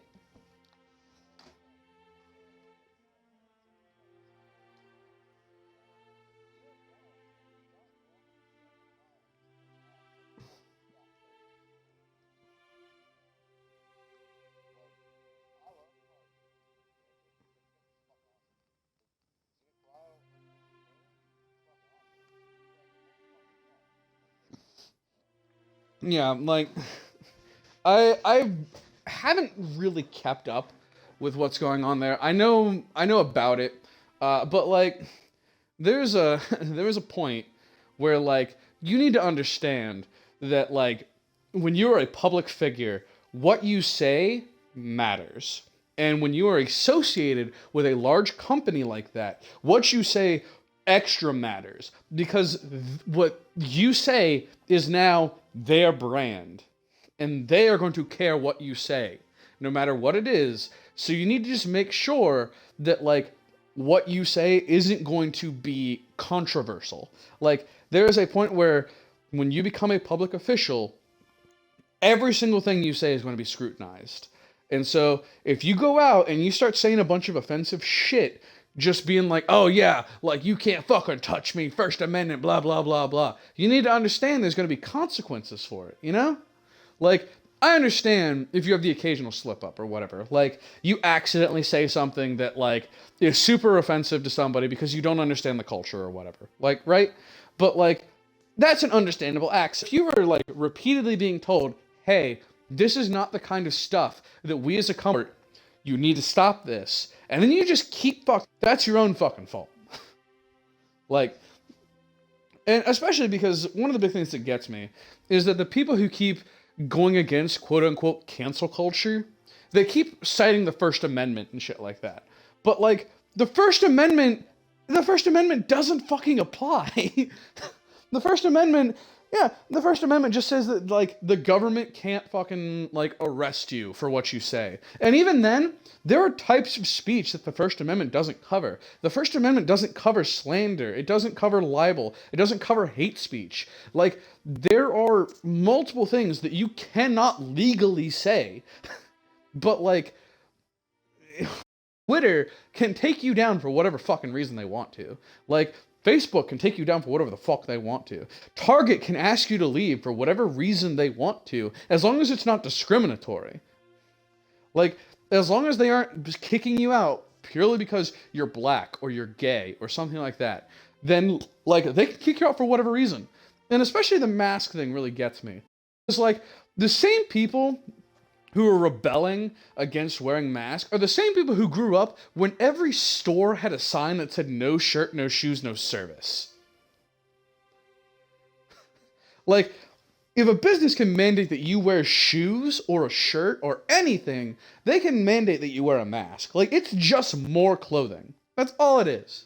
I cannot wrap my head around this other than, like, people just wanting to be problematic just to be problematic. Like, yeah, I just remembered something I wanted to tell you the other day that completely fucking slipped my mind until this exact moment. No, yes, it absolutely fucking does. Thursday fucking night, right? The night that I went into work late, right? I stopped at Sheetz on my way home to, like, grab some fucking dinner and some sodas and shit, because I hadn't eaten anything. I walk over to where the sodas are, I pull open the door, grab a soda, and grab another soda, and next thing I know, I hear yelling coming from behind me, and I turn around, and this dude barrels through this guy and his girlfriend, and just, like, shoves them aside, and he's yelling at them, and his exact words were, "Fuck off, I'm wearing a mask." He walks by me, this motherfucker's wearing a Jason Voorhees mask, runs into the bathroom, and slams the door behind him. I walk over to the fucking front counter, and I just look at them in confusion, and I'm like, you know a guy just walked into the bathroom wearing a Jason mask, right? And they just laugh it off, they're like, yeah, he's in here all the time. And I'm like, I'm sorry, what? This motherfucker wearing a mask that isn't COVID safe, purely to spite your fucking rules, putting everybody in here in danger, and you're laughing it off and letting him do it. And especially, the whole wearing the Jason Voorhees mask in and of itself is fucking stupid because you're still wearing a fucking mask.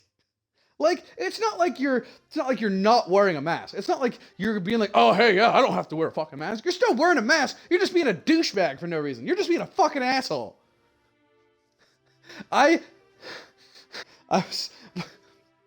Even a normal fucking mask. There's a video of a fucking dude with asthma going on like a 10-mile fucking run, wearing like 15 fucking masks at the same time. He's fucking fine. He's got a watch on that like gauges his fucking like the blood. Never fucking drop like at all. Dude's fucking fine. Like anybody, and especially the big fucking thing, the thing that fucking gets me the most are people who go around and be like, oh, I have a medical exemption. I can't wear a mask. I'm like, no.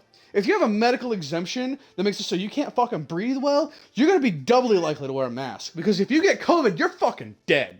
There is no way you're walking out. Like, if you have issues with your fucking breathing, you are going to be one of the people who is most on board the mask train. Anybody who goes around saying, I have an exception, I don't need to wear a mask, they are fucking full of shit. And if you truly can't wear a mask, businesses, like, they make allowances for it. Don't go into Walmart. Use curbside pickup. Like, call the fucking place and be like, hey, look, like, you guys have a curbside pickup thing. I want to do the curbside pickup because I can't come in because I can't wear a mask. Like, you're not going to walk in and make a huge fucking deal about it. You're just going to fucking, like, you're going to order curbside pickup, you're going to be fucking done. Like, that's all it takes. The only reason that you would go inside wear a mask is because you want to be a dick. There's no reason for it whatsoever. Yes, just tell me. What did she say? Mm-hmm.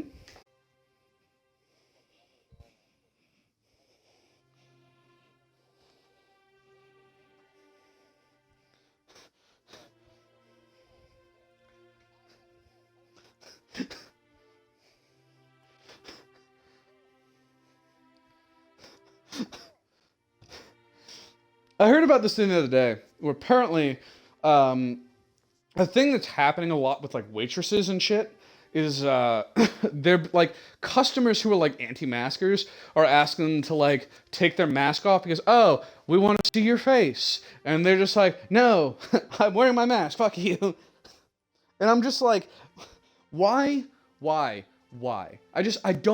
cannot comprehend why you would do this. I don't get it. I just don't get it. Like, inconvenient. You are literally just putting a piece of cloth on your face. It takes hacking. It doesn't inconvenience you at all. I forget I'm wearing mine. Like, the only reason whatsoever that you would make this a big deal is because you genuinely want to be an asshole, that you genuinely do not care about other people, and you to just cause a scene. There's no other reason for it. There is no excuse whatsoever. And it just boggles my mind, and I just don't get it. Because, like, it's basic human empathy to care about the people around you, even if you don't know them. Like, if you know nothing else, you know that that is the right thing to do. That other people around you are affected by your actions, and you have an obligation to, if not make their lives better, to not make them worse.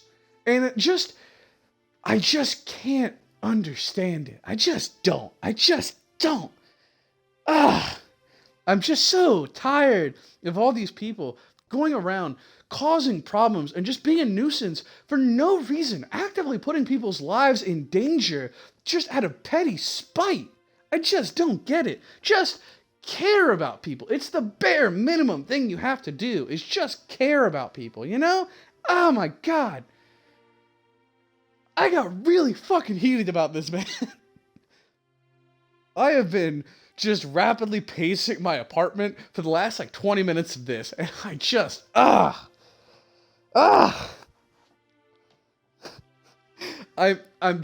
I'm so tired. It's been a year, and just people are still doing this, man. Like, the governor of Texas just announced that all restrictions whatsoever, like the mask mandates, everything, just the state's completely opening back up again. And it's like, we aren't far enough into any of this to do that. You know, the only reason that he's doing this right now is because he wants to take attention away from the fact that they royally fucked up their economy, that they royally fucked up their infrastructure, and that thousands of people were suffering for 2 weeks because of him.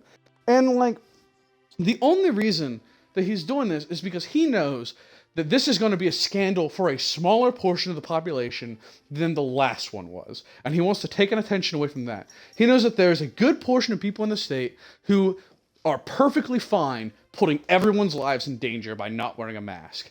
And by doing that and making that the big scandal, suddenly everybody else has a new villain to fight against. The people who aren't wearing masks are going to fight the people who are wearing the mask, and vice versa. And nobody's going to care about the Texas fucking energy debacle. It's just, there's just so much just outright cruelty and just inhuman levels of pettiness and selfishness, and I just hate it. I'm just so tired. Can we all just please be adults, be decent people, and treat people with fucking respect, and just genuinely try to make the country a better place for once? Just, oh my god, I'm so tired of it. Ugh.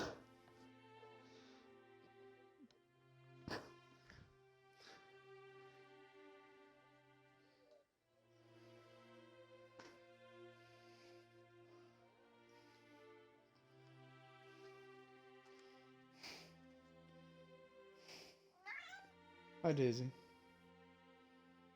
I love you, girl. You swatting at the spider web? That's good. It's good. It just, I work with people who are anti-maskers, who are just diehard against this thing. And I just don't get it. I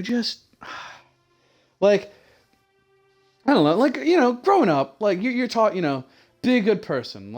Don't say anything that you wouldn't, want said to you. Don't treat people how you'd want to be treated. And I'm like, if somebody knew, if there was a chance that you are putting somebody's life in danger, aren't you going to act like it?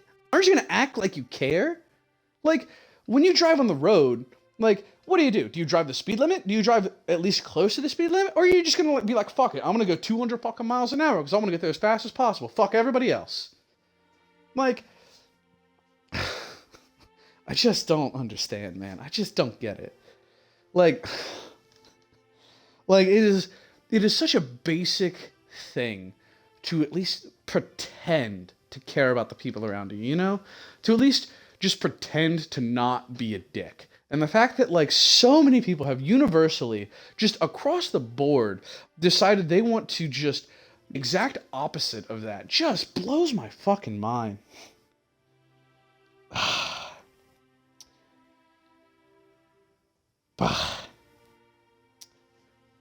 Say something funny. I want to end the stream. I don't want to go out on this note.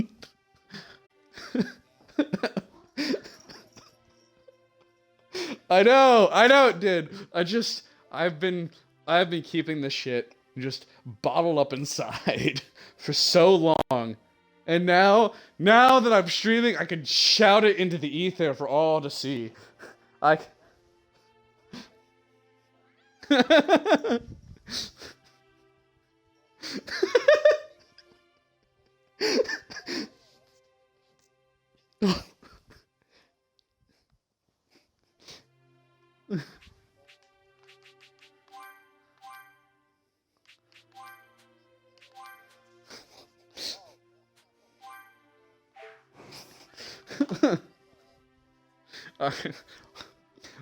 Ladies and gentlemen, this incredibly positive just reminder brought to you by Jaden and Jake, the happiest gentlemen on Twitch right now.